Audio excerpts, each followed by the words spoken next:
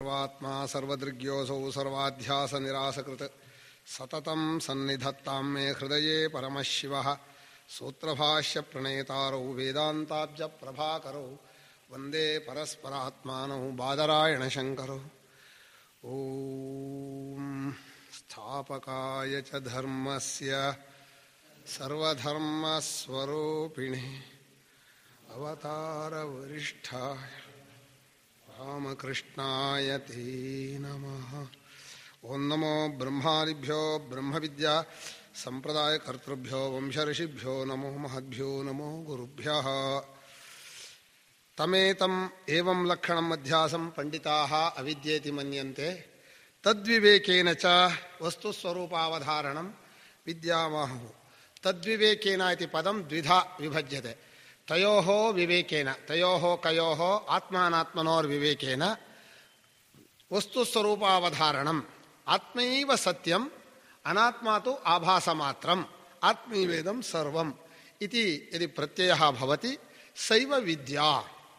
ಏವಂ ತಯೋರ್ವಿವೇಕೇನ ಏಕಂ ಅಥವಾ ತಸ್ಯಾಃ ವಿವೇಕೇನ, ತಸ್ಯಾಃ ಅವಿದ್ಯಾಯಾಃ ವಿವೇಕೇನ ಅವಿದ್ಯಾಂ ದೂರೀಕೃತ್ಯ ವಿವೇಕೇನ ವಸ್ತುಸ್ವರೂಪಾವಧಾರಣಂ ತದ್ವಿವೇಕೇನ ವಸ್ತುಸ್ವರೂಪನಿಶ್ಚಯಃ ವಿದ್ಯಾಮಾಹುಃ.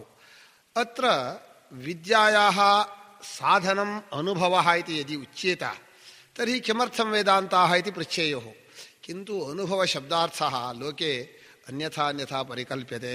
ಸಾಧನರೂಪೋ ಅನುಭವಃ ಇತ್ಯುಕ್ತೆ ಸಾಧನಾನಿ ಅನುಷ್ಠೇಯಾನಿ ಇತಿ ಜಾನಂತಿ. ತಥಾ ನ. ಸಾಧನರೂಪೋ ಅನುಭವೋ ನಾಮ ಯಃ ವಿದ್ಯಮಾನಃ ಅನುಭವೇಷು ದ್ವಿಧ. ಆಗಂತುಕಃ ಅನುಭವಃ, ವಿದ್ಯಮಾನಃ ಅನುಭವಃ. ಅದಕ್ಕೆ ನಮ್ಮ ಗುರುಗಳು ಹೇಳೋರು ಪೂರ್ವಭವ ಅಂತ ಹೇಳ್ಬೋದು, ಅನುಭವ ಅಂತ ಹೇಳಿ. ಅನು ಅಂದರೆ ಅನುಸೃತ್ಯ ಭವತಿ. ಕಿಮನುಸೃತ್ಯ? ಪ್ರಮಾಣಮನುಸೃತ್ಯ ಭವತಿ ಇತಿ ಅನುಭವಃ ಇತಿ ಏಕಂ ವ್ಯಾಖ್ಯಾನಂ. ಏತತ್ತು ಯತ್ ಸಾಕ್ಷಿಸ್ವರೂಪಮಿತಿ ಉಚ್ಯತೆ ಅವಸ್ಥಾದ್ರಷ್ಟೃ ತತ್ ವಿದ್ಯಮಾನ ಇವ ಪೂರ್ವಂ ವಿದ್ಯತೆ. ಯತ್ಕಿಂಚಿತ್ ಜಾಗೃತಿ ವ್ಯವಹಾರಂ ಕುರ್ವನ್ನಪಿ ಜಾಗ್ರದ ಅನುಭವ ವಿದ್ಯತೆ. ಜಾಗ್ರತ್ಯಂತಹ ವಯಂ ಪ್ರಮಾಣ ವ್ಯವಹಾರ ಮೋಕ್ಷ ವ್ಯವಹಾರ ಇದು ಮಹಾನ್ ವ್ಯವಹಾರ ಅತ್ರ ಪ್ರವರ್ತತೆ. ತಥಾಪಿ ಸೋಯಂ ಜಾಗ್ರದಂ ಜಾಗರ್ಮಿ ಅಹಂ ಇತಿ ಅನುಭವ ನಿರಂತರಂ ವರ್ತತೆ. ತಸ್ಯ ಅನುಭವಸ್ಯ ಉತ್ಪಾದನಂ ಅಥವಾ ಅನುಭವಸ್ಯ ನಿರ್ಗಮಃ ಆಗಮ ಕಿಮಪಿ ನಾಸ್ತಿ. ವಿದ್ಯಮಾನ ಏವ ಅನುಭವಃ ಅಗ್ರೆ ವರ್ತಮಾನಂ ಜಾಗ್ರತಂ ಜಾಗ್ರತ್ ಪ್ರಪಂಚಂ ಜಾಗ್ರತ್ ದೃಶ್ಯರಾಶಿಂ ಪಶ್ಯನ್ ವರ್ತತೆ. ಯದಿ ಜಾಗೃತ್ ದೃಶ್ಯರಾಶಿ ನಶ್ಯತಿ ಕಾರಣಂ ನಾಸ್ತಿ. ಕಿಮರ್ಥಂ ನಶ್ಯತಿ ಇತಿ ಯದಿ ನಶ್ಯತಿ ಅದರ್ಶನಂ ಗಚ್ಚತಿ ತರ್ಹಿ ಸ್ವಪ್ನ ಪ್ರಪಂಚಃ ಉದ್ಭವತಿ. ಸೋಪಿ ದೃಶ್ಯರಾಶಿರೇವ. ತಥಾ ಸ್ವಪ್ನವರ್ತಮಾನೋಪಿ ಯೇವ ಜಾಗ್ರದ್ ಅನುಭವಃ ಜಾಗ್ರತಂ ಅನುಭವನ್ ವರ್ತತೆ ಪರಮಾರ್ಥಃ ಅನುಭವಃ ವಿದ್ಯಮಾನ ಏವ ಸನ್ ಸ್ವಪ್ನ ಪ್ರಪಂಚಂ ಪಶ್ಯನ್ ವರ್ತತೆ. ಪಶ್ಯನ್ ವರ್ತತೆ ಇತಿ ಅನುವಾದಃ. ಅಸ್ತು ನಾಮ ಸಾಮಾನ್ಯನ ವಯಂ ವದಾಮಃ ಸ್ವಪ್ನ ಪ್ರಪಂಚಂ ಸಾಕ್ಷಿ ಪಶ್ಯತಿ ಇತಿ. ಸೋಪಿ ವರ್ತಮಾನೋ ಅನುಭವಃ. ಯದಾ ಸೋಪಿ ನಶ್ಯತಿ ಸ್ವಪ್ನ ಪ್ರಪಂಚೋಪಿ ನಶ್ಯತಿ ಕೇವಲೋ ಅನುಭವೋ ವರ್ತತೆ ಸಾಕ್ಷಿ ಸ್ವರೂಪಮೇವ ಅಹಮೇವ. ಕಿಂತು ತತ್ರ ನಾಮ ಲೋಕೆ ಕಥಯಂತಿ ನಿದ್ರಾ ಇತಿ. ಲೋಕೆ ಜನಾಃ ತನ್ನ ಜಾನಂತಹ ಅಜಾನಾನಾಃ ಸಾ ನಿದ್ರಾ ಇತಿ ಕಥಯಂತಿ. ಏವಂ ವಿದ್ಯಮಾನಃ ಅನುಭವಃ ಜ್ಞಾನಸಾಧನಮಿತಿ ಪ್ರಮಾಣಮಿತ್ಯುಚ್ಯತೆ. ನತು ಪ್ರತ್ಯಕ್ಷಾದಿವತ್ ವ್ಯಾಪಾರಜನ್ಯೋ ಅನುಭವಃ. ಪ್ರತ್ಯಕ್ಷಃ ಅನುಮಾನಂ, ಪ್ರತ್ಯಕ್ಷಂ ಅನುಮಾನಂ ಉಪಮಾನಂ ಅರ್ಥಾಪತ್ತಿಃ ಅನುಪಲಬ್ಧಿಃ ಶಬ್ದಃ ಇತಿ ಷಟ್ ಪ್ರಮಾಣಾನಿ ಯತ್ ಮನ್ಯಂತೆ ತತ್ತು ಲೋಕವ್ಯವಹಾರೇ ಯಥಾ ಕಥಂಚಿತ್ ಶಕ್ಯತೆ. ಅತ್ರ ತು ವೇದಾಂತೇಷು ಸಾಕ್ಷಾತ್ ಸ್ವಯಂ ಸಿದ್ಧಃ ಸರ್ವದಾ ವರ್ತಮಾನರೂಪಃ ಅಯಮೇವ ಅನುಭವಃ ಪ್ರಮಾಣಂ ಅಂತತೋ ಅಯಮೇವ ಅನುಭವಃ ಇತ್ತಮಹಮಸ್ಮೀತಿ ಜ್ಞಾನಾತ್ ಅವಗತಿಃ ತಸ್ಯ ನಿಶ್ಚಯಸ್ತು ಬುದ್ಧೋ ಭವತಿ ಕೃತ್ವಾ ಸಾ ವಿದ್ಯಾ. ಏವಂ ಅನುಭವಃ ಜ್ಞಾನಸಾಧನಂ, ಅನುಭವಃ ಜ್ಞಾನಸ್ಯ ಫಲಂ, ಅನುಭವಸ್ವರೂಪೇಣೈವ ಸರ್ವೋಯಂ ಆತ್ಮೈವ ಅನುಭವರೂಪೇಣ ವರ್ತತೆ ಇತಿ ಕೃತ್ವಾ ಅಂತತಃ ಆತ್ಮೈವೇದಂ ಸರ್ವಂ ಅನುಭವಸ್ವರೂಪಮೇವೇದಂ ಸರ್ವಂ ಇತಿ ಉಚ್ಯತೆ. ತತ್ತು ಅಂತತೋ ವಿದ್ಯತೆ. ಇದಾನಿಂ ಏಕಾಂ ಪ್ರಕ್ರಿಯಾಮಾಶ್ರಿತ್ಯ ಕಥಂ ಅಯಂ ಅನುಭವ ವೇದಾಂತೇಶು ಪ್ರತಿಪಾದ್ಯತೆ. ವಾಕ್ಯಾರ್ಥಜನ್ಯಂ ಜ್ಞಾನಮಿತಿ ವದಾಮಃ.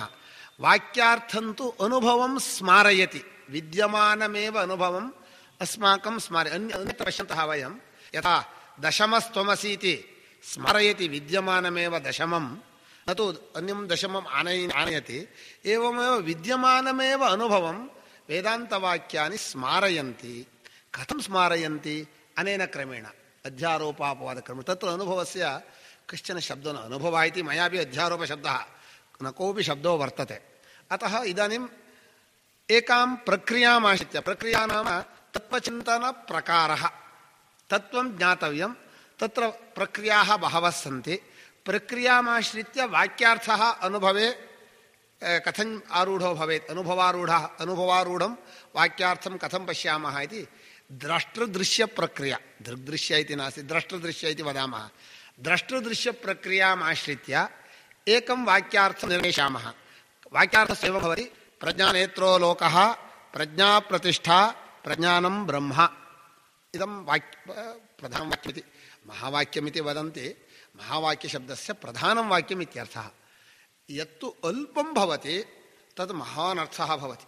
ತತ್ವಮಸಿ ವಾಕ್ಯಂ ಏತಾವದೇವ ಅರ್ಥಸ್ತು ಮಹಾನ್. ಏವಂ ಪ್ರಜ್ಞಾನಂ ಬ್ರಹ್ಮ, ಅಯಮಾತ್ಮ ಬ್ರಹ್ಮ, ಇದಂ ಸರ್ವಂ ಯದಯಮಾತ್ಮ. ವಾಕ್ಯಂತು ಅಲ್ಪಂ, ಅರ್ಥಸ್ತು ಮಹಾನ್, ಬಹು ಕಷ್ಟಂ.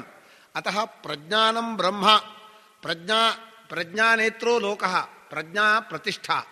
ಏವಂ ಐತರೇಯೋಪನಿಷದಿ ಕಿಲ ಐತರೇಯೋಪನಿಷದಿ ಪ್ರಜ್ಞಾನಂ ಬ್ರಹ್ಮ ಇತಿ ಯದ್ವಾಕ್ಯಂ ವರ್ತತೆ ಚೈತನ್ಯಸ್ವರೂಪಮೇವೇದಂ ಸರ್ವಂ ತದೇವ ಅಖಂಡಂ ಇತಿ ವಕ್ತವ್ಯಂ. ತತ್ ಕಥಂ ಇದಂ ಸರ್ವಂ ಚೈತನ್ಯಸ್ವರೂಪಂ ಇತಿ ವಾಕ್ಯ ಉಚ್ಯಮಾನೆ ಅಸ್ಮಾಕಂ ಲೋಕಾನುಭವ ವಿರುದ್ಧತೆ. ಲೋಕದ ಅನುಭವ ಇದೆಯಲ್ಲ ಅದು ಪ್ರಜ್ಞಾನಂ ಬ್ರಹ್ಮ ಅನ್ನೋ ವಾಕ್ಯ ಅಂದರೆ ಚೈತನ್ಯವೇ ಇದೆಲ್ಲವೂ ಅಂತ ಹೇಳೋ ವಾಕ್ಯಕ್ಕೂ ಲೋಕಾನುಭವಕ್ಕೂ ವಿರೋಧವಾಗ್ತಾ ಇದೆ. ಹಾಗಾದರೆ ಈಗ ದೃಶ್ಯ ಪ್ರಕ್ರಿಯೆಯಿಂದ ಈ ವಾಕ್ಯಾರ್ಥವನ್ನು ಅನುಭವಕ್ಕೆ ತಂದ್ಕೋಬೇಕು, ನಿಧಾನಕ್ಕೆ ಹೋಗಬೇಕು. ಮೊದಲು ಏನು ಮಾಡಬೇಕು? ದೃಶ್ಯ ಅಂದರೆ ಏನು ಅಂತ ಲಕ್ಷಣ ಕೊಡಬೇಕು. ದೃಶ್ಯ ಅಂದ್ರೆ ಏನು ಅಂದರೆ ಸರಳವಾಗಿ ಹೇಳ್ಬೋದು. ಯದ್ಯದ್ ಗೋಚರೋ ಭವತಿ, ಜ್ಞಾನಗೋಚರಂ ಭವತಿ ತತ್ಸರ್ವಂ ದೃಶ್ಯಂ. ಪ್ರಸಿದ್ಧ ಅದು. ಯಾವ್ಯಾವುದು ನಮಗೆ ಅನುಭವಕ್ಕೆ ಅರಿವಿಗೆ ಗೋಚರವಾಗತ್ತೋ, ಕನ್ನಡ ಭಾಷೆಯಲ್ಲಿ ಹೇಳೋದಾದರೆ ಅರಿವಿಗೆ ಗೋಚರವಾಗುವುದೆಲ್ಲವೂ ದೃಶ್ಯ. ಸರಿ, ದೃಶ್ಯದಲ್ಲಿ ಏನು ನಿಯಮ? ದೃಶ್ಯ ಅಂದರೆ ಅದು ಜಡವಾಗಿರುತ್ತೆ, ದೃಶ್ಯ ಅಂದರೆ ಅದು ಪರಿಚ್ಛಿನ್ನವಾಗಿರುತ್ತೆ, ದೃಶ್ಯ ಅಂದರೆ ಅದು ವಿಕಾರವಾಗಿರುತ್ತೆ, ದೃಶ್ಯಕ್ಕೆ ಎಂದೂ ನೋಡುವ ಶಕ್ತಿ ಇಲ್ಲ. ಹೀಗೆಲ್ಲ ಒಂದು ಲಕ್ಷಣವನ್ನು ಮೊದಲು ಮಾಡಬೇಕು. ದೃಶ್ಯ ಅಂದರೆ ಹೀಗೆ ಅಂತ. ದೃಶ್ಯವನ್ನು ಈಗ ಈ ಅಧ್ಯಾರೋಪ ದೃಷ್ಟಿಯಿಂದ ದೃಶ್ಯ ಅಂತ ಒಂದು ಏನು ತಿಳ್ಕೋಬೇಕು. ಮುಂದೆ ದೃಶ್ಯ ಇಲ್ಲ ತಾಗ್ಬಿಡುತ್ತೆ. ಈಗ ಉಪದೇಶಾದಯಂ ವಾದ ಅಂತ ನಾವು ಹೇಳ್ತೀವಲ್ಲ, ಅಂದರೆ ಉಪದೇಶ ಕಾಲದಲ್ಲಿ ದೃಶ್ಯ ಅಂತ ಒಂದು ರಾಶಿ ಇದೆ. ಆ ದೃಶ್ಯರಾದಿಯಲ್ಲಿ ಒಂದು ಸ್ಯಾಂಪಲ್ ತೊಗೊಳ್ಳೋದು, ಆ ಪುಸ್ತಕ ದೃಶ್ಯ. ಆ ಪುಸ್ತಕ ದೃಶ್ಯ ಆದಮೇಲೆ ಅದು ಒಂದು ಪರಿಚ್ಛಿನ್ನತೆ ಇದೆ, ಅದು ವಿಕಾರವಾಗತ್ತೆ. ತುಂಬ ದಿವಸ ಏನಿರಲ್ಲ, ದಿವಸ ದಿವಸ ಮಳೆ ಬಿಸಿಲು ಉಷ್ಣದಿಂದ ಚೇಂಜ್ ಆಗ್ತಾ ಹೋಗುತ್ತೆ. ಅದಕ್ಕೆ ಪುಸ್ತಕ ಲಡ್ಡಾಗತ್ತೆ. ಅದು ಜಡ, ಅದಕ್ಕೆ ಇನ್ನೊಂದು ತಿಳ್ಕೊಳ್ಳೋ ಶಕ್ತಿ ಇಲ್ಲ, ಅದು ತೋರಿ ಮರೆಯಾಗತ್ತೆ. ಹೀಗೆ ಒಂದೊಂದು ದೃಶ್ಯಕ್ಕೆ ಏನೇನು ಲಕ್ಷಣ ಇದೆಯೋ ಹಾಗೆ ಒಂದು ಸ್ಯಾಂಪಲ್ ಅಗಳನ್ನು ನೋಡಿದ ಹಾಗೆ ಇಡೀ ದೃಶ್ಯರಾಶಿಗೆಲ್ಲ ಆ ನಿಯಮ ಸಮಾನವೇ ಅಂತ ಪರೀಕ್ಷೆ ಮೊದಲು ಮಾಡೋದು. ಆಮೇಲೆ ದ್ರಷ್ಟೃ ಅಂದ್ರೆ ಏನು ಅಂತ ಅದರ ಲಕ್ಷಣವನ್ನು ನೋಡಬೇಕು. ಆಮೇಲೆ ದೃಶ್ಯಗಳ ವಿವೇಕವನ್ನು ಮಾಡ್ತಾ ಹೋಗಬೇಕು. ಮೊದಲು ದೃಶ್ಯ ಅಂದ್ರೆ ಏನು ಅಂದ್ರೆ ನಮಗೇನು ಅನ್ಸುತ್ತೆ ಅಂದರೆ ನಾವು ದೃಷ್ಟರುಗಳು ಇದೆಲ್ಲ ದೃಶ್ಯ ಅಂತ ಮಾಡ್ತೀವಿ. ಅಂದರೆ ದೇಹೇಂದ್ರಿಯಗಳೆಲ್ಲ ದೃಷ್ಟರು, ಇದಕ್ಕೆ ಕಾಣೋ ದೃಶ್ಯ ಅಂತ ಇಷ್ಟ ಇಟ್ಕೊಂಡು ಇದು ದೃಶ್ಯವೋ ದೃಷ್ಟವೋ ಗೊತ್ತಿಲ್ಲ ನಮಗೆ. ನಮಗೆ ಸಂದಿಗ್ಧವಾದ ಯಾವುದು ಅಂದರೆ ದೇಹ ಇಂದ್ರಿಯ ಮನಸ್ಸು ಇದೆಯಲ್ಲ, ಇದು ದೃಶ್ಯವಾಗಿದೆಯೋ ದೃಷ್ಟವಾಗಿದೆಯೋ ಯಾವ ಪಕ್ಷ ಸೇರಕ್ಕೂ ಗೊತ್ತಾಗಿಲ್ಲ. ಇದು ಸಂದಿಗ್ಧ. ಸಂದಿಗ್ಧ ಅಂದರೆ ಸಂದೇಹವಾಗಿರುವ ಪದಾರ್ಥ. ಹೊರಗಿನದನ್ನು ಚರ್ಚೆ ಮಾಡಿದ್ದೀವಿ. ಹೊರಗಿನ ಚರ್ಚೆ ಮಾಡಿದಾಗ ಏನು ಅನಿಸ್ತು ಅಂದರೆ ಹೌದು ದೃಶ್ಯವೆಲ್ಲ ಜಡ, ದೃಶ್ಯವೆಲ್ಲ ಪರಿಚ್ಛಿನ್ನ, ಅಂದರೆ ಲಿಮಿಟೇಷನ್ ಇದೆ, ದೃಶ್ಯಕ್ಕೆಲ್ಲ ವಿಕಾರ ಇದೆ ಅಂತ. ಇಲ್ಲಿ ಒಂದು ಪ್ರಶ್ನೆ ಬರುತ್ತೆ, ದೃಶ್ಯವೆಲ್ಲ ಜಡ ಅಂದ. ಹೌದು, ದೃಶ್ಯವೆಲ್ಲ ಜಡವೋ, ದೃಶ್ಯವೆಲ್ಲ ಚೇತನವೋ, ದೃಶ್ಯವೋ? ಏನು ಹೇಳ್ತೀರಾ? ಚೇತನ ದೃಶ್ಯವಾಗತ್ತೋ ಇಲ್ವೋ? ಅಥವಾ ದೃಶ್ಯವಾದದ್ದು ಏನೇನು ದೃಶ್ಯವೋ ಅದೆಲ್ಲ ಜಡವೋ? ಅಥವಾ ಜಡದಲ್ಲಿ ಚೇತನವೂ ಇದ್ದೂ ದೃಶ್ಯವಾಗತ್ತೆ ಅಂತ ಹೇಳ್ತಿರೋ? ಅಥವಾ ಬರೀ ಚೇತನವೇ ದೃಶ್ಯ? ಚೇತನ ಅಂದರೆ ಚೈತನ್ಯ, ಅರಿವು. ಅರಿವು ಕಾಣಿಸತ್ತೋ? ಚೇತನ ಈಗ ನಮಗೆ ಕಾಣ್ತಾ ಇರೋ ವ್ಯಕ್ತಿಗಳು ಅವರೆಲ್ಲ ಚೇತನರು ಅಂತ ಇಟ್ಕೊತಿರೋ ಇಲ್ವೋ ನಾವು? ಆಗೇನು ಹೇಳ್ಬೇಕಾಗತ್ತೆ? ಚೇತನ ದೃಶ್ಯ ಅಂದರೆ ಈಗ ನಾನು ಪ್ರಶ್ನೆ ಮಾಡ್ತೇನೆ, ಈಗ ನೇರಾಗಿ ಪ್ರಶ್ನೆ, ದೃಶ್ಯ ಎಷ್ಟು ಅಷ್ಟನ್ನು ಅನುಭವ, ಈಗ ಅನುಭವ ತಾನೆ ನಾವು, ನಮಗೆ ಅನುಭವ ಪ್ರಮಾಣ. ಈಗ ಯಾವ ಅನುಭವ? ಇಂದ್ರಿಯ ಅನುಭವ ಇಟ್ಕೊಂಡಿದ್ದೀವಿ. ಇಂದ್ರಿಯಕ್ಕೆ ಗೋಚರವಾಗತ್ತೆ. ಇದು ಗೋಚರವಾಗೋದಕ್ಕೂ ವ್ಯಕ್ತಿ ಗೋಚರವಾಗೋದಕ್ಕೂ ಏನು ವ್ಯತ್ಯಾಸ? ಇದು ಒಂದು ಜಡ, ಅದು ಚೇತನ. ಯಾಕೆ ಅದು ಚೇತನ ಅಂತ ಗೊತ್ತಾಗತ್ತೆ? ಹೇಳ್ಬೇಕು. ಈಗ ಚೇತನ ಕಾಣುತ್ತೆ, ಅದು ಚೇತನ ಅಂತ ಕಾಣ್ತಾ ಇದೆ, ಹೇಗೆ ಗೊತ್ತಾಯ್ತು ನಿಮಗೆ? ಉಸಿರಾಡ್ತಾ ಇರೋದ್ರಿಂದ, ಚಲನೆ ಇರೋದ್ರಿಂದ, ಚಟುವಟಿಕೆ ಇರೋದ್ರಿಂದ.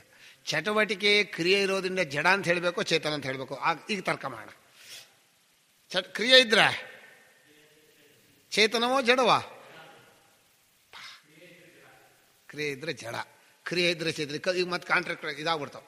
ನನಗೆ ಕ್ರಿಯೆ ಇದ್ರೆ ಜಡ ಅನ್ನೋದು ಕರೆಕ್ಟು ನನ್ನ ಅಭಿಪ್ರಾಯದಲ್ಲಿ. ಆದರೆ ನಾವು ವ್ಯವಹಾರ ಬೇರೆ, ಅನುಭವ ಬೇರೆ. ವ್ಯವಹಾರದಲ್ಲಿ ಇಟ್ಕೊಂಡಿದ್ದೀವಿ, ಯಾಕೆಂದ್ರೆ ಅವ್ರು ನನ್ನ ಹಾಗೆ, ಅವರು ನನ್ನ ಅನುಭವ ನನ್ನದು. ಕೆಲವು ನನ್ನ ಅನುಭವದಿಂದ ಊಹೆ, ನಾನು ಹೇಗಿದ್ದೀನೋ ಹಾಗಿದ್ದೀನಿ, ಕಲ್ಪನೆ ಅನುಭವ ಆಗಲ್ಲ. ಈಗ ಅವರ ಚೇತನ ನನಗೆ ಅರಿವಿಗೆ ಗೋಚರವಾಗಬೇಕಾದ್ರೆ ಏನಾಗತ್ತೆ ಅಂದರೆ, ಒಂದು ನನ್ನ ಅರಿವು, ಇನ್ನೊಂದು ಅರಿವನ್ನು ನೋಡಬೇಕು. ಇನ್ನೊಂದು ಅರಿವು ಕಾಣಿಸುತ್ತಾನೆ ಯಾರಿಗಾದ್ರ? ಕಾಣಿಸಿದ್ರೆ ಅರಿವೇ ಆಗಲ್ಲ. ಅದು ಕಾಣಿಸೋದೆಲ್ಲ ಅರಿವಿಲ್ದಿರೋದು ಜಡವಾಗಿರೋದು. ಹಾಗಾದ್ರೆ ಕ್ರಿಯೆ ಕಾಣಿಸತ್ತಲ್ಲ ಅಂದರೆ ಕ್ರಿಯೆನೂ ಜಡವೇ, ಹೌದಾ?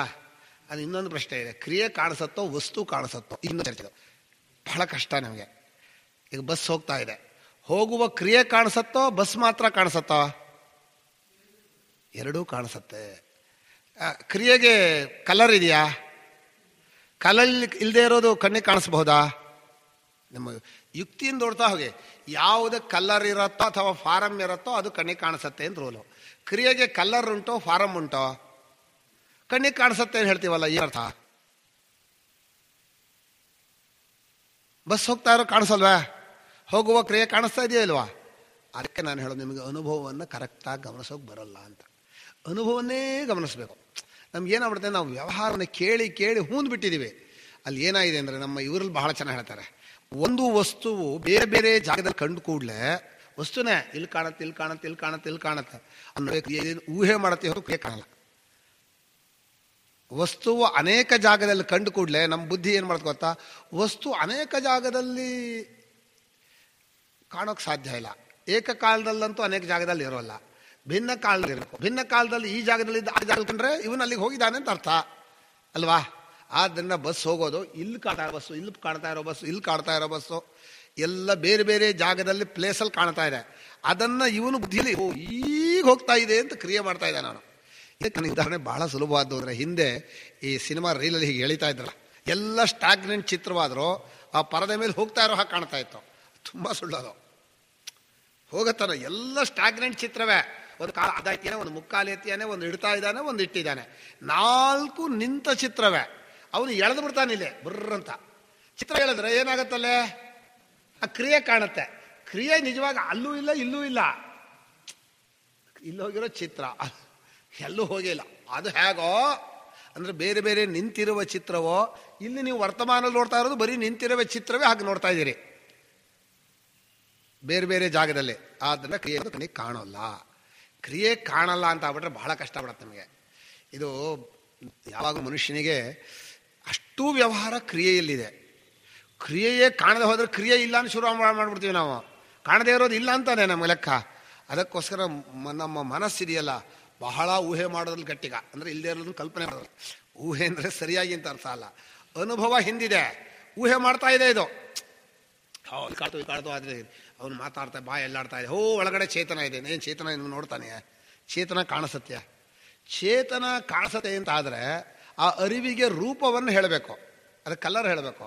ಕಣ್ಣಿಗೆ ಕಾಣಿಸಲ್ಲ, ಅಥವಾ ಮುಟ್ಟೋಕ್ಕೂ ಬರಲ್ಲ, ಅಥವಾ ಚೇತನವನ್ನು ಬೇರೆ ಥರ ವಾಸನೆ ನೋಡೋಕ್ಕೂ ಬರಲ್ಲ, ಅಥವಾ ಚೇತನವನ್ನು ನೆಕ್ಕ ಬಿಟ್ರೆ ನಮಗೇನು ಚೇತನದ ರುಚಿ ಏನು ಗೊತ್ತಾಗಲ್ಲ. ಯಾವ ಥರವೂ ಚೇತನ ಅನುಭವಕ್ಕೆ ಬರಲ್ಲ. ಆದರೆ ಅವರ ಚೇತನ ಇದು ಜಡ. ನಮ್ಮ ಬುದ್ಧಿ ಬಿಡಲ್ಲ ಅದನ್ನು. ಕಾಣಿಸೋದೆಲ್ಲ ಜಡ ಆಗಿರೋ ಅವರು ಜಾಗಕ್ಕಾಗಿ ಇದು ಜಡ ಬೇಕಾಯ್ತು. ಅವ್ರಿಗೆ ಸಿಟ್ಟು ಮಾಡ್ಬೋದು. ಅಂದರೆ ನೀವು ಜಡ ನಾನೊಂದು ಮಾಡ್ಕೋಬೇಡಿ ಅಂತ ನಾನು ಹೇಳ್ತಾ ಇದ್ದೀನಿ ಅಷ್ಟೇ.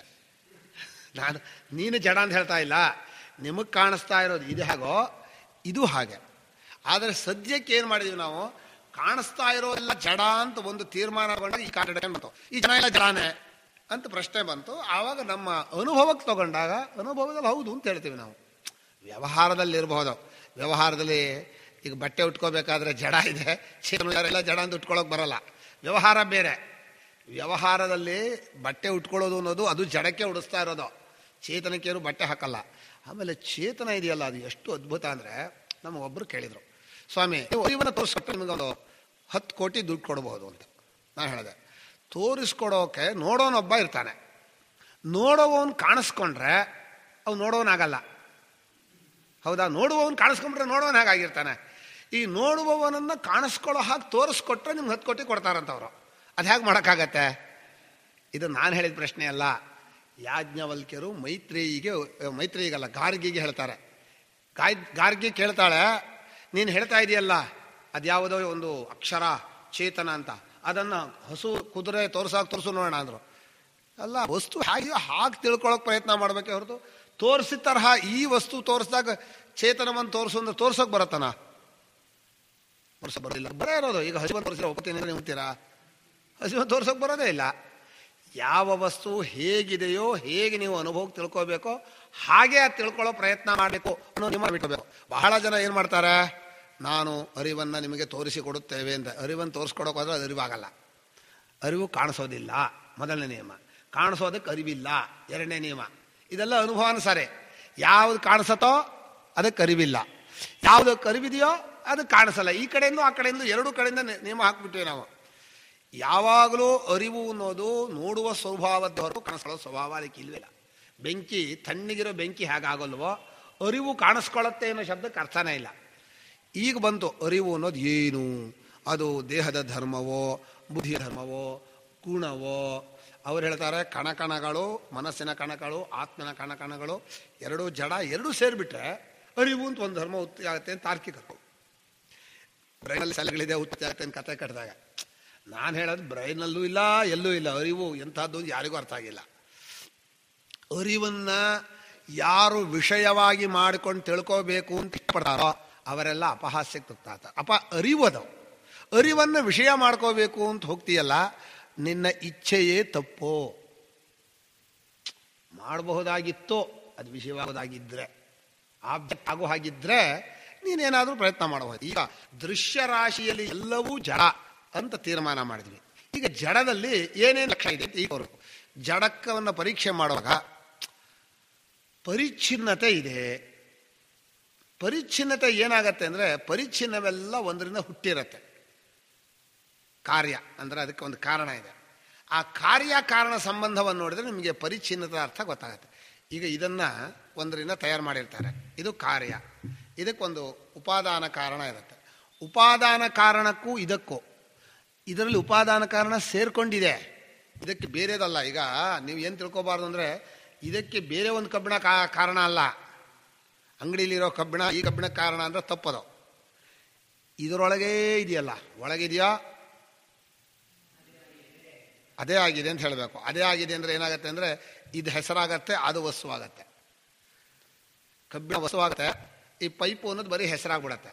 ಹಾಗೆ ಕಾರ್ಯಕಾರಣ ಭಾವನೆಯನ್ನು ನೀವು ದೃಶ್ಯವನ್ನು ನೋಡೋಕೆ ಶುರು ಮಾಡಿದರೆ ದೃಶ್ಯ ಒಂಥರ ಬಿಟ್ಕೊಡುತ್ತೆ, ದೊಡ್ಡ ದೊಡ್ಡದ ಹೋಗುತ್ತೆ. ಪರಿಚ್ಛಿನ್ನವಾದದ್ದು ಅದರ ಒಳಗಡೆ ಹೋಗುತ್ತೆ. ಅದು ಒಂದು ಪ್ರಕ್ರಿಯೆ ಇದೆ. ಆ ಪ್ರಕ್ರಿಯೆ ನಾವು ಕಾರ್ಯಕಾರಣ ಪ್ರಕ್ರಿಯೆ ಅಂತೀವಿ. ಈ ಪ್ರಕ್ರಿಯೆಗಳಿದ್ರೆ ಒಂದಕ್ಕೊಂದು ಹೊಸಬಿಟ್ಟಿದೆ. ಈ ಕಡೆಯಿಂದ ಹೇಳೋಣ, ದೃಶ್ಯವನ್ನು 5 ಇಂದ್ರಿಯಗಳಿಂದ ದೃಶ್ಯವಾಗತ್ತೆ ಅಲ್ವಾ? 5 ಇಂದ್ರಿಯಕ್ಕೆ 5 ಗುಣಗಳು ಕಾಣುತ್ತೋ, 5 ಗುಣಗಳಿಂದ ಕೂಡಿದ ವಸ್ತು ಕಾಣುತ್ತೋ? ವಸ್ತು. ಗುಣ ಅನ್ನೋದು ರೂಪ ಅನ್ನೋದು ಗುಣ, ಸ್ಪರ್ಶ ಅನ್ನೋದು ಗುಣ, ಗಂಧ ಅನ್ನೋದು ಗುಣ, ಮತ್ತು ಶಬ್ದ ಗುಣ, ಎಲ್ಲವೂ ಗುಣ ತಾನೆ. ರುಚಿ ಅನ್ನೋದು ಗುಣ. 5 ಗುಣ 5 ಇಂದ್ರಿಯಗಳಿಗೆ ಕಾಣುತ್ತೆ. ಕೂಡಿದ ವಸ್ತು ಯಾವ ಇಂದ್ರಿಯ ಕಾಣುತ್ತೆ? ಅದು 5 ಆಗಬಾರ್ದಲ್ವಾ? ವಸ್ತು 5 ಇಂದ್ರಿಯಗಳ ಗುಣಗಳಿಗಿಂತ ಗುಣವುಳ್ಳವನು 5 ಗುಣ ಅಲ್ಲ ತಾನೆ. ಹಾಗಾದರೆ ಹೇಗೆ 5 ಹಸು ಇಟ್ಕೊಂಡ ಒಬ್ಬ ವ್ಯಕ್ತಿ 5 ಹಸುಗಿಂತ ಬೇರೇನೋ, 5 ಗುಣಗಳಿಂದ ಕೂಡಿದ ವಸ್ತು ಅದರಲ್ಲಿ ಗುಣ ಇಲ್ಲ ಅಂತ ಹೇಳ್ತೀರೋ, ಗುಣ ಇದೆ ಅಂತ ಹೇಳ್ತೀರಾ? ಅಲ್ಲ, ಅದು 6ನೇದೋ 5ರಲ್ಲೇ ಒಂದ 6ನೇದು ಅಂದರೆ 6ನೇ ಇಂದ್ರಿಯ ಕಾರಣ ಬೇಕು. 6ನೇ ಇಂದ್ರಿಯ ಇಲ್ಲ ನಮಗೆ, 5 ಇಂದ್ರಿಯ ಇರೋದು. 5 ಇಂದ್ರಿಯ 5 ಗುಣ ಕಾಣುತ್ತೆ. ವಸ್ತು ಯಾವ ಇಂದ್ರಿಯ ಕಾಣುತ್ತೆ? ಹೊರಗಡೆ ಇರೋದು 5 ಇಂದ್ರಿಯದಿಂದಲೇ ನಮ್ಗೆ ಗೊತ್ತಾಗಬೇಕು. ಮನಸ್ಸು ಇಂದ್ರಿಯ ಅಲ್ಲದೆ ಹೊರಗೆ ಹೋಗಿ ಬರಲ್ಲ. ನಮ್ಮ ದೇಹಕ್ಕಿಂತ ಹೊರಗೆ ಏನೇ ಇದ್ರೋ ಅದು ಇಂದ್ರಿಯಗಳಿಂದ ನೀನು ನೋಡಬೇಕು. ಮನಸ್ಸಲ್ಲಿ ಕಲ್ಪಿಸ್ಬೋದು. ಏನಂತ? 5 ಇಂದ್ರಿಯಗಳಿಂದ ಕೂಡಿದ ಗುಣಗಳಿಂದ ಹೊತ್ಕೊಂಡಿರೋದು. ಹಾಗೆ ನಾನು ಒಂದು ಬ್ಯಾಗ್ ಹೊತ್ಕೊಂಡಿದ್ದೆ, ಆಗ 5 ಗುಣಗಳನ್ನು ಹೊತ್ಕೊಂಡ ಒಂದು ಪದಾರ್ಥ ಇದೆ. ಯಾಕೆ ಅದು ಒಂದು ಪದಾರ್ಥ ಕಲ್ಪಿಸಿದ್ವಿ ನಾವು ಮನಸ್ಸಿನಲ್ಲಿ ಅಂತ ಕೇಳ್ತೀನಿ.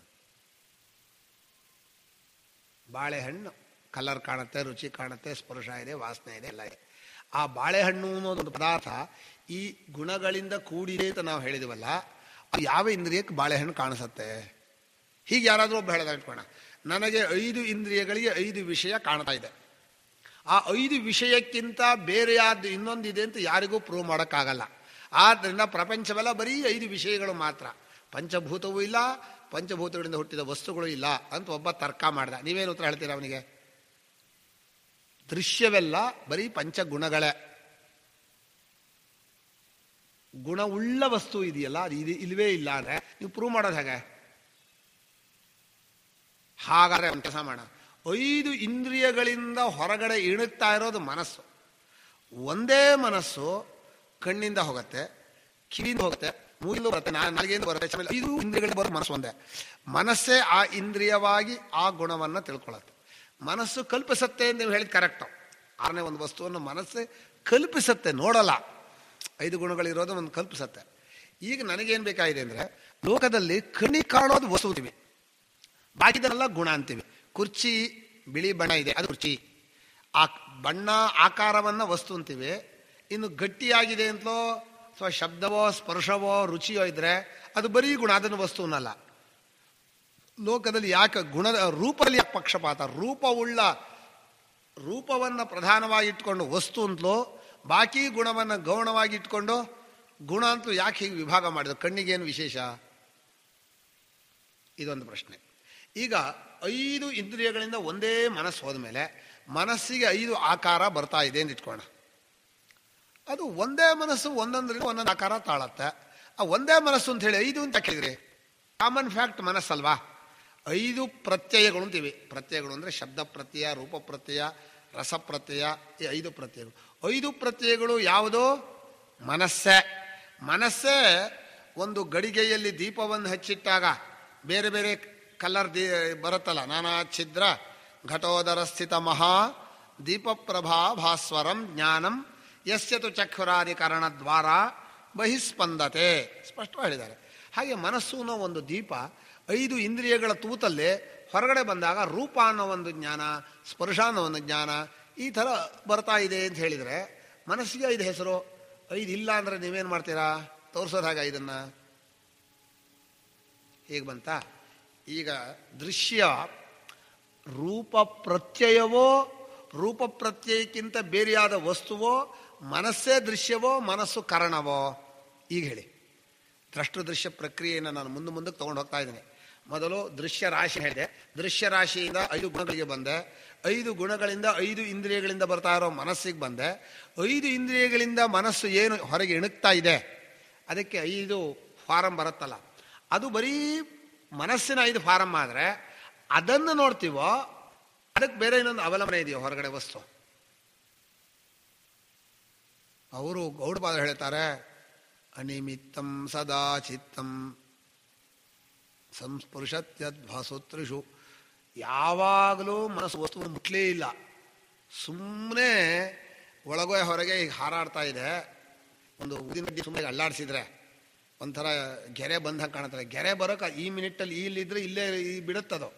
ಎಷ್ಟೇ ವೇಗದಿಂದ ಅಲ್ಲಾಡಿಸಿದ್ರು ಗೆರೆ ಮಾಡೋಕ್ಕಾಗಲ್ಲ. ಯಾಕಂದರೆ ಒಂದು ಜಾಗ ಬಿಟ್ಟ ಮೇಲೆ ಇನ್ನೊಂದು ಜಾಗಕ್ಕೆ ಹೋಗಬೇಕು. ಆದರೆ ಮನಸ್ಸಿನಲ್ಲಿ ಭ್ರಾಂತಿ ಆಗತ್ತೆ, ಹೌದೌದು ಅಂತ. ಈ ಬೆಳಕು ಹರಿದ್ರೆ ಓ ಇದು ಹೀಗೆ ಬರಿತಾ ಇದೆ, ಅಕ್ಷರ ಬರಿತಾ ಇದೆ ಅಂತ ಭ್ರಮೆ ಆಗುತ್ತಲ್ಲ. ಹಾಗೆ ಮನಸ್ಸು ಇಂದ್ರಿಯಗಳಿಂದ ಹೊರಗೆ ಬುಡು ಬುಡು ಬುಡು ಬುಡು ವೇಗವಾಗಿ ಹರಿತಾ ಇದೆ. ಹೇ ರೂಪ, ಹೇ ಶಬ್ದ, ಹೇ ರೂಪ ಉಳ್ಳದ್ದು, ಶಬ್ದ ಉಳ್ಳದ್ದು, ಆಕಾರ ಉಳ್ಳದ್ದು ಕಲ್ಪನೆ ಮಾಡಿ ತಾನೇ ರೂಪ, ತಾನೇ ರೂಪ ಉಳ್ಳದ್ದು, ತಾನೇ ಶಬ್ದ ಉಳ್ಳದ್ದು, ಎಲ್ಲ ಮನಸ್ಸು ಒಂದೇ ಆಗ್ತಾ ಇದೆ. ಮನಸ್ಸು ನೋಡೋಕೆ ಹೋಗಿ ನೋಡಿಸ್ಕೊಳ್ತಾ ಇದೆ. ನೋಡೋಕೆ ಹೊರಟದ್ದು ಯಾವುದೋ, ನೋಡಿಸ್ಕೊಂಡದ್ದು ಯಾವುದೋ.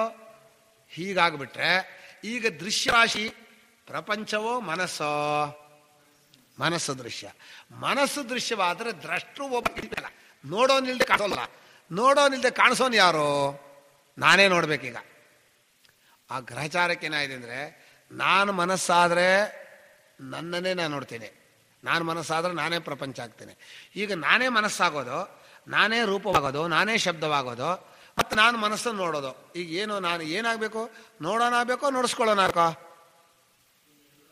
ಎರಡು ಆದರೆ ನಾನೇನು ದೃಶ್ಯನೂ ಹೌದು ದ್ರಷ್ಟರೂ ಹೌದು ಅಂದರೆ ಎರಡು ಕಡೆ ನಾಟ ನೋಡೋ ಹೌದು ನೋಡಿಸ್ಕೊಳ್ಳೋದು ಮಾಡೋನು ಹೌದು ಆಗ್ಬಿಡ್ತೀನಿ ನಾನು. ಆದರೆ ಈ ದೃಷ್ಟ ದೃಶ್ಯ ಪ್ರಕ್ರಿಯೆಯಲ್ಲಿ ಅವ್ರು ಹೇಳೋದು, ಈ ನಾನು ಅನ್ನೋ ಒಂದು ರೂಪ ಇದೆಯಲ್ಲ, ಅದು ಮನಸ್ಸಿನಲ್ಲಿ ತಗುಲಿದಂತಹ ಚೈತನ್ಯದ ಒಂದು ಕಿಡಿ. ಅದು ಚೈತನ್ಯ ಮನಸ್ಸಿಗೆ ತಗಲಿದ ಕೂಡಲೇ ನಾನು ಅಂತ ಎದ್ಕೊಂಡು ಕೂಡಲೇ ಇದು ಓ ಶಬ್ದ, ಓ ರೂಪ, ಆ ಶಬ್ದ, ವಾಸನೆ, ಅದು ಇದು ಅಂಥೇಳಿ ತನ್ನನ್ನೇ ನೂರಾಗಿ ಎಣಿಸ್ತಾ ಇದೆ. ಯಥಾಗ್ನೇರಭ್ಯಾಹಿತಸ್ಯ ನಾನಾ ವಿಚ್ಚರಂತಿ ಏವಮೇವ ತಸ್ಮಾದ್ ಆತ್ಮ ಸರ್ವೇ ಪ್ರಾಣ ಸರ್ವೇ ಲೋಕ ಸರ್ವೇ ವೇದ ಸರ್ವಾಣಿ ಭೂತಾನಿ ವಿಚ್ಚರಂತಿ. ವಿಚ್ಚರಂತಿ ಅಂತ ಹೇಳಿದ ರೂಪಕ. ಅದು ಏನಾಗಿದೆ ಅಂದರೆ, ಅಂತಃಕರಣದವರೆಗೆ ಹೋಗ್ತಾ ಹೋಗ್ತಾ ಹೋಗ್ತಾ ಒಳಗೆ ಹೋಗ್ತೀವಿ. ಅಲ್ಲಿಂದ ಹಿಂದೆ ಕೇವಲ ಚೈತನ್ಯ ಇದೆಯಲ್ಲ, ಅದು ದೊಡ್ಡ ಒಳಗಡೆ ಇರೋದನ್ನು ಇದು ಪೂರ್ತಿ ತಿಂದ್ಬಿಟ್ಟಿದೆ. ಹೊರಗಿನ ಆ ದೃಶ್ಯ ರಾಶಿಯನ್ನು ಒಳಗಿನ ದೃಷ್ಟವಾದ ನಾನನ್ನು ಪೂರ್ತಿ ವ್ಯಾಪಿಸ್ಕೊಂಡು ಪೂರ್ತಿ ಒಂದಾಗಿ ಕೂತ್ಕೊಂಡ್ಬಿಟ್ಟಿದೆ. ನಾನಾದ ಮನಸ್ಸನ್ನು ಬಿಟ್ಟು ಕೇವಲ ಅರಿವಲ್ಲಿ ನಿಂತ್ರ ಮುಂದ್ಗಡೆ ಮನಸ್ಸಿಲ್ಲ, ಇಂದ್ರಿಯಗಳಿಲ್ಲ, ಪ್ರಪಂಚವಿಲ್ಲ. ಅಯ್ಯೋ ನಾನೇ ಒಬ್ಬನೇ ಇದ್ದೀನಿ, ನಾನೇ ಎಲ್ಲ ಅಂತ ಭಯ ಇಲ್ಲ. ಈಗ ನಮಗೇನಾಗತ್ತೆ ಅಂದರೆ, ಈ ಧ್ಯಾನದಲ್ಲಿ ಕೆಲವರಿಗೆ ಉಸಿರಾಟವಿಲ್ಲದ ಒಂದು ಸ್ಥಿತಿಗೆ ಬರ್ತಾರೆ. ಉಸಿರಾಟ ನಿಜವಾಗ ಯಾವನೂ ಅಲ್ಲ. ಆದರೆ ಈ ಲೋಕದ ಹೇಳ್ತೀಯ, ಉಸಿರಾಡ್ತಾ ಇದ್ರೆ ನೀನಿದೆಯಾ, ಉಸಿರಾಡ್ತಾ ಇದ್ರೆ ನೀನು ಬದುಕೋ, ಉಸಿರಾಟ ಪ್ರಾಣವೇ ನೀನು ಅಂತ ಹೇಳ್ಕೊಟ್ಬಿಟ್ಟಿದ್ದಾರೆ. ಅವನು ಹೋಗ್ತಾ ಹೋಗ್ತಾ ಯಾವಾಗ ಉಸಿರಾಟವಿಲ್ಲದ ನನ್ನ ಅರಿವಿನಲ್ಲಿ ತನ್ನ ಮನಸ್ಸನ್ನು ನಿಲ್ಲಿಸ್ಕೊಂಡ, ಹೋ ಉಸಿರಾಟವೇ ಇಲ್ಲ ನನಗೆ, ನಾನು ಇದ್ದೀನಿ ಒಂಥರ ಒಂದು ದಿಗಿಲು ಬಂದ್ಬಿಡತ್ತೆ. ಅದಕ್ಕೆ ಶನೈ ಶನೈ ಉಪಮೆ ಬುದ್ಧಿಯ ಧೃತಿಗೃಹೀತಯ, ಆ ಧೈರ್ಯ ಇರಬೇಕು. ನಾವೇನು ಸಾಯೋರಲ್ಲ, ನಮಗೆ ಪ್ರಾಣ ಹೋದರೂ ನಾವಿರ್ತೀವಿ, ಪ್ರಾಣಕ್ಕೂ ನಮಗೂ ಏನೇನು ಸಂಬಂಧವೂ ಇಲ್ಲ. ನಮ್ಮ ಪಾಡಿಗೆ ನಮ್ಮ ಅರಿವಿನ ರೂಪದಲ್ಲಿ ನಾವಿರೋರು. ಅಯ್ಯೋ ನಾಳೆಗೂ ಇರ್ತೀವಿ ಅಂದರೆ ನಾವೇ ಆಯುಷ್ಯ. ಅರಿವು ಇಂದು ನೆನ್ನೆ ನಾಳೆ 3 ಹೊತ್ತು ಇರೋದು ಅರಿವು ಒಂದೇ. ದೃಶ್ಯರಾಶಿ ಹೋಗ್ತಾ ಇದೆ. ಭಗವಂತ ಆಯುಷ್ಯ ಕೊಡು ಅಂದರೆ ಯಾರು ಕೊಡಬೇಕೋ? ಅರಿವಿನ ಸ್ವರೂಪನಾದ ಆತ್ಮನ ಇದ್ದರೆ ಅವನೇ ಆಯುಷ್ಯ. ಅದಕ್ಕೆ ಇಂದ್ರ ಆ ಪ್ರತರ್ಧನಿಗೆ ಹೇಳುವಾಗ, ಅಹಮಸ್ಮಿ ಪ್ರಾಣ ಪ್ರಜ್ಞಾತ್ಮ ಮಾಂ ಆಯುಹು ಅಮೃತಮಿತ್ಯುಪಾಸ್ವ ಅಂತ ಪ್ರತರ್ಧನಾಧಿಕರಣ ಅಂತ ಒಂದು ಅಧಿಕರಣ ಬರುತ್ತೆ. ತುಂಬ ಚೆನ್ನಾಗಿದೆ ಅದು. ಅಲ್ಲಿ ಪ್ರತರ್ಧನ ಬಹಳ ಇಂದ್ರನಿಗೆ ಸಹಾಯ ಮಾಡಿದ. ಇಂದ್ರ ಕೇಳ್ತಾನೆ, ಒಂದು ವರ ಕೇಳ್ಕೊ ಅಂತ. ಆಗ ಪ್ರತರ್ಧನ ಹೇಳಿದ, ನಾವು ಮನುಷ್ಯರಪ್ಪ, ನಮಗೇನು ಹಿತವಾದದ್ದೋ ಅದನ್ನೇ ನೀನು ವರ ಕೊಡು. ಮನುಷ್ಯಾಯ ಹಿತತಮ ವರಂ ತ್ವಮೇವ ವೃಣೀಶ ಅಂದ. ಅಂದ್ರೆ ನಾನು ವರ ಕೇಳಲ್ಲ, ನಾವು ಮನುಷ್ಯರಾಗಿದ್ದೀವಿ, ನಮಗೆ ನೀ ಹಿತವಾದ ಯಾವುದು ವರವೋ ಅದನ್ನು ನೀನೇ ಕರುಣಿಸು ಅಂದ. ಆವಾಗ ಇಂದ್ರ ಹೇಳಿದ, ಮಾಮೇವ ವಿಜಾನೀಹಿ ಅಂದ. ಏನು ಇಂದ್ರ ಕೂತ್ಕೊಂಡು ಮಾಮೇವ ವಿಜಾನೀಹಿ ನನ್ನನ್ನು ತಿಳ್ಕೊಂಡ. ನನ್ನನ್ನು ಹೇಳಲಿಲ್ಲ. ಅವನು ಉಮೆಯಿಂದ ಆ ಕೇನೋಪನಿಷತ್ನಲ್ಲಿ ಬ್ರಹ್ಮಜ್ಞಾನವನ್ನು ಪಡ್ಕೊಂಡಲ್ಲ, ಅಂಥ ಬ್ರಹ್ಮಸ್ವರೂಪವನ್ನು ಮಾಮೇವ ವಿಜಾನೀಹಿ ಅಹಮಸ್ಮಿ ಪ್ರಾಣ ಪ್ರಜ್ಞಾತ್ಮ ಮಾಂ ಆಯುಹು ಅಮೃತಂ ಇತ್ಯುಪಾಸ್ವ. ನಾನು ಪ್ರಜ್ಞಾತ್ಮನಾದ ಆಯುಸ್ವರೂಪ, ಎಲ್ಲಕ್ಕೂ ಆಯುಸ್ಸು, ನನ್ನನ್ನು ಉಪಾಸನೆ ಮಾಡು ಅಂದ್ರೆ ತಾನು ಅಂತ ತಿಳ್ಕೊ ಅಂತ. ಆಗ ತಿಳ್ಕೊಳ್ಬೇಕಾದ್ರೆ ಇಲ್ಲಿಂದ ಹೋಗ್ಬೇಕಲ್ಲ. ಪ್ರಪಂಚದಲ್ಲೇ ಇದ್ದೀವಿ ನಾವು, ನಮಗಿನ್ನೂ ಪುರುಸತ್ತಿಲ್ಲ, ಮುಗುದಿಲ್ಲ, ವ್ಯವಹಾರ ಬಗೆಹರಿದಿಲ್ಲ, ನಮ್ಮ ಕಷ್ಟ ಇದೆ ಸ್ವಾಮಿ. ನೀವು ಹೇಳೋಷ್ಟು ಸುಭಾಲ. ಇವ್ರು ಹೇಳ್ತಾರೆ ನಿಮ್ಗೆ ಯಾವತ್ತೂ ಕಷ್ಟ ಇಲ್ಲ, ಯಾವಾಗಲೂ ನಿತ್ಯ ಮುಕ್ತರು, ಬಂಧನವೇ ಬಂದಿಲ್ಲ ಅಂತ ಇವ್ರು ಹೇಳ್ತಾ ಇದ್ದಾರೆ. ನಿಮ್ಗೆ ಗೊತ್ತಿಲ್ಲ ಸ್ವಾಮಿ ಅಂತಾನೆ. ಗೊತ್ತಿದ್ದವ್ರು ಹೇಳಿದ್ರೆ ಏನು ಹೇಳ್ತಾನೆ? ನಿಮ್ಗೆ ಗೊತ್ತಿಲ್ಲ, ನಮ್ಮ ಪಾಡೋ, ಅಯ್ಯೋ ನಮ್ಮ ಬಡತನವೇ, ನಮ್ಮ ದಾರಿದ್ರ್ಯವೇ, ನಮ್ಮ ಕಷ್ಟವೇ, ನಮ್ಮ ಭೋಗವೆಂದಾನೆ. ನಮ್ಮ ಗುರುಗಳು ಒಂದು ಹಾಡಲ್ಲಿ ಬಹಳ ಚೆನ್ನಾಗಿದ್ದಾರೆ. ಕೊರಗೋದು ಯಾತಕ್ಕೆ, ಚಿಂತೆ ಪಡೋದು ಯಾತಕ್ಕೆ? ಜಗತ್ತಿನ ಜನ್ಮಾದಿಗಳ ಜೀವನ, ಜಗತ್ತಿಗೆ ಜನ್ಮಸ್ಥಿತಿ ನಾಶವನ್ನು ಕೊಟ್ಟಂಥವು ನೀನು ನಾಶ ಆಗ್ತಿ. ಜಗತ್ತಿಗೆ ತಂದೆ ಆಗಿ ಅಂದರೆ ಜಗತ್ತನ್ನು ಯಥೋವಾ ಇಮಾನಿ ಭೂತಾನಿ ಜಾಯಂತೆ, ನನ್ನಿಂದ ಜಗತ್ತು ಹುಟ್ಟಿದೆ, ನನ್ನಲ್ಲಿರತ್ತೆ, ನನ್ನಲ್ಲಿ ಅಡಗತ್ತೆ, ನನಗೆ ಭಯಾನ, ನಾನು ಹೇಳ್ಕೋಬೇಕಾ? ಅಯ್ಯೋ ಪ್ರಾರ್ಥ, ಈ ಕೀಳಿಮೆ ಇದೆಯಲ್ಲ ಅಂದರೆ ನಾನೇನೂ ಆಗಿಲ್ಲ, ನನ್ನ ಕೈಲಿ ಏನೂ ಮಾಡೋಕ್ಕಾಗಲ್ಲ. ಇದೆಲ್ಲ ಬಂದದ್ದು ಈ ಅಧ್ಯಾಸದಿಂದ, ಗ್ರಹಚಾರ. ಈ ವಿವೇಕ ಬರಬೇಕಾದ್ರೆ ವಿದ್ಯೆಯನ್ನು ಅಂದರೆ ವಾಕ್ಯವನ್ನು ಕ್ರಮವಾಗಿ ದೃಶ್ಯದಿಂದ ದೃಷ್ಟು ಅಲ್ಲದೋ. ಅವರು ನಮ್ಗೆ ಇವರು ಬೃಹದಾರಣ್ಯಕದಲ್ಲಿ ಒಂದು ಮಾತು ಹೇಳಿದ್ದಾರೆ, ಅನಿತ್ಯವಾದ ದೃಷ್ಟಿ ನಿತ್ಯವಾದ ದೃಷ್ಟಿ ಅಂತ ಒಂದು ಮಾತನ್ನು ಹೇಳಿದರು. ಏನು ಅನಿತ್ಯವಾದ ದೃಷ್ಟಿ ಅಂದರೆ, ಕಣ್ಣು ನೋಡುತ್ತೆ ಅನ್ನೋದು ಉಂಟು, ನೋಡೋಲ್ಲ ಅನ್ನೋದು ಉಂಟು. ಮನಸ್ಸು ಯೋಚನೆ ಮಾಡುತ್ತೆ ಉಂಟು, ಯೋಚನೆ ಮಾಡಲ್ಲ ಅಂತ ಉಂಟು.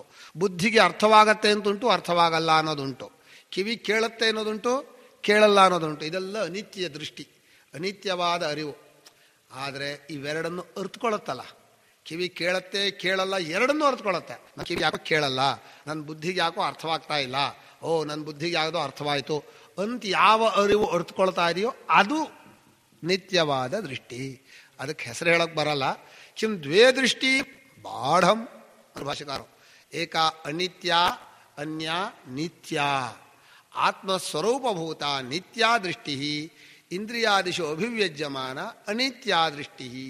ಅನಿತ್ಯವಾದ ದೃಷ್ಟಿಯಿಂದ ನೀವು ಅಳತೆ ಮಾಡ್ತಾ ಇದ್ದೀರಿ, ಅದು ಪ್ರಪಂಚ ನಿಮ್ಮ ಅಳತೆ ಸಿಗಲ್ಲ. ನಿಮ್ಮನ್ನೇ ನೀವು ಸುಮ್ಮನೆ ತುಂಡು ತುಂಡು ಮಾಡಿಕೊಂಡು ಇಂದ್ರಿಯಗಳಲ್ಲಿ ಮನಸ್ಸಿನಲ್ಲಿ ಒಂದು ಇದರಲ್ಲಿ ಹಾಕ್ಕೊಂಡು ಇಷ್ಟೇ ನಾನು ಇಷ್ಟೇ ನಾನು ಇಷ್ಟೇ ನಾನು ಅಂತ ಇಟ್ಕೊಂಡ್ರೆ ನಿಮ್ಗೆ ಅರ್ಥವಾಗಲ್ಲ. ನಿತ್ಯವಾದ ದೃಷ್ಟಿಯಲ್ಲಿ ನೀವು ನಿಂತ್ಕೊಳ್ಳಿ, ಆವಾಗ ಪ್ರಜ್ಞಾನಂ ಬ್ರಹ್ಮ ಅಂತ ವಾಕ್ಯಾರ್ಥ ಅನುಭವಕ್ಕೆ ಬರುತ್ತೆ. ಇದು ವಿವೇಕೇನ, ದೃಶ್ಯದಿಂದ ಕ್ರಮಕ್ರಮವಾಗಿ ವಿವೇಕ ಬಿಡಿಸ್ಕೊಂಡು, ವಿವೇಕ ಪೃಥಗಾತ್ಮತ.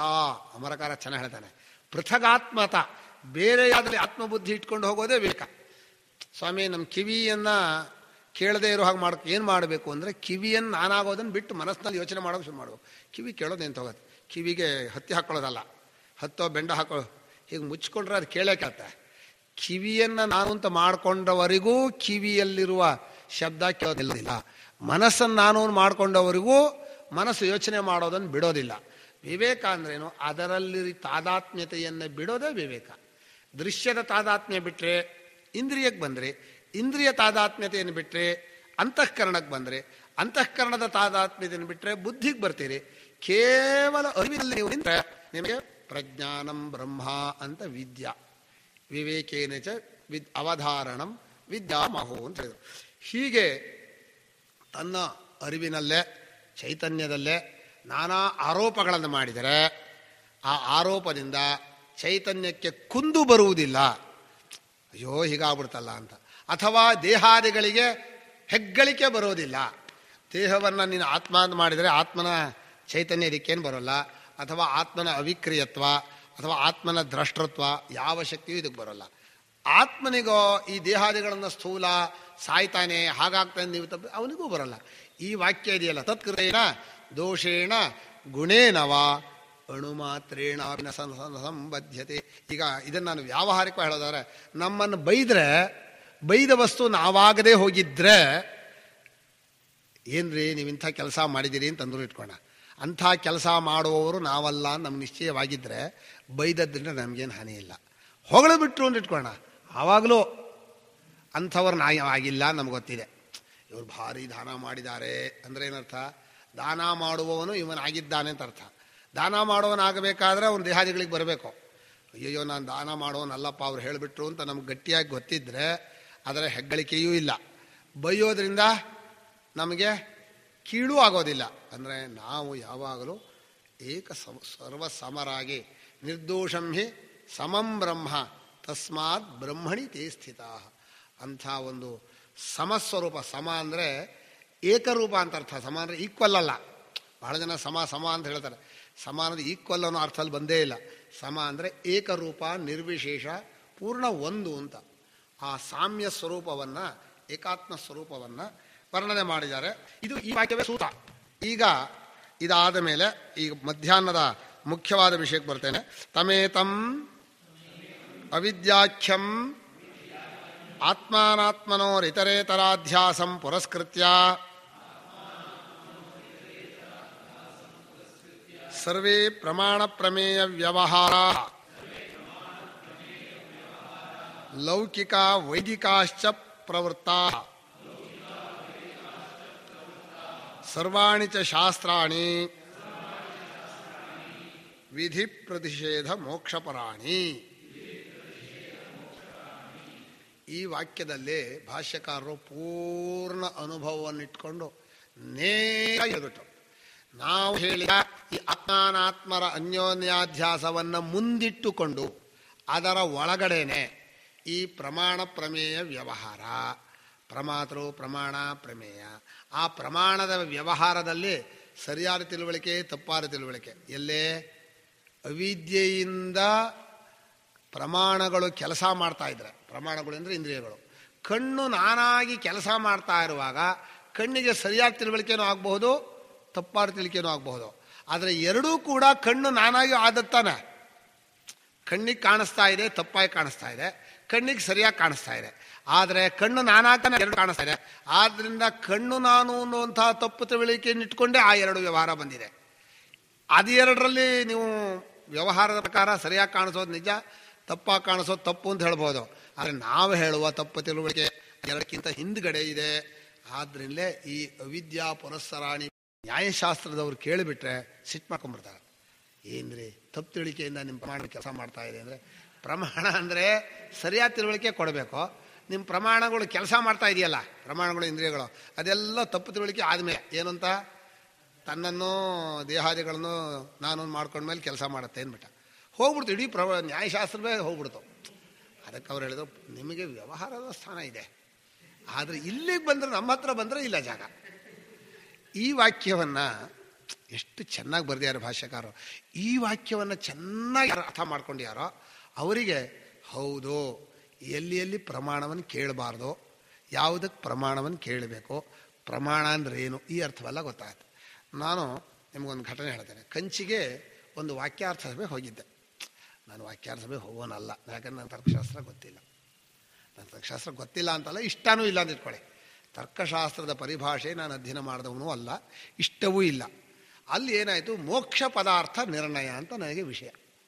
ಶಾಂಕರ ಭಾಷ್ಯದಲ್ಲಿ, ಶಂಕರಾಚಾರ್ಯರ ಭಾಷ್ಯದಲ್ಲಿ ಮೋಕ್ಷ ಅಂದರೆ ಏನು ಅಂತ ಹೇಳಬೇಕು.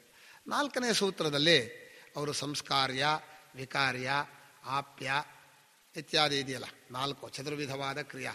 ಆಪ್ಯ, ಸಂಸ್ಕಾರ್ಯ, ವಿಕಾರ್ಯ, ಉತ್ಪಾದ್ಯ. ಉತ್ಪಾದ್ಯ ಅನ್ನೋದು ಕ್ರಿಯೆಯಿಂದ ಉತ್ಪಾದನೆ ಮಾಡೋದು, ಕ್ರಿಯೆಯಿಂದ ಸಂಸ್ಕಾರ, ಕ್ರಿಯೆಯಿಂದ ವಿಕಾರ್ಯ, ಕ್ರಿಯೆಯಿಂದ ಆಪ್ಯ.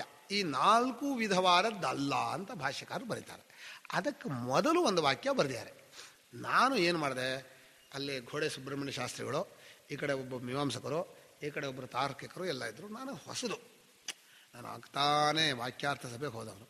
ನನಗೇನು ಅಂದರೆ ಶಂಕರ ಭಾಷ್ಯವನ್ನು ಅಧ್ಯಯನ ಮಾಡಿದವನೇ ಹೊರತು ಈ ಲಕ್ಷಣಶಾಸ್ತ್ರ ಅಂತ ಇದೆಯಲ್ಲ, ಲಕ್ಷಣಶಾಸ್ತ್ರ ಅಂದರೆ ಗೊತ್ತಾಗುತ್ತಲ್ಲ, ಅದಕ್ಕೆ ಲಕ್ಷಣ ಹೇಳಿ, ಅದಕ್ಕೇನು ಲಕ್ಷಣ ಹೇಳ್ತೀನಿ ಅಂತಾರಲ್ಲ. ನಾನು ಸಹಜವಾಗಿ ನಾನು ಸಂಸ್ಕೃತ ಭಾಷೆಯಲ್ಲಿ ಹೇಳಿದೆ. ಇವತ್ತು ಈ ಮೋಕ್ಷ ಪದಾರ್ಥವನ್ನು ನಿರ್ಣಯ ಮಾಡೋಕ್ಕೆ ತಗೊಂಡಿರುವಂಥ ಪ್ರಮಾಣಗಳು ಅಂದರೆ ಶಂಕರ ಭಾಷ್ಯ. ಎರಡನೇದು ಶಂಕರ ಭಾಷೆಯಲ್ಲಿ ಹೇಳಿರುವಂತೆ ಶ್ರುತಿ ಮತ್ತು ಅನುಭವಗಳು. ಮುಖ್ಯವಾದ್ದು ಶಂಕರ ಭಾಷ್ಯವೇ. ಸಾರ್ವತ್ರಿಕ ಅನುಭವ ಮತ್ತು ಅದಕ್ಕೆ ಅನುಸಾರಿಯಾದ ಯುಕ್ತಿ, ಇಷ್ಟನ್ನೇ ನಾನು ಪ್ರಮಾಣ ತಗೊಂಡಿದ್ದೀನಿ. ಪ್ರತ್ಯಕ್ಷಾದಿಗಳನ್ನು ತಗೊಂಡಿಲ್ಲ ಅಂದೆ ನಾನು. ಇಷ್ಟೇ ಮೊದಲನೇ ವಾಕ್ಯ, ಪ್ರತಿಜ್ಞಾ ವಾಕ್ಯ. ಈಗ ಯಾವಾಗ ವಿಷಯ ಮಂಡನೆಗೆ ನೀನು ಪ್ರೂಫ್ ಏನು ಕೊಡ್ತೀರಾ ಅಂತ ಕೇಳಿದ್ರೆ ಏನಾದರೂ ಮೊದಲು ಇಟ್ಕೋಬೇಕಾ? ನಾನು ಕೊಡ್ತಾ ಇರೋ ಪ್ರೂಫ್ ಏನು ಅಂದರೆ ಶಂಕರ ಭಾಷ್ಯ ವಾಕ್ಯ. ಯಾಕಂದರೆ ನಮಗೂ ನಿಮಗೂ ಶಂಕರ ಭಾಷ್ಯ ಪ್ರಮಾಣ ನೀವು ಒಪ್ಕೊಳ್ತೀರಿ. ಅದನ್ನು ಒಪ್ಕೊಳ್ಳದೆ ಹೋದರೆ ಬೇರೆ ಬರೀ ಅನುಭವ ಅಂತ ಹೇಳ್ತಾ ಇದ್ದೆ. ಎರಡನೇದೇನು ಅಂದರೆ ಶಂಕರ ಭಾಷ್ಯಲ್ಲೇ ಹೇಳಿದೆ, ಶ್ರುತ್ಯಾದಯ ಅನುಭವಾದಯಶ್ಚ ಯಥಾಸಂಭವ ಇಹ ಪ್ರಮಾಣ. ಶ್ರುತಿ ಮತ್ತು ಅನುಭವಗಳು ಪ್ರಮಾಣ. ಇಷ್ಟು ಹೇಳಿ ಒಂದು ವಾಕ್ಯ ಸೇರಿಸಿದೆ. ಏನಂತ ಹೇಳಿದೆ, ಪ್ರತ್ಯಕ್ಷ, ಅನುಮಾನ, ಉಪಮಾನ ಇದ್ಯಾವುದು ನಾನು ಹೇಳೋ ವಿಷಯ ಪ್ರಮಾಣ ಅಲ್ಲ ಅಂದೆ. ಸಿಟ್ಟು ಬಂದ್ಬಿಡ್ತು ಅವರಿಗೆ. ಯಾಕಲ್ಲ ಅಂದರು. ನಾನೇನು ಹೇಳಿದೆ, ಶಂಕರರೇ ರೂಪಾಧ್ಯಭಾವಾಧಿ ನಾಯಮರ್ಥ ಪ್ರತ್ಯಕ್ಷ ಗೋಚರ ಲಿಂಗಾದ್ಯಭಾವಾಚ್ಚ ನಾನುಮಾನಾದೀನಾಂ. ಈ ನಾವು ಹೇಳುವ ವಿಷಯ ಯಾವುದು, ಮೋಕ್ಷವೋ ಬ್ರಹ್ಮವೋ ಅದೇನಾದರೂ ಆಗಲಿ, ರೂಪಾದಿಗಳಿಲ್ದಿರೋದ್ರಿಂದ ಪ್ರತ್ಯಕ್ಷಾದಿ ಪ್ರಮಾಣಗಳಿಗೆ ಗೊತ್ತಾಗಲ್ಲ, ಲಿಂಗಾದಿಗಳಿಲ್ದಿರೋದ್ರಿಂದ ಅನುಮಾನಾದಿಗಳಿಗೆ ಗೊತ್ತಾಗೋಲ್ಲ. ಶಂಕರ ಭಾಷ್ಯವೇ ಇದೆ, ಆದ್ದರಿಂದ ಪ್ರತ್ಯಕ್ಷಾದಿಗಳು ಈ ವಿಷಯದಲ್ಲಿ ಪ್ರಮಾಣವಲ್ಲ. ಸರಿ, ಶುರುವಾಯಿತು ಚರ್ಚೆ. ಶುರುವಾಗ್ಬಿಟ್ರೆ ಅವರು ತರ್ಕದವ್ರು ಗಟ್ಟಿಗರು, ಭಾರಿ ಗಟ್ಟಿಗರು.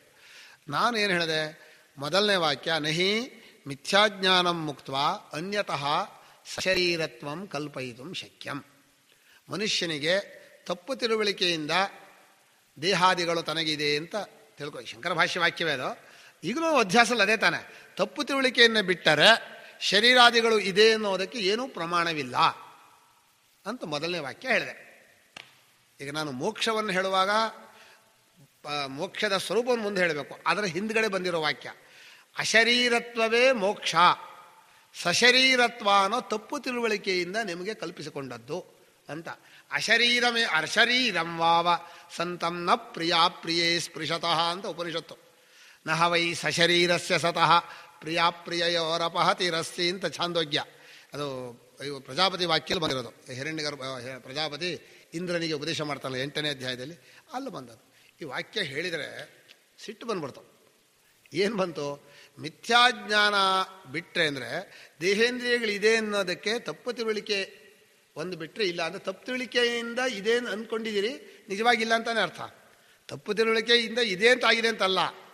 ಭಾಳ ಜನ ಏನು ಮಾಡ್ಕೋತಾರೆ, ತಪ್ಪು ತಿಳುವಳಿಕೆಯಿಂದ ಅನರ್ಥವಾಗಿದೆ ಅಂದರೆ ಏನು ಮಾಡ್ಕೋತಾರೆ, ತಪ್ಪು ತಿಳುವಳಿಕೆ ಅಂತ ಒಂದಿದೆ ಅದರಿಂದ ಅನರ್ಥ ಆಗಿದೆ ಅಂತ. ನೀವು ಅನರ್ಥ ಆಗಿದೆ ಏನು ಮಾಡ್ಕೊಂಡಿದ್ದೀರಲ್ಲ, ಅದು ತಪ್ಪು ತಿಳುವಳಿಕೆ, ನಿಮ್ಗೆ ಅನರ್ಥವೇ ಆಗಿಲ್ಲ. ಹಾರ್ತದಕ್ಕೆ ಇವಳು ಏನು ಮಾಡ್ತಾರೆ, ಉಲ್ಟಾ ಮಾಡಿಬಿಡ್ತಾರೆ. ತಪ್ಪು ತಿಳುವಳಿಕೆಯಿಂದ ದೇಹೇಂದ್ರಿಯಗಳು ತೋರ್ತಾ ಇದೆ ಅಂದರೆ, ದೇಹೇಂದ್ರಿಯಗಳು ತೋರ್ತಾ ಇದೆಯಲ್ಲ ಅದಕ್ಕೊಂದು ತಪ್ಪು ತಿಳುವಳಿಕೆ ಕಾರಣ ಅಂತ. ಹಾಗೆ ಹೇಳ್ತಾ ಇಲ್ಲ. ದೇಹೇಂದ್ರಿಯಗಳು ತೋರ್ತಾ ಇದೆ ಮಾಡ್ಕೊಂಡಿದ್ದೀರಲ್ಲ, ಅದು ತಪ್ಪು ತಿಳುವಳಿಕೆ ಹೊರತು ನಿಜವಾಗಿ ದೇಹೇಂದ್ರಿಯಗಳು ತೋರ್ತಾ ಇಲ್ಲ. ಹಾಗೆ ಕನ್ಕ್ಲೂಷನ್ ಮಾಡಬೇಕು. ಇವರು ಕ್ರಿಯಾಪದ ಒತ್ತು ಬಿಡ್ತಾರೆ. ನಮ್ಮ ವ್ಯವಹಾರದ ಅಭ್ಯಾಸ ಏನು ಅಂದರೆ, ತಪ್ಪು ತಿಳುವಳಿಕೆಯಿಂದ ಎಲ್ಲ ಅನರ್ಥಗಳು ಉಂಟಾಗಿವೆ ಅಂದ. ಅನರ್ಥ ಉಂಟಾಗು ತಪ್ಪು ತಿಳುವಳಿಕೆ ಒಂದು ಕಾರಣ ಅಂತ ಮಾಡ್ಕೊಂಬಿಟ್ರು. ಅನರ್ಥ ಉಂಟಾಗಿದೆ ಅಂತ ಏನು ಮಾಡ್ಕೊಂಡಿದೆಯಲ್ಲ, ಅದು ಬರೀ ತಪ್ಪು ತಿಳುವಳಿಕೆ ಕಣಪ್ಪ, ನಿಜವಾಗಿ ಯಾವುದೂ ಇಲ್ಲ ಅಂತ ಅರ್ಥ ಹೇಳಬೇಕು. ಹೀಗೆ ಅರ್ಥ ತಗೋಬೇಕು. ಅವರು ಇಲ್ಲ, ತಪ್ಪು ತಿಳುವಳಿಕೆ ಏನಲ್ಲ, ದೇಹಾದಿಗಳು ಪ್ರತ್ಯಕ್ಷದಿಂದ ಸಿದ್ಧವಾಗತ್ತೆ. ನಾವು ಬೆಳಗ್ಗೆ ಮಾತಾಡಿದ್ವಲ್ಲ, ಶುರು ಮಾಡಿದ್ರು. ನಾನು ಆಗಲ್ಲ ಅಂದೆ. ಹೇಗೆ ಅಂದರು, ಇಂದ್ರಿಯಾದಿಗಳನ್ನು ನಾವು ಅನುಮಾನದಿಂದ ಸಿದ್ಧ ಮಾಡ್ತೀವಿ ಅಂದರು. ನಂಗೆ ನಗು ಬರ್ತಾ ಇದೆ. ಇಂದ್ರಿಯಾದಿಗಳನ್ನು ಮನಸ್ಸಿದೆ ಅಂತ ನಾನು ಅನುಮಾನದಿಂದ ಸಿದ್ಧ ಮಾಡ್ತಾ ಇರೋದು. ಅನುಮಾನ ಮಾಡೋಕ್ಕೇನು ಬೇಕೋ, ಮನಸ್ಸು ಬೇಕಲ್ವಾ? ಮನಸ್ಸಿದೆ ಅಂತ ಇಟ್ಕೊಳ್ತಾನೆ ನೀವು ಅನುಮಾನ ಶುರು ಮಾಡೋದ. ಮನಸ್ಸಿಲ್ಲ, ಅನುಮಾನ ಮಾಡ್ರಿ. ಈಗ ಏನು ಅನುಮಾನ ಮಾಡ್ತೀರಿ? ಮನಸ್ಸನ್ನು ಪ್ರೂವ್ ಮಾಡಬೇಕು. ಮನಸ್ಸಿಲ್ಲದೆ ಹೋದರೆ ಅನುಮಾನ ಮಾಡೋ ಕ್ರಿಯೆ ಹೊಂದಲ್ಲ. ಮನಸ್ಸು ಇದೆ ಅಂತ ಇಟ್ಕೊಂಡ್ರೆ ಆಮೇಲೆ ಇದೆ ಅಂತ ಇಟ್ಕೊಂಡ್ರೆ ನೀ ಅಂತ ಅನುಮಾನ ಮಾಡೋದು? ಮೊದಲೇ ಸಾಧ್ಯವನ್ನು ಸಿದ್ಧ ಮಾಡ್ಕೊಂಡು ಅಂತ ಅನುಮಾನ ಮಾಡ್ತಾರೆ. ಆಗೋದಿಲ್ಲ ಅಂದೆ. ತುಂಬ ವಾದ ಆಗೋದು. ಘ್ರಾಣೇಂದ್ರಿಯ ಇರೋದಕ್ಕೆ ಗಂಧ ಬೇಕೋ ಹೇಳ್ರಿ?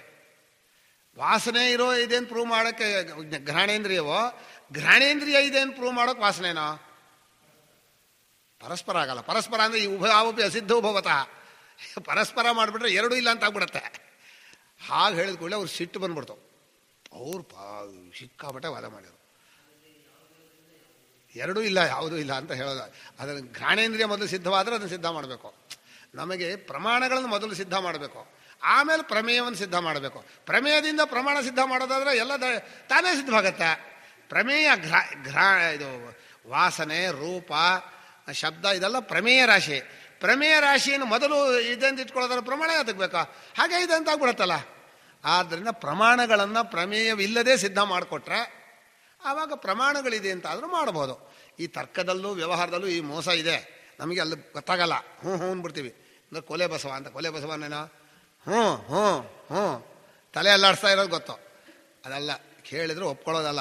ಅನುಭವ ವಿರುದ್ಧ ಸ್ಪಷ್ಟವಾಗಿ ಹೇಳಬೇಕು. ಧೈರ್ಯ ಏನು? ನಮ್ಮ ಅನುಭವದಲ್ಲಿದೆ, ನನಗೆ ಚೆನ್ನಾಗಿ ಗೊತ್ತಾಗ್ತಾ ಇದೆ. ಪ್ರಮಾಣಗಳನ್ನು ನೀನು ಮೊದಲು ಸಿದ್ಧಪಡಿಸಿಕೊಡ್ತಾ ಹೊರತು ಪ್ರಮೇಯ ರಾಶಿನ ಮುಟ್ಟೋಕೆ ಬರಲ್ಲ. ಹೊರಗಡೆದಿರಲಿ. ಹೊರಗಡೆ ಏನಿದೇನು ಮುಖ್ಯ ಅಲ್ಲ, ನನಗೆ ದೇಹೇಂದ್ರಿಯಗಳಿದೇನು ಮುಂಚೆ ಪ್ರೂವ್ ಮಾಡಿಕೊಡೋ. ಆಗೋದಿಲ್ಲ ಅಂದೆ. ಆಮೇಲೆ ಭಾಳ ಹೊತ್ತು ವಾದ ಆಯಿತು. ಕೊನೆಗೆ ನಾನು ಸ್ಪಷ್ಟವಾಗಿ ಹೇಳಿದೆ, ಸ್ವಾಮಿ ನಾನು ಹೇಳೋ ವಿಷಯಕ್ಕೆ ಹೇಳೋಕೆ ಬಿಡಿ. ನೀವು ಅದಕ್ಕೇನು ಲಕ್ಷಣ ಅಂತ ಮುಂದಕ್ಕೆ ಇದೇನಾಗ್ಬಿಡುತ್ತೆ. ತರ್ಕದಲ್ಲಿ ಏನಾದರೂ ಒಂದು ಪದ ಹೇಳಿದರೆ ಮಿಥ್ಯಾಜ್ಞಾನ ನಾಮ ಕಿಂ ಲಕ್ಷಣ ನಾಮ ಕಿಂ, ಸುಮ್ಮನೆ ಅದಕ್ಕೊಂದು ಲಕ್ಷಣ ಹೀಗೆ ಶುರು ಮಾಡಿದರು. ಸ್ವಾಮಿ ನಾನು ಹೇಳೋದಕ್ಕೆ ವಿಷಯಕ್ಕೆ ಮೊದಲು ಮಾತು ಕೊಡಿ, ಪೂರ್ತಿ ಹೇಳ್ತೇನೆ. ನಾನು ಅನುಭವ ಅಂತ ಹೇಳಿದೆ. ಅನುಭವ ನಾಮ ಕಹ ನೀವು ಕೇಳ್ಬೋದು. ಅನುಭವ ಅನ್ನೋದು ಏನು ಮುಂದೆ ಹೇಳಿದೆ. ನಾನು ಹೇಳೋದು ಹೇಳಿದ ಮೇಲೆ ನೀವು ಕೇಳಿ ಅಂದೆ. ಕೊನೆಗೆ ನಾನು ಭಾಷ್ಯವನ್ನು ಇಟ್ಕೊಂಡು ಅಲ್ಲಿ ಅಶರೀರತ್ವ ಮೋಕ್ಷಾಖ್ಯಂ ಸಿದ್ಧಂ ಅನ್ನೋವರೆಗೆ ನಮ್ಮ ಅಶರೀರವಾದ ಸ್ವರೂಪ ಇದೆಯಲ್ಲ, ಅದು ಸ್ವಭಾವತಃ ಯಾವ ಪ್ರಮಾಣವಿಲ್ಲದೆ ಕೇವಲ ಅನುಭವದಿಂದ ಸಿದ್ಧವಾಗಿರೋದು. ಅದು ಶ್ರುತಿಗೂ ಅನುಭವಕ್ಕೂ ಹೊಂದತ್ತೆ. ಅದು ಮೋಕ್ಷ ಸ್ವರೂಪ. ಜ್ಞಾನದಿಂದ ಆ ಸ್ವರೂಪ ನಾವೇಂತ ಅರ್ಥವಾಗತ್ತೆ. ಆದ್ದರಿಂದ ಸ್ವತಃ ಸಿದ್ಧವಾದ ಆತ್ಮನನ್ನೇ ಮೋಕ್ಷ ಅಂತ ಕರೆದಿದೆ. ಬ್ರಹ್ಮೈವಹಿ ಮುಕ್ತಿ ಅವಸ್ಥಾ ಅಂತ ಭಾಷ್ಯಕಾರರು ಬರೆದಿದ್ದಾರೆ. ವಿಷಯವನ್ನು ನಿಲ್ಲಿಸಿ ಈಗ ಪ್ರಶ್ನೆ ಮಾಡಿದೆ. ಯಾಕೆಂದರೆ ಅಷ್ಟು ನಾನು ಕೊಟ್ಟಿರೋ ಶಂಕರ ಭಾಷ್ಯ. ಪ್ರಶ್ನೆ ಮಾಡಿದರೆ ನನ್ನನ್ನು ಪ್ರಶ್ನೆ ಮಾಡೋಕ್ಕಾಗಲ್ಲ, ಭಾಷ್ಯವಾಕ್ಯವನ್ನು ಪ್ರಶ್ನೆ ಮಾಡೋಕ್ಕಾಗತ್ತೆ. ಭಾಷ್ಯವಾಕ್ಯವನ್ನು ಒಪ್ಪಲ್ಲ ಅಂದರೆ ಶಂಕರಾಚಾರ್ಯನ ಒಪ್ಪಲ್ಲ ನೀವು ಮುಂಚೆ ಹೇಳಬೇಕು. ಅವ ಇಡೀ ಸಭೆ ಇದೆಯಲ್ಲ, ಇದು ಶಂಕರ ಭಾಷ್ಯವನ್ನು ಅನುಸರಿಸಿ ನಾವು ಸಭೆಯನ್ನು ಮಾಡ್ತೀವಿ ಅಂತ ಪ್ರತಿಜ್ಞೆ ಯಾಕೆ ಬಿಟ್ಬಿಡಿ. ಸ್ವತಂತ್ರವಾಗಿ ಚರ್ಚೆ ಮಾಡಿ. ತರ್ಕಶಾಸ್ತ್ರದ ಸಭೆಯನ್ನು ಮಾಡಿ. ನೀವು ಶಂಕರ ಭಾಷ್ಯದ ಸಭೆನೋ ಭಾಷ್ಯವಾಕ್ಯ ಇಟ್ಕೊಳ್ಳಿ, ಅಥವಾ ಕೇವಲ ಅನುಭವ ಇಟ್ಕೊಳ್ಳಿ. ಹೀಗೆ ಶುರುವಾಯಿತು. ಕೊನೆಗೆ ಅಲ್ಲಿದ್ದವರು ಏನು ಮಾಡಿದ್ರು, ಈ ಸಂಭಾವನೆ ಕೊಡೋ ವಿಷಯ ಬೇರೆ, ಅದು ಬಿಡಿ, ಅದು ವ್ಯವಹಾರ.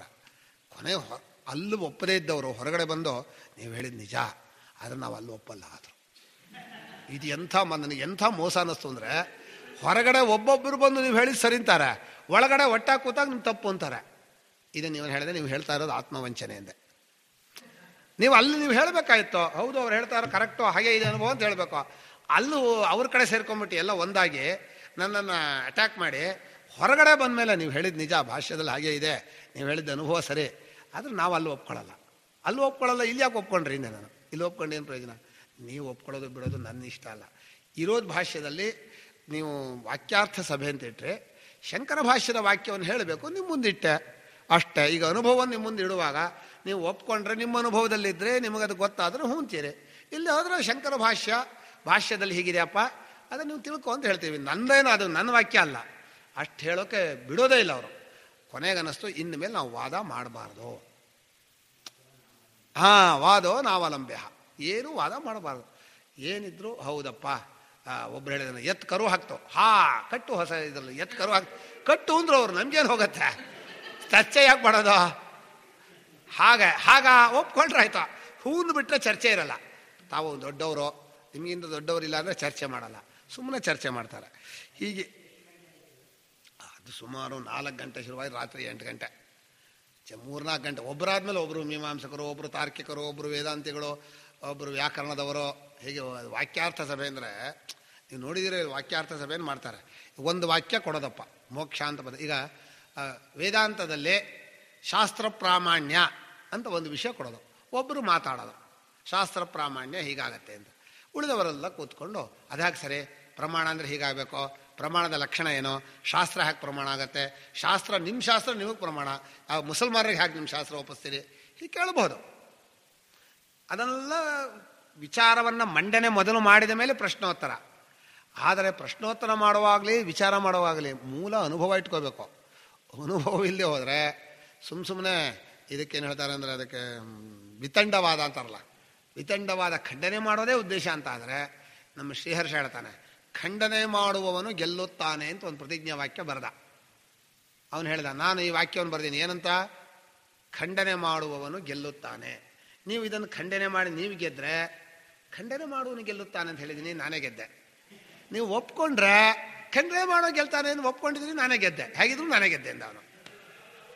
ಇದು ತರ್ಕ ನೋಡಿ, ಏನು ವಾಕ್ಯ ಹೇಳ್ದ, ಖಂಡನೆ ಮಾಡುವವನೇ ಗೆಲ್ಲುತ್ತಾನೆ. ಸಂಸ್ಕೃತದಲ್ಲಿದೆ ಖಂಡನ ಖಂಡ ಖಾದ್ಯ ಅಂತ ಗ್ರಂಥ, ಅದು ಶ್ರೀಹರ್ಷಂದು. ಬರೀ ಬುದ್ಧಿ ತಲೆ ಕೆಟ್ಟೋಗುತ್ತೆ, ನಾನು ಅದನ್ನು ನೋಡೋದಲ್ಲ, ಪ್ರಯೋಜನ ಇಲ್ಲ.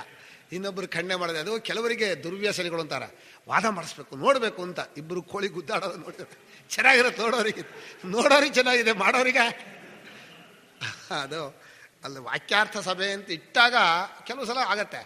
ಇಲ್ಲಿ ಇದರಲ್ಲಿ ಬೊಂಬಾಯಿನಲ್ಲಿ ಹೀಗೆ ಚರ್ಚೆ ಆಯಿತು. ನಾನು ಪರಮಾತ್ಮನು ಉಪಾದಾನ ಕಾರಣ ಅಂತ ಹೇಳಿದೆ, ಮಾಧ್ವರು ಒಪ್ಪಲ್ಲ, ನಿಮಿತ್ತ ಕಾರಣ ಅಂತ ಹೇಳ್ತಾರೆ.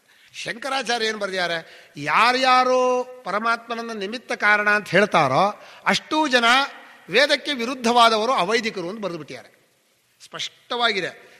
ಇದು ಎಂಥದೋ ಪಶುಪತ್ಯಧಿಕರಣ ಅಂತ ಒಂದು ಅಧಿಕರಣ ಬರ್ತಾಯಿದೆ, ಇದು ಇವರ ಖಂಡನೆ, ಪಾಶುಮತ ಖಂಡನೆಯ ಪೀಠಿಕೆಯಲ್ಲಿ ಬರೆದಿದ್ದಾರೆ.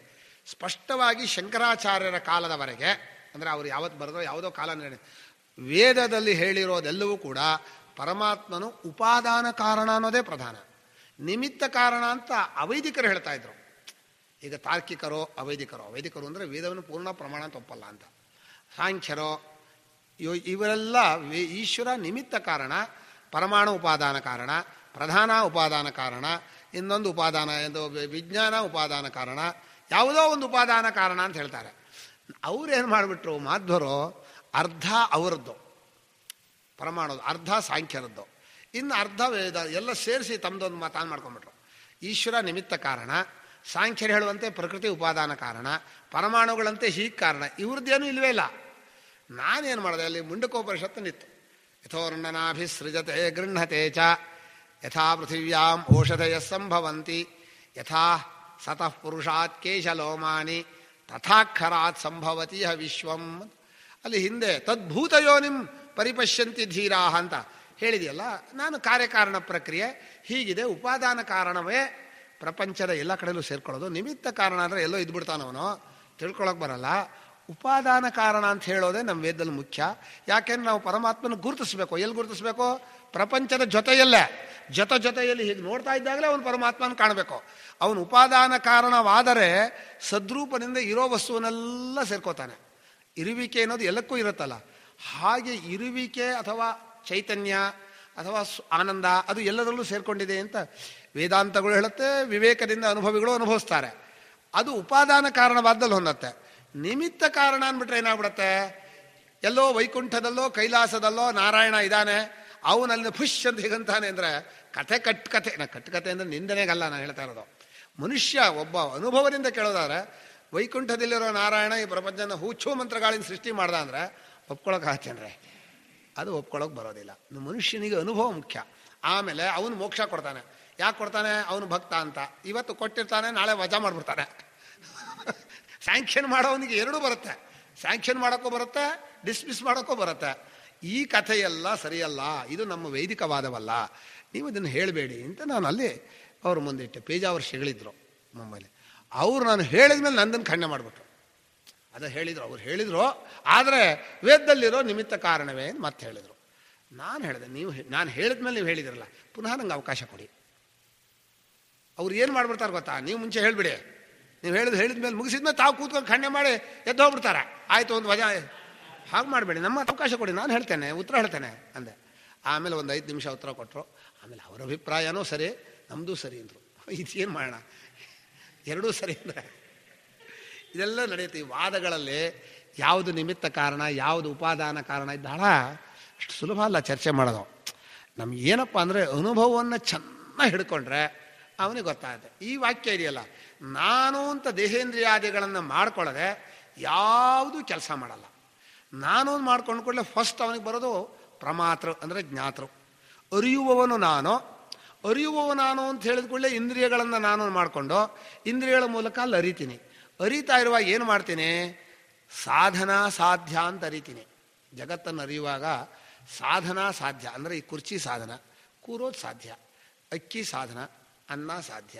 ಅಂದರೆ ಒಂದು ಕ್ರಿಯೆ ನಡುವೆ ಇದ್ದರೆ ಒಂದಷ್ಟು ಸಾಮಗ್ರಿಗಳಿದೆಯಲ್ಲ, ಕಾರಕಗಳು, ಸಾಧನಗಳು, ಫಲ ಸಾಧ್ಯ. ಹೀಗೇ ಪ್ರಪಂಚ ನೋಡ್ತಾನೆ ಅವನು ಸುಮ್ಮನೆ ನೋಡೋಕೆ ಬರಲ್ಲ. ಅಲ್ಲೊಂದು ನರಳಿ ಮರ ಇದೆ ಅಂತ ನೋಡಲ್ಲ, ಈ ಕಟ್ಟಿಗೆಗೆ ಬರುತ್ತೆ ನೋಡ್ತಾನೆ.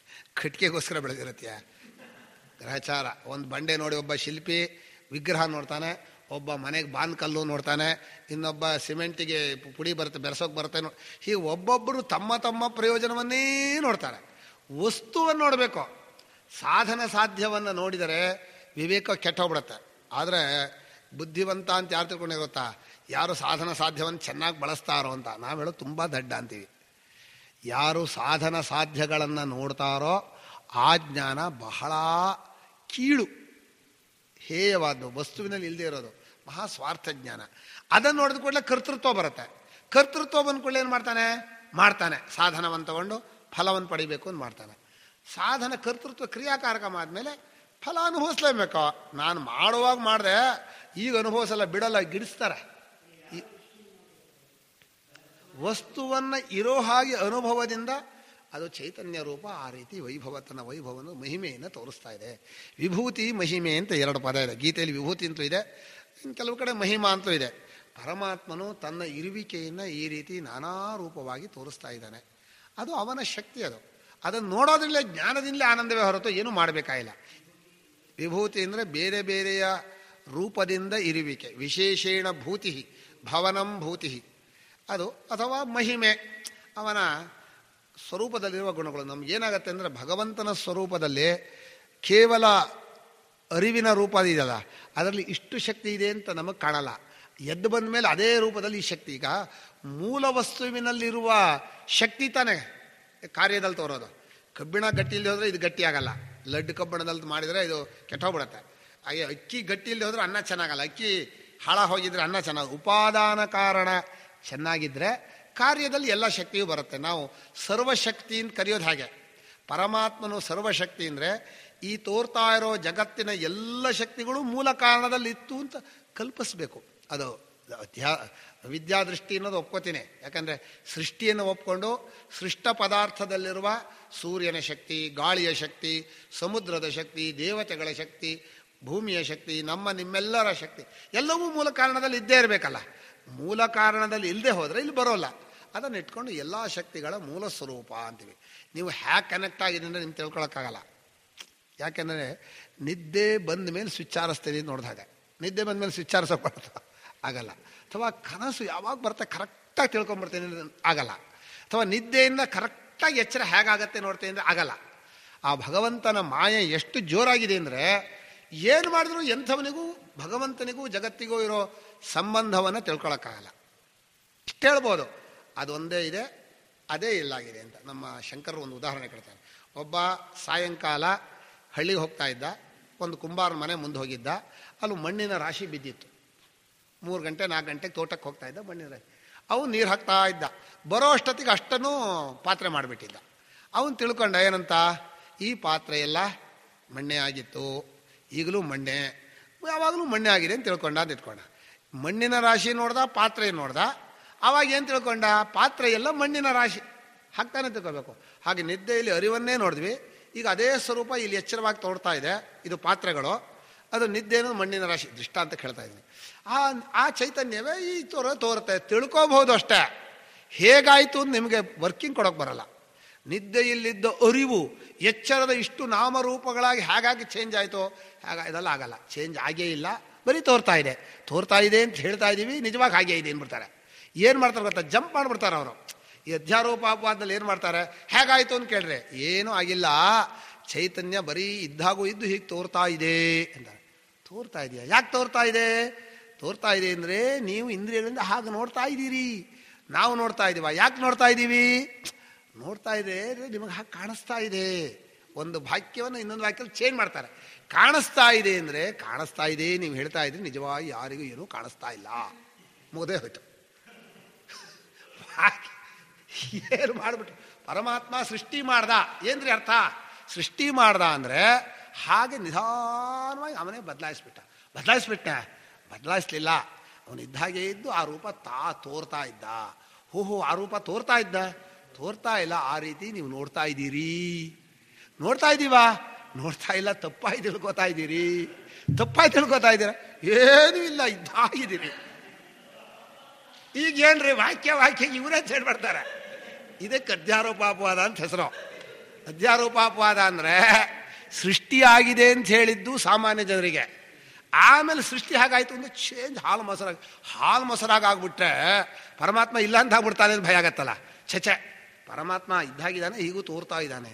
ಅವನು ಯಾಕೆ ತೋರ್ತಾನೆ? ನಮ್ಗೆ ಹೊಯ್ಕೊಳಕ ಯಾಕೆ ತೋರ್ತಾನೆ ಅಂತ ಒಂದು ಪ್ರಶ್ನೆ ಬರುತ್ತೆ. ತೋರ್ತಾ ಇಲ್ಲ ಕಣ್ರಿ, ನೀವು ನೋಡ್ತಾ ಇದ್ದೀರಿ ಅಂದ್ಬಿಟ್ರು. ಅರೆ ನಾವು ಯಾಕೆ ನೋಡ್ಬೇಕು ಹಾಗೆ ಅಂತ. ನೀವು ನೋಡ್ತಾ ಇಲ್ಲ, ನೀವು ತಪ್ಪಾಗಿ ತಿಳ್ಕೊಂಡಿದ್ದೀರಿ. ತಪ್ಪಾಗಿ ತಿಳ್ಕೊಂಡಿದ್ದೀವಾ? ಇಲ್ಲ, ಕಾಣಿಸ್ತಾನೆ ಇಲ್ಲ, ಅದು ಇದ್ದ ಹಾಗೇ ಇದೆ, ಕಾಣಿಸ್ತಾ ಇದೆ ಅಂತ ನಿಮ್ಮನ್ನೂ ತಪ್ಪು ಕಲಿಸಿದ್ದೀವಿ, ಅವನನ್ನೂ ತಪ್ಪು ಕಲಿಸಿದ್ದೀವಿ, ಜಗತ್ತು ಅಂತಲೂ ಇಲ್ಲ, ನೀನು ಅಂತಲೂ ಇಲ್ಲ, ಇರೋದು ಒಂದೇ ಚೈತನ್ಯ, ಈಗಲೂ ಆಗಲೂ ಯಾವಾಗಲೂ. ಮುಗದೆ ಹೋಯ್ತು, ಇನ್ನು ಮುಂದೆ ಪ್ರಶ್ನೆನೇ ಇಲ್ಲ. ಏನು ಮಾಡಿಬಿಟ್ರು? ಸೃಷ್ಟಿನೇ ಆಗಿಲ್ಲ ಅಂದ್ಬಿಟ್ರು. ಏನಾದರೂ ಪ್ರಶ್ನೆ ಮಾಡಿದ್ರೆ ಸೃಷ್ಟಿ ಯಾಕಾಯ್ತೋ, ಯಾರಕ್ಕೋಸ್ಕರ ಆಯಿತು, ಹಾಗಾಯಿತು ಹೀಗಾಯಿತು ಅಂತ ಹೇಳ್ತಾ ಇದ್ದಾರೆ. ಆಗಿಲ್ಲ, ಇದ್ದಾಗಿದೆ, ಯಾವಾಗಲೂ ಒಂದೇ ರೂಪದಲ್ಲಿದೆ, ಹಿಂದೂ ಈಗ ಮುಂದೆ ಎಲ್ಲ ಹಿಂದೆ ಮುಂದೆ ಅಂತ ಹೇಳೋ ಕಾಲವೂ ಇಲ್ಲ, ಅಲ್ಲಿ ಏನೇನೂ ಇಲ್ಲ, ಪರಮಾತ್ಮ ಅದ್ವಿತೀಯನಾಗಿದ್ದಾನೆ. ಅಷ್ಟು ತಿಳುವಳಿಕೆ ಆದರೆ ಈ ಪ್ರಶ್ನೆಗೆ ಉತ್ತರ ಇಲ್ಲ. ತಿಳುವಳಿಕೆ ಆಗೋವರೆಗೂ ಮತ್ತೆ ಯಥಾ ಪ್ರಕಾರ ಮೊದಲೆಯಿಂದ ಬರ್ರಿ ಈ ಬರೆಸೋ ಹಾಗೆ ಒಂದೇನ ಕರ್ಮಯೋಗ ಮಾಡಬೇಕು ಶುರು ಮಾಡ್ತಾರೆ. ಶಾಸ್ತ್ರ ಹೇಳಿರೋ ನಿಮ್ಮ ಕರ್ತವ್ಯವನ್ನು ನೀವು ಈಶ್ವರಾರ್ಪಣ ಬುದ್ಧಿಯ ಸಮದುಃಖರಾಗಿ ಭಗವಂತನ ಅರ್ಚನೆ ಅಂತ ಹೇಳ್ತಾ ಯಾವ ಕರ್ತೃತ್ವ ಬುದ್ಧಿ ಇಟ್ಕೊಳ್ಳದೆ ಭಗವಂತ ನಿನಗೆ ಅರ್ಪಿತವಾಯಿತು ಅಂತ ಕರ್ತವ್ಯವನ್ನು ಮಾಡಬೇಕು. ಏನಾಗತ್ತೆ? ಚಿತ್ತಶುದ್ಧಿ ಬರುತ್ತೆ. ಏನ್ರಿ ಚಿತ್ತಶುದ್ಧಿ ಅಂದರೆ ವಾಕ್ಯಾರ್ಥವನ್ನು ತಿಳ್ಕೊಳ್ಳೋ ಕೆಪಾಸಿಟಿ, ಅದರಲ್ಲಿ ಆಸಕ್ತಿ, ಅದರಲ್ಲಿ ಏಕಾಗ್ರತೆ ಬರುತ್ತೆ. ಯಾವತ್ತು ಬರುತ್ತೆ? ನಮ್ಮಲ್ಲಿ ಕೇಳ್ತಾ ಇದ್ದೀವಿ, ಈ ಸಂಧ್ಯಾದಿಗಳನ್ನು ಮಾಡಿದರೆ ಚಿತ್ತಶುದ್ಧಿ ಆಗುತ್ತೆ ಅಂತ. ನಮ್ಮಲ್ಲಿ 50-60 ವರ್ಷದಿಂದ ಹೊಳೆಕಟ್ಟೆ ಮೇಲೆ ಸಂಧ್ಯಾನೆ ಮಾಡ್ತಾರೆ. ಒಬ್ರಿಗೂ ಚಿತ್ತಶುದ್ಧಿ ಇಲ್ವಲ್ಲ. ಸಂಧ್ಯಾನೆ ಮಾಡ್ತಾರೆ ಅಂದರೆ ಹೊಳೆಕಟ್ಟೆ ಮೇಲೆ ಮಾತಾಡ್ತಾ ಇರ್ತಾರೆ. ಎಷ್ಟು ವರ್ಷ ಮಾತಾಡಿದ್ರೆ ಚಿತ್ತಶುದ್ಧಿ ಆಗತ್ತೆ? ಚಿತ್ತಶುದ್ಧಿ ಆಗಲ್ಲ ಅಂತ ಅಲ್ಲ, ಅಲ್ಲಿ ಎಲ್ಲ ಒಟ್ಟಿಗೆ ಸೇರ್ಕೊಂಡು ಊರು ಮಾತು, ಅವ್ರ ಮನೇಲಿ ಏನಾಯಿತು, ಇವ್ರ ಮನೇಲಿ ಏನಾಯಿತು, ಒಟ್ಟು ಒಂದು ಕೂಟ. ಮನುಷ್ಯನಿಗೆ ಪ್ರಪಂಚದ ವಿಷಯ ಬಹಳ ಸುಲಭ, ಈ ವಿಷಯ ಕಷ್ಟ. ಆದ್ದರಿಂದ ಚಿತ್ತಶುದ್ಧಿ ಆಗಿ ಮುಂದೆ ಭಕ್ತಿಯನ್ನು ಮಾಡಿ, ಭಕ್ತಿಯಿಂದ ಪರಮಾತ್ಮನೇ ಬೇಕು ಅಂತ ಗೊತ್ತಾದ ಮೇಲೆ ನಿಧಾನವಾಗಿ ವೈರಾಗ್ಯವನ್ನು, ಅಂದರೆ ಪ್ರಪಂಚ ಬೇಡಪ್ಪ ಪರಮಾತ್ಮನೇ ಬೇಕು ಅನ್ನುವಂಥ ವೈರಾಗ್ಯವನ್ನು ಸಂಪಾದನೆ ಮಾಡಿಕೊಂಡು, ವೈರಾಗ್ಯ ಬಂದ ಮೇಲೆ ಧ್ಯಾನಾದಿಗಳಿಂದ ವಾಕ್ಯಾರ್ಥ ಜ್ಞಾನ ಮಾಡಿಕೊಂಡು ಅಂತೂ ಮುಕ್ತನಾದೆ ಅಂದರೆ ಏನೋ ಸ್ವತಂತ್ರನಾದೆ, ನನ್ನ ಆನಂದಕ್ಕೆ ಜಗತ್ತಿನಲ್ಲಿ ಏನೂ ಬೇಕಾಗಿಲ್ಲ. ನಿಮಗೇನು ಬೇಕೋ? ಏನೂ ಬೇಕಾಗಿಲ್ಲ. ಯಾಕೋ ಇವ್ನಿಗೆ ಏನೂ ಬೇಕಾಗಿಲ್ಲ, ಕಲ್ಲು ಕಾಣುತ್ತೆ ಅಂತಾರೆ. ಏನೂ ಬೇಕಾಗಿಲ್ಲ ಅಂದರೆ ಜ್ಞಾನವೇ ಆನಂದವನ್ನು ಕೊಡ್ತಾ ಇದೆ. ಏನು ಕಾಣಿಸಿದ್ರು ಭಗವಂತನೇ ಆದಮೇಲೆ, ಜ್ಞಾನ ಆನಂದ ಕೊಟ್ಟ ಮೇಲೆ ಇನ್ನೇನು ಬೇಕೋ? ಆನಂದ. ಜ್ಞಾನಕ್ಕೆ ಏನಾದರೂ ಕಷ್ಟಪಡಬೇಕಂದ್ರೆ, ಅರಿವಿನ ಜ್ಞಾನಕ್ಕೆ, ಕೇವಲ ಸಾಕ್ಷಿ ಅರಿವಿನ ಜ್ಞಾನಕ್ಕೆ ನಡುವೆ ಇದೇ ತಡೆನೇ ಇಲ್ಲ. ಇಂದ್ರಿಯ ಜ್ಞಾನ ಆದರೂ ನೋಡಬೇಕು, ಓದಬೇಕು, ಕೇಳಬೇಕು, ಅದೆಲ್ಲ ಆಯಾಸ ಇದೆ. ಅದು ತಾನೇ ಆಗ್ತಾ ಇದೆ. ಆ ಜ್ಞಾನ ತನ್ನ ಸ್ವರೂಪದಲ್ಲಿ ತಾನೇ ಆತ್ಮನ ನೋಡ್ತಾ, ಆತ್ಮಕ್ರೀಡ ಆತ್ಮರತಿ ಆತ್ಮಮಿಥುನ ಸ ಸಮ್ರಾಟ್ ಭವತಿ. ಆ ಸಮ್ರಾಟ್ ಅನ್ನುವಾಗ ಎಂಥ ಮಾತು ಹೇಳಿದ್ದಾರೆ. ಸ ಭಗವಃ ಕಸ್ಮಿನ್ ಪ್ರತಿಷ್ಠಿತ ಸ್ವೇ ಮಹಿಮ್ನಿ ಅಥವಾ ನ ಮಹಿಮ್ನಿ ಅಂದರು ಅವರು ನಾರದರು ಸನತ್ ಕುಮಾರ್ ಹೇಳುವಾಗ. ಆ ಜ್ಞಾನಿ ಎಲ್ಲಿರ್ತಾನೆ ಅಂದರೆ ಅವನು ತನ್ನದೇ ಆದ ಸ್ವರೂಪದಲ್ಲಿರ್ತಾನೆ, ತನ್ನ ಮಹಿಮೆಯಲ್ಲಿ ಇರ್ತಾನೆ. ಅಥವಾ ಏನು ಮಹಿಮೆ ಅಂತ ಹೇಳೋದು ಏನೂ ಇಲ್ಲ, ತಾನೇ ತಾನಾಗಿರ್ತಾನೆ. ತಾನೇ ತಾನಾಗಿ ಈ ಜಡಭರತನ ಕಥೆಯನ್ನು ಕೇಳ್ತೀವಲ್ಲ, ಹಾಗೆ ಆನಂದವಾಗಿರ್ತಾನೆ. ಹೀಗೆ ತಮೇತಂ ಆತ್ಮಾನಾತ್ಮನೋರಧ್ಯಾಸಂ ಪುರಸ್ಕೃತ್ಯ ಅಂದರು. ಈ ಪುರಸ್ಕೃತ್ಯ ಅನ್ನೋ ಪದ ಇದೆಯಲ್ಲ, ಈ ಪದ ಲೋಕದಲ್ಲಿ ಪುರಸ್ಕಾರ ಅಂದ್ರೇನೋ ಗೌರವ ಕೊಡೋದು ಅಂತ. ಇಲ್ಲಿ ಗೌರವ ಕೊಡೋದಲ್ಲ, ಮುಂದೊಡ್ಡಿ ಅಂತ. ತಪ್ಪು ತಿಳುವಳಿಕೆಯನ್ನು ಮೊದಲು ತಗೊಂಡು ಇಂದ್ರಿಯಗಳಿಗೆ ಕೆಲಸ ಮಾಡುತ್ತೆ. ದೇಹವನ್ನು ನಾನೊಂದು ಮಾಡ್ಕೊಂಡು ಇಂದ್ರಿಯಗಳನ್ನು ನಾನೊಂದು ಮಾಡ್ಕೊಂಡ್ಮೇಲೆ ಶುರು ಮಾಡುತ್ತೆ ಕೆಲಸ ಮಾಡೋಕ್ಕೆ. ಬೆಳಗ್ಗೆ ಎದ್ದು ಕೂಡಲೇ, ಎಚ್ಚರ ಆದ ಕೂಡಲೇ ನಾನು ಕೂತಿದ್ದೀನಿ, ಕರಾಗ್ರೇ ವಸತೆ ಲಕ್ಷ್ಮಿ ಹೇಳಬೇಕು, ಅದೆಲ್ಲ ಇನ್ನು ತಪ್ಪು ತಿಳುವಳಿಕೆ ಕೆಲಸ. ಅಂದರೆ ಇವುಗಳೆಲ್ಲ ನಾನೊಂದು ಮಾಡ್ಕೊಂಡು ಶುರು ಮಾಡಿದ್ದು ಅಂತ. ತಪ್ಪು ತಿಳುವಳಿಕೆ ಕೆಲಸ ಅಂದರೆ ನೀವು ತಪ್ಪಾದ ಕೆಲಸ ಅಲ್ಲ, ತಪ್ಪು ತಿಳುವಳಿಕೆ ಬಂದ ಮೇಲೆ ಮಾಡುವ ಕೆಲಸ ಅಂತ ಅರ್ಥ. ಅದನ್ನು ಪುರಸ್ಕೃತ್ಯ ಅಂತ ಬರೆದ್ರು. ಈ ಪುರಸ್ಕೃತ್ಯ ಅಂತ ಬರೆದಿರೋ ಈ ವಾಕ್ಯವನ್ನು ಹ್ಯಾಕೆ ತಿರುಚಬಹುದು ಅಂತ ಹೇಳ್ತೀನಿ ನೋಡ್ರಿ. ಭಾಳ ಒಬ್ಬರು ಮಾಡಿದ್ದಾರೆ. ಇವರು ಏನು ಮಾಡಿದ್ದಾರೆ? ಕಥಂ ಪುನಃ ಅವಿದ್ಯಾವದ್ ವಿಷಯಾಣಿ ಪ್ರತ್ಯಕ್ಷಾದೀನಿ ಪ್ರಮಾಣಾನಿ ಶಾಸ್ತ್ರಾಣಿ ಚ ಇತಿ ಅಂತ ಪ್ರಶ್ನೆ. ಅವಿದ್ಯಾವದ್ ವಿಷಯಾಣಿ, ಅವಿದ್ಯಾವಾನ್ ಅಂದರೆ ಅವಿದ್ಯಾವಂತ. ಲೋಕದಲ್ಲಿ ಅವಿದ್ಯಾವಂತರು ಅಂದರೆ ದಡ್ರು ಅಂತ. ಇವ್ರು ಹೇಳೋ ವಿದ್ಯಾವಂತರು ಅಂದರೆ ಎಲ್ಲರೂ ಈ ಅನಾತ್ಮರ ಅನ್ಯೋನ್ಯಾಧ್ಯಾಸವಿರೋರು ಅಷ್ಟೂ ಜನ ಅವಿದ್ಯಾವಂತರು. ಯಾರೋ ತುಂಬ ಶಾಸ್ತ್ರಿಗಳು ವಿದ್ಯಾವಂತರು, ಇನ್ನೂ ತುಂಬ ಅವಿದ್ಯಾವಂತರು. ತರ್ಕಶಾಸ್ತ್ರಿಗಳು ವಿದ್ಯಾವಂತರು, ವ್ಯಾಕರಣಶಾಸ್ತ್ರಿಗಳು ವಿದ್ಯಾವಂತರು, ಜ್ಯೋತಿಷಿಗಳು ಬರೀ ಸುಳ್ಳು ಹೇಳೋರು. ಯಾಕಂದರೆ ಇಲ್ಲೇ ಇರೋದು ಹೇಳ್ತಾರೆ. ಎಲ್ಲ ಅನೃತವನ್ನು ಹೇಳೋರು, ಸುಳ್ಳು ಹೇಳೋರು ಅವಿದ್ಯಾವಂತರು. ಅವಿದ್ಯಾವಂತು ಅಂದರೆ ದೇಹೇಂದ್ರಿಯಾದಿಗಳಲ್ಲಿ ತಪ್ಪಾಗಿ ನಾನು ಅಂತ ತಿಳ್ಕೊಂಡವರೆಲ್ಲರೂ ವಿದ್ಯಾವಂತರು. ಇವರನ್ನು ಇಟ್ಕೊಂಡು ಈ ಪ್ರತ್ಯಕ್ಷಾದಿ ಪ್ರಮಾಣಗಳು, ಶಾಸ್ತ್ರಗಳು ಹೊರಟಿವೆ ಅಂತ ಹೇಳಿದರು. ಈ ವಾಕ್ಯವನ್ನು ಒಬ್ಬರು ಹೇಳಿದರು, ಅದು ವಿದ್ಯಾ ವಿದಿಷಯ ಅನ್ನೋದು ಹೇಗೆ ಅಂತ ಪ್ರಶ್ನೆ. ಏನ್ರಿ ಪ್ರತ್ಯಕ್ಷ ಪ್ರಮಾಣ, ಶಾಸ್ತ್ರ ಪ್ರಮಾಣ ಇದೆಲ್ಲ ಅವಿದ್ಯಾವಂತರ ವಿಷಯ ಅಂದರೆ ಹೇಗಾಯಿತು ಅಂತ ಶಂಕರಾಚಾರ್ಯ ಕೇಳಿದ್ದಾರೆ. ಇನ್ನೊಬ್ರು ಏನು ಮಾಡಿದ್ರು, ಹಾಗಲ್ಲ ಪ್ರಶ್ನೆ. ಪ್ರತ್ಯಕ್ಷಾದಿ ಪ್ರಮಾಣಗಳು ಅವಿದ್ಯಾ ವಿಷಯವಾದರೂ ಹೇಗೆ ಪ್ರಮಾಣ ಆಗತ್ತೆ ಗೊತ್ತಾ ಅಂತ ವಾಕ್ಯವನ್ನು ಸಂಸ್ಕೃತ ವಾಕ್ಯ ನೋಡಿ. ಅವಿದ್ಯಾವಂತರ ಪ್ರತ್ಯಕ್ಷಾದಿಗಳು ಹೇಗೆ ಪ್ರಮಾಣ ಆಗತ್ತೆ ಅಂತಂದರೆ, ಶಂಕರಾಚಾರ್ಯರು ಪ್ರತ್ಯಕ್ಷಾದಿಗಳು ಪ್ರಮಾಣ ತಪ್ಕೋತಾರ. ವಾಕ್ಯವನ್ನು ತಿರುಚಿಬಿಟ್ರು. ಕಥಂ ಪುನಃ ಅವಿದ್ಯಾವದ್ ವಿಷಯಾಣಿ ಪ್ರತ್ಯಕ್ಷಾದೀನಿ ಪ್ರಮಾಣಾನಿ ಶಾಸ್ತ್ರಾಣಿ ಚ ಅಂತ ವಾಕ್ಯ ಇದೆ. ಸಬ್ಜೆಕ್ಟ್ ಪ್ರೆಡಿಕೇಟ್ ಮಾಡಬೇಕು. ಸಬ್ಜೆಕ್ಟ್ ಪ್ರೆಡಿಕೇಟ್ ಅಂದರೆ ಉದ್ದೇಶ ವಿಧೇಯ ವಿಭಾಗ ಮಾಡಬೇಕು. ಹೇಗೆ ಉದ್ದೇಶ ವಿಧೇಯವಾಗಬೇಕು? ಹೀಗೆ ಮಾಡಬೇಕು. ಪ್ರತ್ಯಕ್ಷಾದೀನಿ ಪ್ರಮಾಣಾನಿ ಶಾಸ್ತ್ರಾಣಿ ಚ ಕಥಂ ಪುನಃ ಅವಿದ್ಯಾವದ್ ವಿಷಯಾಣಿ. ಏನು ಸ್ವಾಮಿ, ಪ್ರತ್ಯಕ್ಷ ಪ್ರಮಾಣ ಅಂದರೆ ಎಷ್ಟು ದೊಡ್ಡದು, ಶಾಸ್ತ್ರಗಳು ಅಂದರೆ ಎಷ್ಟು ದೊಡ್ಡದು, ಅದು ವಿದ್ಯಾವಂತರಿಗೆ ತಾವು ಪ್ರಯೋಗಿಸೋದು, ಅವಿದ್ಯಾವಂತರು ಉಪಯೋಗಿಸ್ತಾ ಇರೋದು ಅಂತ ಹೇಳಿಬಿಟ್ರಲ್ಲ, ಅವಿದ್ಯಾವಂತರು ಉಪಯೋಗಿಸ್ತಾರಾ ಅಂತ ಪ್ರಶ್ನೆ. ಉತ್ತರ ಏನೋ ಹೌದು ಅಂದ್ಬಿಟ್ರು ಅವರು. ಅವಿದ್ಯಾವಂತರು ಉಪಯೋಗಿಸ್ತಾರಾ ಅಂದರೆ ದೇಹಾದಿಗಳನ್ನು ನಾನು ಮಾಡ್ಕೊಂಡು ಬರ್ತಾನೆ. ಏನ್ರಿ, ಶಾಸ್ತ್ರಿಗಳು ಕಿವಿ ಕೇಳ್ತಾರೆ, ಅವರು ಶಾಸ್ತ್ರಿಗಳು ಕಿವಿ ನಾನು ಮಾಡ್ಕೊಂಡು ಕೇಳಬೇಕಾ ಅಂದರೆ ಶಾಸ್ತ್ರಿಗಳಾದರೂ ಕೇಳಬೇಕು, ಶಾಸ್ತ್ರಿಗಳು ಕಣ್ಣನ್ನು ನಾನು ಮಾಡ್ಕೊಳ್ಳೇಬೇಕು, ಇದ್ರೆ ಕಣ್ಣು ಕಾಣಲ್ಲ. ಮನಸ್ಸನ್ನು ಕಿವಿಯಿಂದ ಕಣ್ಣಿಂದ ತೆಗೆದುಬಿಟ್ರೆ ಕಣ್ಣು ಕಾಣಲ್ಲ, ಕಿವಿನೇ ಕೇಳಲ್ಲ. ನಾನು ಅಂತ ಮಾಡ್ಕೊಳ್ಳದೆ ಮುಂದೆ ಯಾವ ಇಂದ್ರಿಯಗಳು ಕೆಲಸ ಮಾಡಲ್ಲ. ನಾನು ಅಂತ ಮಾಡ್ಕೊಳ್ಳೋದೇ ಅವಿದ್ಯಾ. ಆದ್ದರಿಂದ ಎಲ್ಲ ಪ್ರತ್ಯಕ್ಷಾದಿ ಪ್ರಮಾಣಗಳು, ಶಾಸ್ತ್ರಗಳು ಅವಿದ್ಯಾವದ್ ವಿಷಯಗಳೇ ಅಂತ ಪ್ರತಿಜ್ಞಾವಾಕ್ಯ. ಅದ್ಯಾಗ್ರಿ ಅಂತ ಪ್ರಶ್ನೆ. ಇನ್ನೊಬ್ಬರು ಹೇಗೆ ತಿರುಚಿದ್ರು ಗೊತ್ತಾ? ಅವಿದ್ಯಾವಂತರ ವಿಷಯವಾದ ಪ್ರತ್ಯಕ್ಷಾದಿಗಳು ಕಥಂ ಪ್ರಮಾಣಾನಿ, ಹೇಗೆ ಪ್ರಮಾಣ ಆಗತ್ತೆ ಅಂತಂದರೆ ಇದು ನೋಡ್ರಿ, ಇದು ಡೈವರ್ಷನ್. ಈಗ ಕೆಲವ್ರು ಏನು ಮಾಡ್ತಾರೆ ಅಂದರೆ ವಾದ ಮಾಡೋಕ್ಕೆ ವಿಷಯವನ್ನು ವಿಷಯಾಂತರ ಕೇಳ್ಕೊಂಬಿಡೋದು. ಬೇರೆ ಕಡೆ ಎಳ್ಕೊಂಡು ಹೋದರು, ಬೇರೆ ಕಡೆ ಎಳ್ಕೊಂಡು ಕೂಡಲೇ ಹೇಗೆ ಪ್ರಮಾಣ ಆಗತ್ತೆ ಅಂದರೆ ಅದು ಹೀಗೆ ಪ್ರಮಾಣ ಆಗತ್ತೆ. ಹೇಗೂ ಪ್ರಮಾಣ ಆಗಲ್ಲ. ಪ್ರತ್ಯಕ್ಷಾದಿ ಪ್ರಮಾಣಗಳನ್ನು ವೇದಾಂತ ಶಾಸ್ತ್ರಗಳು ಒಪ್ಕೊಂಡೇ ಇಲ್ಲ. ಅದಕ್ಕೆ ನಮ್ಮ ಗುರುಗಳು ವೇದಾಂತ ಪರಿಭಾಷಾ ಆಮೇಲೆ ವೇದಾಂತ ಸಾರ ಅಂತ 2 ಗ್ರಂಥ ಇದೆಯಲ್ಲ, ಅದನ್ನು ನೋಡಿ ಅದು ಎರಡರಲ್ಲೂ ತರ್ಕಶಾಸ್ತ್ರದ ಸಂಬಂಧ ಇದೆ. ನಿಷ್ಪ್ರಯೋಜನ ಅಂತ ನಾನು ಹೇಳಲ್ಲ, ಆದರೆ ತರ್ಕಶಾಸ್ತ್ರದ ಜಾಡಲ್ಲಿ ಹೋಗಿರೋದು, ನಮ್ಮ ಶಂಕರರ ಅಧ್ಯಾರೋಪಾಪವಾದ ಕ್ರಮದಲ್ಲಿ ಹೋಗಿಲ್ಲ ಅದು. ಅದಕ್ಕೇನು ಮಾಡಿದ್ರು ಗುರುಗಳು, ಇದು ಯಾಕೋ ನಮ್ಮನ್ನು ದಾರಿ ತಪ್ಪಿಸತ್ತೆ ಅಂಥೇಳಿ ವಿಶುದ್ಧ ವೇದಾಂತ ಸಾರ, ವಿಶುದ್ಧ ವೇದಾಂತ ಪರಿಭಾಷಾ ಅಂತ 2 ಚಿಕ್ಕ ಚಿಕ್ಕ ಗ್ರಂಥ ಬರೆದ್ರು. ಭಾಳ ಸಣ್ಣದು, ಬಾಲಬೋಧನೆ ಎನ್ನುವ ಹಾಗೆ ಬರೆದಿದ್ದಾರೆ. ಆದರೆ ನಮ್ಮ ಗುರುಗಳು ಬರೆದ ಗ್ರಂಥ ಯಾವುದೂ ಅಷ್ಟು ಸುಲಭವಾಗಿ ಜೀರ್ಣ ಆಗಲ್ಲ. ಭಾಳ ಗಡಿಚು ಅಂದ್ರೇನೋ, ಶಂಕರ ಭಾಷ್ಯ ಓದಿದ ಮೇಲೆ ಓದಬೇಕು. ಮೊದಲೇ ಓದೋಕ್ಕೆ ಹೋದರೆ ಇಡೀ ಶಂಕರ ಭಾಷ್ಯದ ವಾಕ್ಯವನ್ನು ಅಲ್ಲಲ್ಲೇ ಪೋಣಿಸ್ಬಿಟ್ಟಿದ್ದಾರೆ. ಹಾಗೆ ಶಂಕರಾಚಾರ್ಯರು ಸೂತ್ರ ವಾಕ್ಯವನ್ನು ವೇದಾಂತ ವಾಕ್ಯದಲ್ಲಿ ಪೂರ್ಣಿಸಿದಾರೋ ಹಾಗೆ ಭಾಷ್ಯ ವಾಕ್ಯವನ್ನೆಲ್ಲ ಅಲ್ಲಲ್ಲಲ್ಲೇ ಸೇರಿಸ್ಬಿಟ್ಟಿದ್ದಾರೆ. ಎಲ್ಲ ಕಡೆಗೂ ಬರೀ ಭಾಷ್ಯ ವಾಕ್ಯಗಳೇ. ಆದರೆ ವಿಶುದ್ಧ ವೇದಾಂತ ಸಾರ, ವಿಶುದ್ಧ ವೇದಾಂತ ಪರಿಭಾಷಾ, ಇನ್ನೊಂದು ಅಧ್ಯಾಸ ಭಾಷ್ಯಾರ್ಥ ವಿಮರ್ಶೆ, ಅದು ಕನ್ನಡ ಗ್ರಂಥ, ಅದು ಓದ್ಬೋದು. ತುಂಬ ಚಿಕ್ಕ ಗ್ರಂಥ. ಆದರೂ ನಿಮ್ಮ ಹತ್ರ ನಾನು ಕೇಳೋದೇನಪ್ಪ ಅಂದರೆ, ಕನ್ನಡ ಗ್ರಂಥವಾದರೂ ಒಬ್ಬರು ಓದಿ ಇನ್ನೊಬ್ಬರು ಎಕ್ಸ್ಪ್ಲೈನ್ ಮಾಡಬೇಕು. ಸುಮ್ಮನೆ ಹೀಗೆ ಇಟ್ಕೊಂಡು ಓದ್ತೀನಿ ಅಂದರೆ 2 ನಿಮಿಷ ಏನು ಮಾಡಿದ್ರು ಓದೋಕ್ಕಾಗಲ್ಲ. ಅದು ಕಥೆ ಅಲ್ಲ. ಆಮೇಲೆ ಬೇರೆ ಥರ ಬೇರೆ ವಿಷಯ ಇಲ್ಲವೇ ಇಲ್ಲ.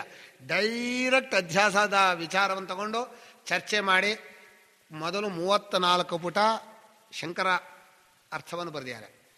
ಆಮೇಲೆ ಒಂದು 25-30 ಪುಟ ಕನ್ನಡದಲ್ಲಿ ಭಾಮತಿ ಪ್ರಸ್ಥಾನ ಹೇಗಿದೆ, ವಿವರಣ ಪ್ರಸ್ಥಾನ ಹೇಗಿದೆ, ಅವ್ರು ಏನು ಹೇಳ್ತಾರೆ, ಶಂಕರಾಚಾರ್ಯಕ್ಕೂ ಇದಕ್ಕೂ ಹೋಲಿಕೆ ಹೇಗೆ ಅಂತ ಬರೆದಿದ್ದಾರೆ, ಕನ್ನಡದಲ್ಲಿ ಬರೆದಿದ್ದಾರೆ. ನನಗೆ 3-4 ಸಲ ಓದಿದೆ ನಾನು. ಅದು ಏನು ಮಾಡಿದ್ರು ಅದು ಭಾಮತಿ ಪ್ರಸ್ಥಾನ ಮತ್ತೆ ಮರ್ತು ಹೋಗುತ್ತೆ, ಇಲ್ಲ ವಿವರಣ ಪ್ರಸ್ಥಾನ ಮತ್ತೆ ಮರ್ತು ಹೋಗುತ್ತೆ, ಮತ್ತೆ ಅದನ್ನು ಓದಬೇಕು. ಮತ್ತೆ ಇದನ್ನು ಎಷ್ಟು ಸಲ ನಾನು ಪುಸ್ತಕ ತಂದಿದ್ದೀನಿ, ಇಟ್ಕೊಂಡಿದ್ದೀನಿ, ಓದಿದ್ರು ಮತ್ತೆ ಮರ್ತು ಹೋಗುತ್ತೆ. ಅದು ನಮ್ಮ ಅನುಭವಕ್ಕೆ ದೂರ ಆದರೆ ಗಟ್ಟಿ ಮಾಡೋಕ್ಕೆ ಬರಲ್ಲ ನಮಗೆ. ಯಾಕೆ ನಂಗೆ ತರ್ಕಶಾಸ್ತ್ರ ಅರ್ಥವಾಗಲಿಲ್ಲ ಅಂದರೆ, ಒಬ್ಬರು ಗಿರಿನಗರ ಅಕ್ಷರಂ ಅಲ್ಲ ಒಬ್ಬರು ಶಾಸ್ತ್ರ ಹೇಳಿದ್ದಾರೆ. ಅವ್ರು ಬಂದಿದ್ರು, ನಮ್ಮೂರಿಗೆ ಬಂದಿರಲಿಲ್ಲ, ಅವ್ರ ಹೆಸರೇನ ಅಲ್ಲ ಬಹಳ ಒಳ್ಳೆಯವರು, ಮಾಧ್ವರು ತರ್ಕಶಾಸ್ತ್ರ ಗಟ್ಟಿಗರು. ಅವರು ತರ್ಕಶಾಸ್ತ್ರವನ್ನೇ ಅಧ್ಯಯನ ಮಾಡಿ ಅವರು ಬಂದರು. ಇಷ್ಟುದ್ದ ತರ್ಕವಾಕ್ಯ ಓದಿದರು.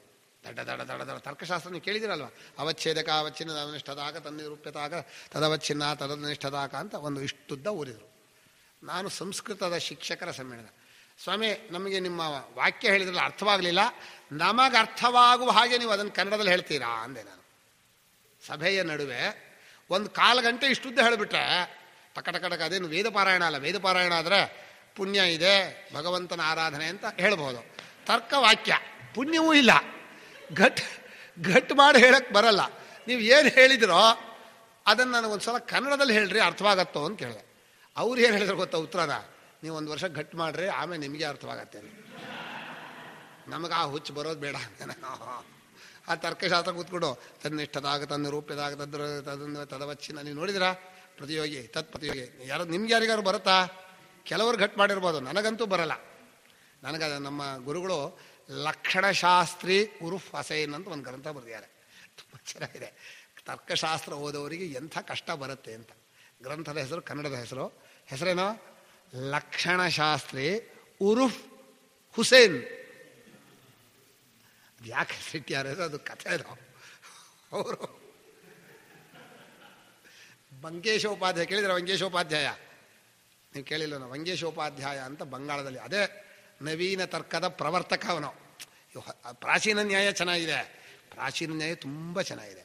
ನಿಮ್ಮ ವಾತ್ಸ್ಯಾಯನ ಭಾಷ್ಯ, ಗೌತಮ ಸೂತ್ರ ಬಹಳ ಚೆನ್ನಾಗಿದೆ.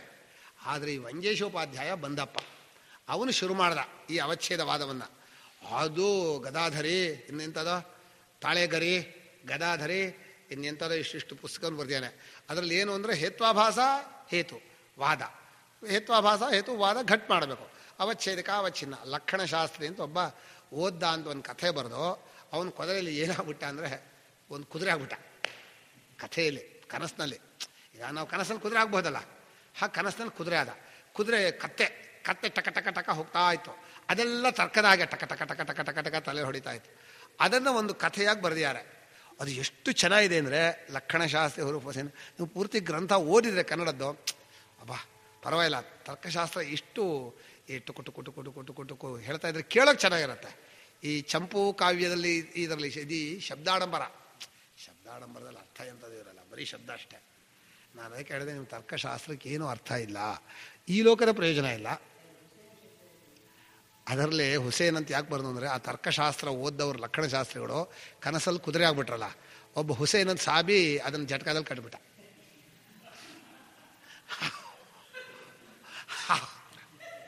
ತುಂಬ ಚೆನ್ನಾಗಿದೆ ಕಥೆ. ನೀವು ಓದಿದರೆ ಆ ಲಕ್ಷಣಶಾಸ್ತ್ರಿ ಕಥೆ ಕೇಳಿದ್ರೆ ಎಂಥ ಅದ್ಭುತ ಕಥೆ ಇದ್ರಪ್ಪ, ಹೀಗಿದೆಯಾ ಕಥೆ ಅನ್ಸುತ್ತೆ.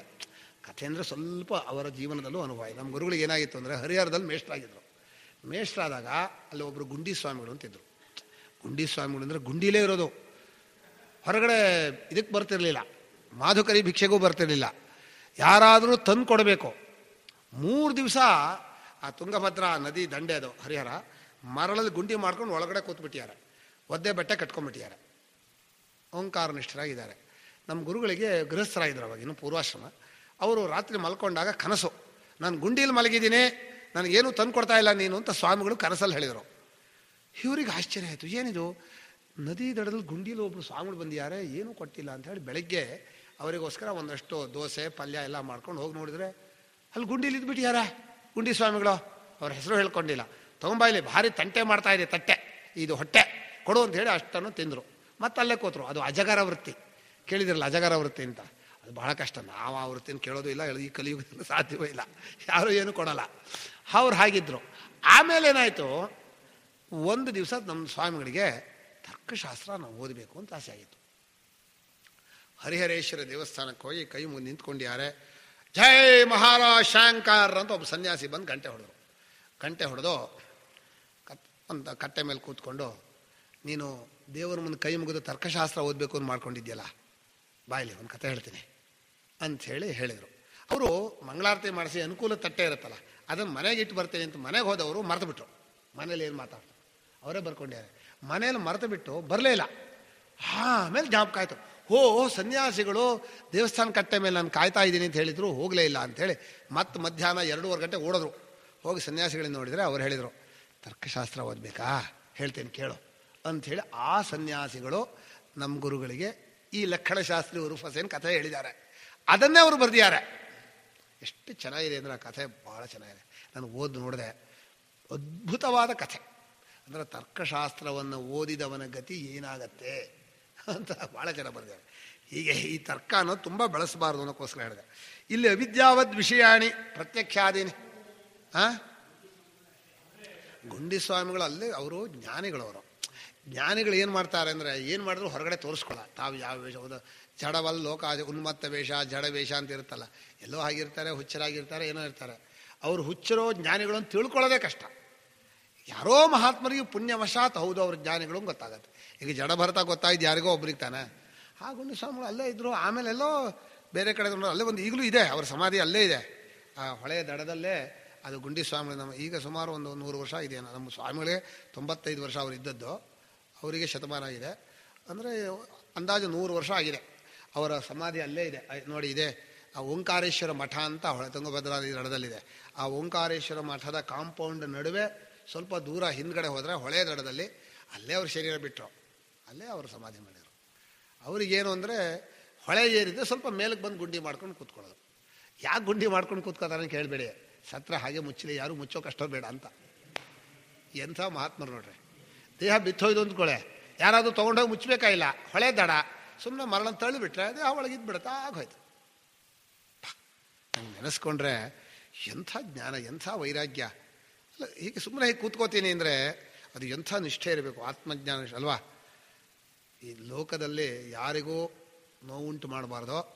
ಈಗ ಕೇಳೋಕೆ ಹೋದ್ರೆ ಒಬ್ಬರ ಮನೆಗೆ ನಾರಾಯಣ, ಅವ್ರು ಕೇಳೋದು ಇಲ್ಲ ಸನ್ಯಾಸಿಗಳು, ನಾರಾಯಣ ನಾರಾಯಣ ಅಂತಾರೆ. ನಾರಾಯಣ ನಾರಾಯಣ ಅಂದರೆ ಅವ್ನು ಏನಿತ್ತೋ ಅದು ಕೊಡ್ತಾನೆ. ಅವರವರ ಯೋಗ್ಯತೆಗೆ ಹಣ್ಣೋ ಹಾಲೋ ಅಥವಾ ಏನೋ ಒಂದು ಬೆಲ್ಲನೋ ಏನೋ ಒಂದು ಕೊಡ್ತಾನೆ. ಅವರು ಕೇಳ್ಕೊತಾರೆ ಹೊರಟು ಹೋಗ್ತಾರೆ. ಅಂಥ ಸನ್ಯಾಸಿಗಳಲ್ಲೂ ಒಂದು ಚೂರು ಹಿಂಸೆ ಆಗ್ಬೋದು. ಯಾಕಂದರೆ ಮನೆಗೆ ಹೋದಾಗ ಚೂರು ಹಿಂಸೆ ಆಗ್ಬೋದು ಅಂಥೇಳಿ ಬೇಡ, ಎಲ್ಲಿಗೂ ಹೋಗೋದು ಬೇಡ ಅಂಥೇಳಿ ಒಂದು ಕಡೆ ಗುಂಡೀಲಿ ಕೂತ್ಕೋತೀನಿ ಅಂದರೆ ಇದು ಏನು ಸನ್ಯಾಸ, ಈ ಜೀವನ ಆಗತ್ತಾ ಇದು? ನನಗಂತೂ ಈ ಸನ್ಯಾಸ ಧರ್ಮ ನೋಡಿದ್ರೆ ಭಯ ಆಗುತ್ತೆ. ಸನ್ಯಾಸ ಮಾಡಬೇಕು ಅಂತ ಆಸೆ ಇದೆ ಜೀವನದಲ್ಲೇ.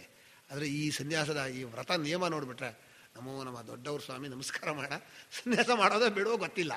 ತುಂಬ ಆಸೆ ಇದೆ. ಶಂಕರ ಭಾಷ್ಯ ಓದಿದ ಮೇಲಂತೂ ಅವಶ್ಯವಾಗಿ ಜೀವನದಲ್ಲಿ ಸನ್ಯಾಸಿಯಾಗಿ ನಾನು ಬದುಕಬೇಕು. ಆದರೆ ನಾನು ಬೆಳಗ್ಗೆ ಹೇಳಿದ್ನಲ್ಲ 3 ವ್ರತ. ಒಂದು ದುಡ್ಡಿಟ್ಕೋಬಾರ್ದು, ಒಂದು ಇದ್ಗಡೆ ಇರಬಾರ್ದು. ಎಲ್ಲಿ ಮಹಾತ್ಮರಿದ್ದಾರೋ ಸನ್ಯಾಸಿಗಳು ಅವರು ದರ್ಶನ ಮಾಡೋದು ಅಷ್ಟೇ. ಸುಮ್ಮನೆ ಶಂಕರ ಭಾಷ್ಯವನ್ನು ಹೀಗೇ ಹೋಗ್ತಾ ಇರಬೇಕು. ಅದು ಒಂದು ಪರಮ ಜ್ಞಾನದ ಆನಂದ ನಿಜವಾಗಿದೆ. ಈಗ ಪ್ರಶ್ನೆ ಮಾಡಿದ್ದಾನೆ, ಅವಿದ್ಯಾವದ್ ವಿಷಯ ಹೇಗೆ ಅಂತ ಪ್ರಶ್ನೆ ಮಾಡಿದ್ದಕ್ಕೆ ಶಂಕರಾಚಾರ್ಯ ಹೇಳ್ತಾ ಇದ್ದಾರೆ, ಉಚ್ಯತೆ, ನಿಧಾನಕ್ಕೆ ಹೇಳ್ತೇನೆ ಕೇಳು. ದೇಹೇಂದ್ರಿಯಾದಿಷು ಅಹಂ ಮಮಾಭಿಮಾನ ರಹಿತಸ್ಯ ಪ್ರಮಾತೃತ್ವ ಅನುಪಪತ್ತೌ ಪ್ರಮಾಣ ಪ್ರವೃತ್ತಿ ಅನುಪಪತ್ತೇ. ಎಷ್ಟು ಸರಳ ಸುಂದರ ವಾಕ್ಯ ಅಂದರೆ, ದೇಹ ಇಂದ್ರಿಯ ಮನಸ್ಸು ಇವುಗಳಲ್ಲಿ ನಾನು ನನ್ನದು, ದೇಹವನ್ನು ನಾನು, ಇಂದ್ರಿಯಗಳು ನನ್ನವು. ಇದು ಸರಳವಾಗಿ ಹೇಳಿದ್ದಾರೆ. ಇಂದ್ರಿಯಗಳೇ ನಾನಾಗಬಹುದು, ಮನಸ್ಸೇ ನಾನಾಗಬಹುದು. ಈ ನಾನು ನಂದು ಅನ್ನೋ ದೇಹೇಂದ್ರಿಯಕ್ಕೆ ಹೇಗೆ ಬರುತ್ತೆ, ಯಾಕೆ ಬರುತ್ತೆ ಉತ್ತರ ಹೇಳಲ್ಲ. ಅದು ಬಂದುಬಿಟ್ಟಿದೆ, ತಪ್ಪು ತಿಳಿಕೆ ಆಗಿದೆ ಅಂತ ಅಷ್ಟೇ ಹೇಳಿದ್ದಾರೆ. ಮೊದಲಿಂದ ಅವರು ನಿಮ್ಮನ್ನು ನೀವು ವಿವೇಕ ಮಾಡಿ ಅರ್ಥ ಮಾಡ್ಕೊಳ್ಳದೆ ಇರೋದನ್ನ ಇದು ಬಂದಿದೆ. ಆ ಇತರೇತರ ವಿವೇಕೇನ ಅತ್ಯಂತ ವಿವಿಕ್ತೆಯೋರ್ ಧರ್ಮಧರ್ಮಿಣೋ ಮಿಥ್ಯಾಜ್ಞಾನ ನಿಮಿತ್ತ ಅಂತ ಹಿಂದೆ ಬರೆದ್ರಲ್ಲ, ಅಲ್ಲಿ ಇತರೇತರ ವಿವೇಕೇನ ಮಿಥ್ಯಾಜ್ಞಾನ ನಿಮಿತ್ತೋ ವ್ಯವಹಾರ ಅಂತ ಅನ್ನುವ ಈ ಸಂಸ್ಕೃತ ಭಾಷೆ ಏನಾಗ್ಬಿಟ್ಟಿದೆ ಅಂದರೆ, ಸಮಸ್ತ ಪದದ ಒಂದು ಭಾಗ ಇತರೇತರ ವಿವೇಕೇನ ಮಿಥ್ಯಾಜ್ಞಾನಂ ಅಂದರೆ ಆತ್ಮಾನಾತ್ಮರ ವಿವೇಕವಿಲ್ಲದೆ ಇರೋದ್ರಿಂದ ತಪ್ಪು ತಿಳುವಳಿಕೆ. ಮಿಥ್ಯಾಜ್ಞಾನ ನಿಮಿತ್ತ ವ್ಯವಹಾರ, ಮಿಥ್ಯಾಜ್ಞಾನ ನಿಮಿತ್ತವಾಗಿ ಅಹಮಿದಂ ನಾನು ಅನ್ನೋದು ವ್ಯವಹಾರ. ಆ ಮಿಥ್ಯಾಜ್ಞಾನ ನಿಮಿತ್ತ ಅನ್ನೋದು ಅರ್ಧ ಪದ ಇದಕ್ಕೆ ಬೇಕು, ಅರ್ಧ ಪದ ಅದಕ್ಕೆ ಬೇಕು. ಇದು ಹೇಗೆ ಸಮಾಸ ಅಂತ ಕೇಳಿದರೆ ಅವ್ರು ಹೇಳಿದರು, ಗಮಕತ್ವಾತ್ ಸಮಾಸ ಶಿವಭಾಗವತವತ್. ಶಿವಭಾಗವತ ಅಂದರು. ಭಾಗವತ ಅಂದ್ರೆ ಏನಪ್ಪ, ಭಗವಂತನ ಭಕ್ತ. ಶಿವಭಕ್ತ ಅಂತ ಹೇಳೋಕೆ ಅವ್ರು ಶಿವಭಾಗವತರು ಅಂದರು. ಏನು ಶಿವ ಅನ್ನೋದು ಭಗವತ್ ಶಬ್ದಕ್ಕೆ ಹೋಗ್ಬೇಕು. ಭಗವತ್ ಶಬ್ದಕ್ಕೆ ಭಾಗವತ ಮಾಡಿಬಿಟ್ಯಾನ ಅವನು, ಅದು ಶಿವ ಭಾಗವತ ಅಂದರು. ಆಗ್ಬೋದು, ಏನು ಮಾಡೋಕ್ಕತ್ತ. ಲೋಕದಲ್ಲಿ ವ್ಯವಹಾರ ಅಂತದ ಶರಣಾ ಪ್ರಯೋಗ ಶರಣಾ ವೈಯಾಕರಣಾ. ವ್ಯಾಕರಣವಲ್ಲ, ಪ್ರಯೋಗಕ್ಕೆ ಏನು ಪ್ರಯೋಗ ಇದೆಯೋ ಅದಕ್ಕೆ ನಾವು ನಮಸ್ಕಾರ. ಹೌದು. ಈ ಕಾಳಿದಾಸನು ಹೀಗೆ ಮಾಡ್ತಾನೆ, ಏನೇನೋ ಪ್ರಯೋಗ ಮಾಡಿರ್ತಾರೆ, ಅದನ್ನು ಈ ವ್ಯಾಖ್ಯಾನಕಾರ ಹೇಗಾರು ಮಾಡಿ ಮಲ್ಲಿನಾಥ ಹೊಂದಿಸ್ಬೇಕು ಅಂತ. ನಾವು ಹೇಳೋದೇನು ಅಂದರೆ, ಏನು ಹಿಂದಿನವರು ಹೇಗೆ ಹೇಳಿದಾರೋ ಹಾಗೆ ಹೇಳಬೇಕಷ್ಟೆ. ಸುಮ್ಮನೆ ವ್ಯಾಕರಣ ಅಂತ ತುಂಬ ಅಂಟಿಸ್ಕೊಂಡು ಹೋದರೆ ಆ ವ್ಯಾಕರಣ ತಲೆ ಹೊತ್ತೋದಿಲ್ಲ, ಕಡೆ ಪ್ರಯೋಗವೂ ಆಗಲ್ಲ, ಸಂಸ್ಕೃತ ವಾಕ್ಯವೇ ಆಗಲ್ಲ, ಏನೇನೋ ಆಗತ್ತೆ ವಾಕ್ಯ. ಪ್ರಮಾತೃತ್ವ ದೇಹೇಂದ್ರಿಯಾದಿಗಳಲ್ಲಿ ನಾನು ನನ್ನದು ಅಂತ ಅಭಿಮಾನ ಬರದೇ ಹೋದರೆ, ಅಥವಾ ನಿದ್ದೆಯಲ್ಲಿದ್ದಾಗಿದ್ದುಬಿಟ್ರೆ ಅಂದಿಟ್ಕೊಳ್ಳಿ, ಅವನಿಗೆ ಪ್ರಮಾತೃವಾಗಲ್ಲ, ಅಂದರೆ ಜ್ಞಾತೃವಾಗಲ್ಲ, ಯಾವ ಇಂದ್ರಿಯಗಳು ಕೆಲಸ ಮಾಡಲ್ಲ, ಅವನಿಗೆ ಕಣ್ಣು ಕಾಣಲ್ಲ. ನಿದ್ದೆಯಲ್ಲಿದ್ದಾಗ ಈಗಲೂ ಇದ್ದುಬಿಟ್ರೆ ಸಮಾಧಿಯಲ್ಲಿದ್ದಾನೆ ಅಂತ ಇಟ್ಕೊಳ್ಳಿ, ಅವನಿಗೆ ನಾನು ನನ್ನದು ಅಂತ ಅಭಿಮಾನ ಇರೋದಿಲ್ಲ. ಜ್ಞಾನ ಆಗಿದೆ ಅಂತ ಅರ್ಥ ಅಲ್ಲ. ನಾನು ನನ್ನದು ಅಂತ ಅಭಿಮಾನವಿಲ್ಲದಿದ್ದರೆ ಇಂದ್ರಿಯಾದಿಗಳು ಕೆಲಸ ಮಾಡೋದಿಲ್ಲ. ಆದ್ದರಿಂದ ನಾನು ನಂದು ಅಂತ ಅಭಿಮಾನ ಬರಬೇಕಾದ್ರೆ ಅಧ್ಯಾಸ, ಆತ್ಮನ ಅನ್ಯೋನ್ಯ ಅಧ್ಯಾಸ ಆಗಬೇಕು. ಆದ್ದರಿಂದ ಅಧ್ಯಾಸವಾದ ಮೇಲೆ ನಾನು ನಂದು ಅಂತ ಆದಮೇಲೆ ಇಂದ್ರಿಯಾದಿಗಳ ವ್ಯಾಪಾರ, ಇಂದ್ರಿಯಾದಿಗಳ ವ್ಯಾಪಾರ ಆದಮೇಲೆ ಪ್ರಮಾಣ, ಪ್ರತ್ಯಕ್ಷಾದಿ ಪ್ರಮಾಣ. ಪ್ರತ್ಯಕ್ಷಾದಿಗಳು ಚೆನ್ನಾಗಿದ್ದರೆ ಶಾಸ್ತ್ರ ವ್ಯವಹಾರ. ಈಗ ಅಗ್ನಿಹೋತ್ರ ಮಾಡ್ಬೇಕಾದ್ರೆ ಕಣ್ಣು ಕಾಣಬೇಕು, ಕೈ ನಾನಬೇಕು. ಅವನು ಹೇಳುತ್ತಾನೆ, ದೇವಸ್ಯತ್ವ ಸೈದಪುಸವೇಶಿನೋರ್ ಬಾಹುಭ್ಯಾಂ ಉಷ್ಣಸ್ತಾಭ್ಯಾಮ್ ಅಂತ ಕೈಲಿ ತಗೋತಾನೆ. ಏನೇ ಹೇಳಲಿ, ಕೈ ನಾನು ಕಣ್ಣು ನಾನು ಅಷ್ಟಾದರೂ ಇರಬೇಕಲ್ಲ. ಕಣ್ಣು ಕಾಣದೆ ಕೈ ಕೆಲಸ ಮಾಡ್ದೆ ಹೋದರೆ ಪ್ಯಾರಾಲಿಸಿಸ್ ಹೊಡೆದವನಿಗೆ ಏನೂ ಮಾಡೋಕ್ಕೆ ಬರಲ್ವಲ್ಲ. ಆದ್ದರಿಂದ ದೇಹೇಂದ್ರಿಯಾದಿಗಳಲ್ಲಿ ನಾನು ನನ್ನದು ಅಂತ ಅಭಿಮಾನವಿಲ್ಲದಿದ್ದರೆ ಅವನಿಗೆ ನಾನು ಅರಿಯುವವನು, ನಾನು ಪ್ರಮಾಣಗಳನ್ನು ಉಪಯೋಗಿಸುವನು, ಇದ್ಯಾವುದೂ ಆಗೋದಿಲ್ಲ, ಪ್ರಮಾತೃತ್ವವೇ ಬರೋದಿಲ್ಲ ಅಂದರು. ನಹಿ ಇಂದ್ರಿಯಾಣಿ ಅನುಪಾದಾಯ ಪ್ರತ್ಯಕ್ಷಾದಿ ವ್ಯವಹಾರ ಸಂಭವತಿ. ಇಂದ್ರಿಯಗಳನ್ನು ತಗೊಳ್ಳದೆ ಹೋದರೆ, ಅಂದರೆ ನಾನು ತಗೊಳ್ಳದೆ ಹೋದ್ರೆ ಮಾಡಬೇಕು. ಇಂದ್ರಿಯಗಳನ್ನು ತಗೊಳ್ಳೋದ್ರೆ ಪುಸ್ತಕ ತಗೊಳ್ಳೋದಾಗಲ್ಲ. ಇಂದ್ರಿಯಗಳನ್ನು ನಾನು ಅಂತ ಮಾಡ್ಕೊಳ್ಳದೆ ಹೋದರೆ ಪ್ರತ್ಯಕ್ಷಾದಿ ವ್ಯವಹಾರಗಳು ಬರೋದಿಲ್ಲ.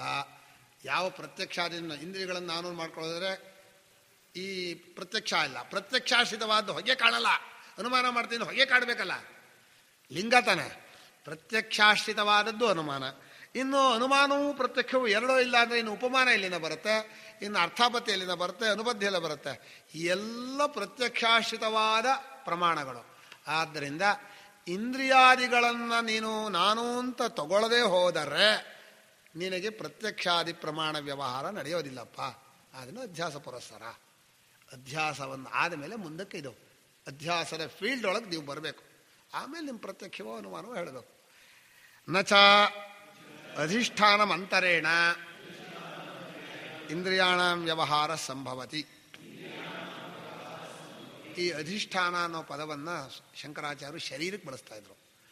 ಅಧಿಷ್ಠಾನಂ ತಥಾ ಕರ್ತ ಕರಣಂಚ ಪೃಥಕ್ ವಿಧಂ ವಿವಿಧಾಶ್ಚ ಪೃಥಕ್ ಚೇಷ್ಟ ದೈವಂಚೈವಾತ್ರ ಪಂಚಮ. ಈ ಗೀತೆಯ 18ನೇ ಅಧ್ಯಾಯದಲ್ಲಿ ಅಧಿಷ್ಠಾನ ಅಂದರೆ ಶರೀರ, ಕರ್ತ ಜೀವ, ಕರಣಂ ಇಂದ್ರಿಯಗಳು, ವಿವಿಧ ಕರಣಂಚ ಪೃಥಕ್ ವಿವಿಧಾಶ್ಚ ಪೃಥಕ್ ಕರಣಗಳ ನಾನಾ ವ್ಯಾಪಾರ, ದೈವ, ಇದು 5 ಸೇರಿದರೆ ಅವನು ಕ್ರಿಯೆಯನ್ನು ಕರ್ಮ ಮಾಡ್ತಾನೆ. ತತ್ರೈವಂ ಸತಿ ಕರ್ತಾರಂ ಆತ್ಮಾನಂ ಕೇವಲಂತು ಯಹ.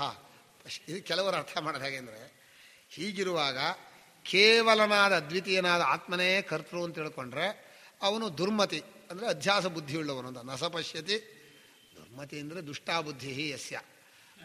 ಅಷ್ಟೇ ದುರ್ಮತಿ ಅಂದರೆ ವ್ಯವಹಾರ ದುರ್ಮತಿ ಅಲ್ಲ, ಆ ದುರ್ಮತಿ ನಮಗೂ ಇದೆ. ಕೇವಲನಾದ ಆತ್ಮನನ್ನೇ ಕರ್ತೃ ಅಂತ ತಿಳ್ಕೊಂಡ್ರೆ ತಪ್ಪು ತಿಳುವಳಿಕೆ. ಅಂದರೆ ಆತ್ಮನು ಇದು ಸೇರಿ ತಪ್ಪು ತಿಳುವಳಿಕೆ ಅಂದರೆ ಇದು ಸೇರಿ ಅಲ್ಲ, ಕೇವಲನಾದ ಆತ್ಮನು ಎಂದೂ ಕರ್ತೃವಲ್ಲ ಅಂತ ತಿಳ್ಕೊಬೇಕು. ಇವರು ಮಾಧ್ವರ ಏನು ಮಾಡಿದ್ರು, ಇದಕ್ಕೆ ಅರ್ಥನ ಅನ್ನಂತ ಮಾಹಿ ಹೇಳ್ತಾರೆ. 5 ಇದೆಯಲ್ಲ, 5 ಸೇರಿ ಮಾಡುವಾಗ ನಾನೇ ಮಾಡ್ತೀನಿ ಇದು ಮಾಡಿಕೊಂಡ್ರೆ ತಪ್ಪು ತಿಳುವಳಿಕೆ ಅಲ್ಲ. ತತ್ರೈವಂ ಸತಿ ಆತ್ಮಾನಂ ಕೇವಲಂ ಅನ್ನಕ್ಕೆ ಆತ್ಮನೊಬ್ಬನೇ ಕರ್ತೃ ಅಂತ ತಿಳ್ಕೊಬಾರ್ದಪ್ಪ, 5 ಸೇರಿ ಕರ್ತೃ ಅಂತ ತಿಳ್ಕೊ. ಇದೆಂಥ ಅರ್ಥನೇ ಇದು. ತಪ್ಪರ್ಥ ಮಾಡೋಕ್ಕೆ ಎಲ್ಲಿ ಬೇಕಾದ್ರೂ ಸಿಗತ್ತೆ ಅವರಿಗೆ. ನನಗೆ ಅದು ಆಶ್ಚರ್ಯ. ಏನೋ ಭಗವಂತ ಯಾಗಾದ್ರೂ ಮಾಡಿ ಒಳ್ಳೆಯ ಅರ್ಥವನ್ನು ಕೊಡಬೇಕು. ಗೀತೆಯಲ್ಲಿ ಕೇವಲನಾದ ಅದ್ವಿತೀಯನಾದ ಆತ್ಮನನ್ನು ಅವನು ಅರಿವಿನ ಸ್ವರೂಪ, ವಿಕಾರವೇ ಇಲ್ಲ ಅವನಲ್ಲಿ, ಚಲನೆಯಾಗಲಿ ವಿಕಾರವಿಲ್ಲದೆ ಅವನು ಕರ್ತೃ ಹಾಗಾಗ್ತಾನೆ. ಅದನ್ನು ಆತ್ಮನನ್ನು ಯಾರು ಕರ್ತೃ ಅಂತ ತಿಳ್ಕೊತಾನೋ ಅವನು ತಪ್ಪು ನಸ ಪಶ್ಯತಿ ದುರ್ಮತಿ, ಅವನಿಗೆ ತಪ್ಪು ತಿಳುವಳಿಕೆ ಇದೆಯಪ್ಪ, ಅಧ್ಯಾಸ ಇದೆ ಅಂತೇಳಿ ಸ್ಪಷ್ಟವಾದ ಅಧ್ಯಾಸ ನಿರೂಪಣೆ ಅದು. ಇವರೇನು ಮಾಡಿದ್ರು, ಈ 5 ಇದೆಯಲ್ಲ, ಅಧಿಷ್ಠಾನಂ ತಥಾಕರ್ತ ಕರಣಂಜ ಪೃಥಕ್ ವಿಧಂ ವಿವಿಧಾಶ ಪೃಥಕ್ ಚೇಷ್ಟ ದೈವಂಚೈವಾತ್ರ ಪಂಚಮಂ ತತ್ರೈವಂ ಸತಿ ಕರ್ತ.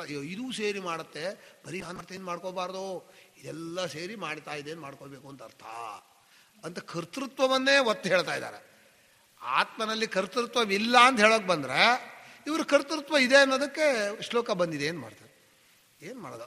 ಈಗ ಅಧಿಷ್ಠಾನಂ ಅಂತರೇಣ, ಇಲ್ಲ ಅಂತರೇಣ ಅನ್ನೋದು ಅವ್ಯಯ. ಅದು ಶರೀರವಿಲ್ಲದಿದ್ದರೆ ಅಂತರಾಂತರೇಣ ಯುಕ್ತೇ ಇತಿ ದ್ವಿತೀಯ.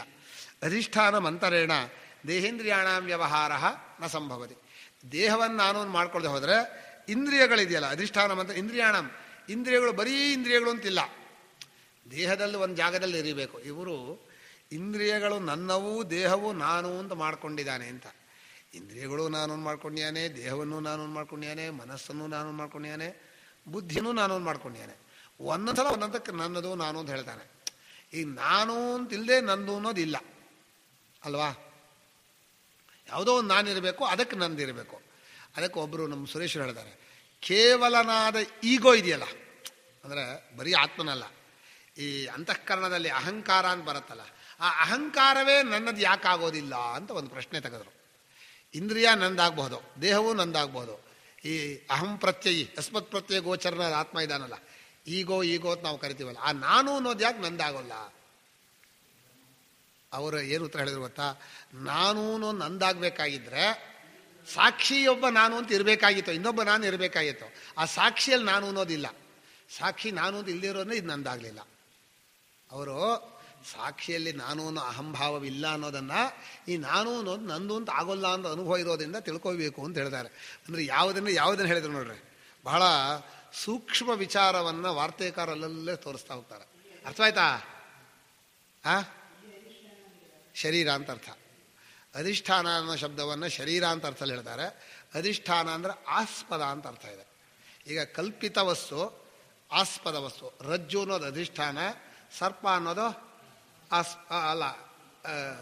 ಆರೋಪಿತ ವಸ್ತು. ಅಧಿಷ್ಠಾನ ಆಸ್ಪದ ಒಂದೇ. ಈಗಿನ ವೇದಾಂತಿಗಳ ಪ್ರಯೋಗ ಅಧಿಷ್ಠಾನ ಅಂದರೆ ಆಸ್ಪದ, ಆಧಾರ ಅಂತ. ಆಚಾರ್ಯ ಕಾಲದಲ್ಲಿ ಅಧಿಷ್ಠಾನ ಅಂದರೆ ಶರೀರ ಅಂತ ಅರ್ಥ. ಪ್ರಯೋಗ ಯಾವ ಅರ್ಥದಲ್ಲಿ ಬಳಸಿದ್ರು ತಪ್ಪೇನಿಲ್ಲ. ನಾವು ತಿಳ್ಕೊಳ್ಳೋಕ್ಕೆ ಶಂಕರ ಭಾಷ್ಯದಲ್ಲಿ ಗೀತೆಯಲ್ಲಿ ಅಧಿಷ್ಠಾನ ಅಂದರೆ ಶರೀರ ಅಂತ ಅರ್ಥ. ಅಂದರೆ ಶರೀರ ಆಸ್ಪದವಾಗಿದೆ ಇಂದ್ರಿಯಗಳಿಗೆ, ಆದರೆ ಶರೀರ ಅಂತ ರೂಢ್ಯರ್ಥ ಇಟ್ಕೊಂಡಿದ್ದಾರೆ. ದೇಹವಿಲ್ಲದಿದ್ದರೆ ಇಂದ್ರಿಯಗಳ ವ್ಯವಹಾರ ಅಂದರೆ ಇಂದ್ರಿಯಗಳು ನಾನು ನಂದು ಅನ್ನೋದು ನಡೆಯೋಲ್ಲ. ನಚ ಅನಧ್ಯಸ್ಥಾತ್ಮಭಾವೇನ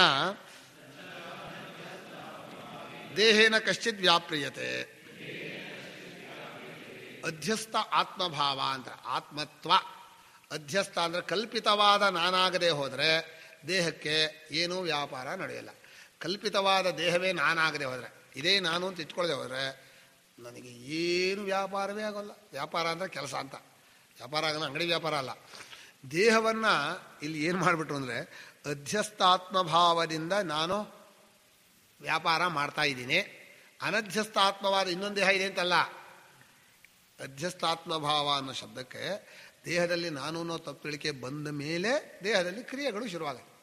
ದೇಹ ಈಗ ನಿದ್ದೆಯಲ್ಲಿ ಅಧ್ಯಸ್ಥಾತ್ಮಭಾವ ಇಲ್ಲ, ಬಿದ್ದುಕೊಂಡಿತ್ತು ಅಂದರೆ ಬೇರೊಬ್ಬರು ನೋಡೋ ದೃಷ್ಟಿನ, ನಮ್ಮ ದೃಷ್ಟಿನ ನಮ್ಮ ದೇಹ ಇತ್ತೋ ಇಲ್ವೋ ಗೊತ್ತಿಲ್ಲ. ಆದರೆ ಎದ್ದು ಕೂಡಲೇ ನಾನು ಬಂತಲ್ಲ, ಹೋಗಬೇಕು, ಕೈಕಾಲು ತೊಳ್ಕೋಬೇಕು, ದೇಹ ಶುದ್ಧಿ ಮಾಡಬೇಕು, ಶುರುವಾಗುತ್ತೆ, ವ್ಯಾಪಾರ ಶುರುವಾಗುತ್ತೆ. ಆದರೆ ದೇಹದಲ್ಲಿ ನಾನು ಅನ್ನೋ ತಿಳುವಳಿಕೆ ಬಂದ ಮೇಲೆ ಕೆಲಸ ಶುರುವಾಗುತ್ತೆ. ದೇಹದಲ್ಲಿರುವಂಥ ಇಂದ್ರಿಯಗಳಿಗೂ ದೇಹ ಸಂಬಂಧ ಕೆಲಸ ಬರುತ್ತೆ. ಇದಿಷ್ಟು ದೇಹ ಸಂಬಂಧವು ತಪ್ಪು ತಿಳುವಳಿಕೆಯಿಂದ ಬಂದಿರೋದು. ನನಗೂ ದೇಹಕ್ಕೂ ಇರೋ ತಪ್ಪು ತಿಳುವಳಿಕೆಯಿಂದ ಬಂದಿದೆ. ದೇಹ ಸಂಬಂಧ ಯಾವತ್ತೂ ಆಗೇ ಇಲ್ಲ ನಿಮಗೆ. ನಾವೇನು ಮಾಡ್ಕೊಂಡಿದ್ವಿ, ನಿದ್ದೆಯಿಂದ ಎದ್ದ ಮೇಲೆ ಒಂದು ಲಿಂಕ್ ಆಗ್ತಾ ಇಲ್ಲ. ನಿಮಗೂ ದೇಹಕ್ಕೂ ಯಾವುದೇ ಥರ ಸಂಬಂಧ ಆಗೋಲ್ಲ. ಆಕಾಶಕ್ಕೂ ಗೋಡೆಗೂ ತಗಲಿದೆ ಅಂತ ಹೇಳಿದೀವಲ್ಲ, ಆಕಾಶ ಗೋಡೆ ತಗಲುತ್ತದ?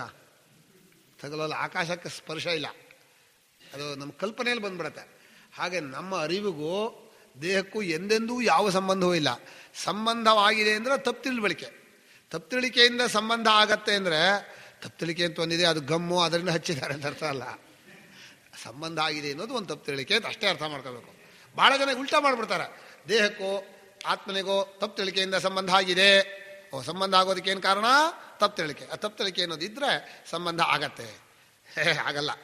ಸಂಬಂಧ ಆಗಿದೆ ಅಂತ ತಿಳ್ಕೊಂಡಿದೆಯಲ್ಲ, ಅದು ನಿನ್ನ ತಪ್ಪು ತಿಳುವಳಿಕೆ, ಸಂಬಂಧ ಇಲ್ಲ, ಅಷ್ಟೇ ಅರ್ಥ. ಅದಕ್ಕೆ ಬಹಳ ಈ ಉಲ್ಟಾ ತಗೊಂಡ್ಬಿಡ್ತಾರೆ, ಅರ್ಥವನ್ನು ಎಲ್ಲೋ ತಿರುಚಿಬಿಡ್ತಾರೆ. ನಚ ಅನಧ್ಯಸ್ಥಾತ್ಮಭಾವೇನ ದೇಹೇನ ಕಶ್ಚಿತ್ ವ್ಯಾಪ್ರಿಯತೆ ನ ಚೈತಸ್ಮಿನ್ ಸರ್ವಸ್ಮಿನ್ ಅಸತಿ ಅಸಂಗಸ್ಯ ಆತ್ಮನಃ ಪ್ರಮಾತೃತ್ವ ಉಪಪದ್ಯತೆ.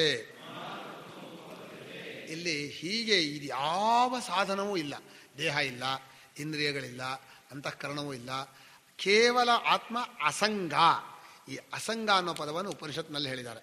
ಅಸಂಗೋ ಹ್ಯಯಂ ಪುರುಷಃ ಯಥಾ ಮಹಾಮತ್ಸ್ಯ ಉಭೇ ಕುಲೇನ ಸಂಚರತಿ ಏವಮೇವ ಅಯಮಾತ್ಮ ಸ್ವಪ್ನಾಂತಂ ಬುದ್ಧಾಂತಂಚ ಉಭೌ ಲೋಕೋನ ಸಂಚರತಿ ಅಸಂಗೋ ಹ್ಯಯಂ ಪುರುಷಃ. ಈ ಜೀವನ ಸ್ವರೂಪ ಡಿಟ್ಯಾಚ್ಮೆಂಟು, ಸನ್ಯಾಸ್ತವೇ ಅವನ ಸ್ವರೂಪ. ಸನ್ಯಾಸ ಮಾಡಬೇಕಾಗಿಲ್ಲ, ಸನ್ಯಾಸ ಮಾಡಿದ್ದೇ ನಮ್ಮ ಸ್ವರೂಪ. ಆ ಸ್ವರೂಪವನ್ನು ತಿಳ್ಕೊಳ್ಳೋಕ್ಕೆ ಲೋಕದೃಷ್ಟಿಯಿಂದ ಸನ್ಯಾಸವೇ ಹೊರತು ನಮಗಿರೋದು ಯಾವ ಅಟ್ಯಾಚ್ಮೆಂಟು ಇಲ್ಲದೆ ಇರೋದೇ ನಮ್ಮ ನಿಜ. ಅಟ್ಯಾಚ್ಮೆಂಟ್ ನೀವು ಮಾಡ್ಕೋಬೇಕು ಕಲ್ಪನೆಯಲ್ಲಿ, ತಪ್ಪುಳಿಕೆಯಲ್ಲಿ. ತಪ್ಪುಳಿಕೆಯಲ್ಲಿ ಮಾಡ್ಕೊಳ್ಳೋಕೆ ಬರಲ್ಲ.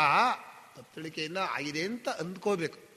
ಅಸಂಗನಾದ ಆತ್ಮನಿಗೆ ಇದು ಯಾವುದೂ ಇಲ್ಲ ಅಂತ ಆದಮೇಲೆ ತಪ್ಪು ತಿಳುವಳಿಕೆ ಬರದೆ ದೇಹದಲ್ಲಿ ಹಾಗೆ ಸೇರ್ಕೋತೀರ. ಅರಿವು ಯಾವ ಸಂಬಂಧವೂ ಇಲ್ಲ.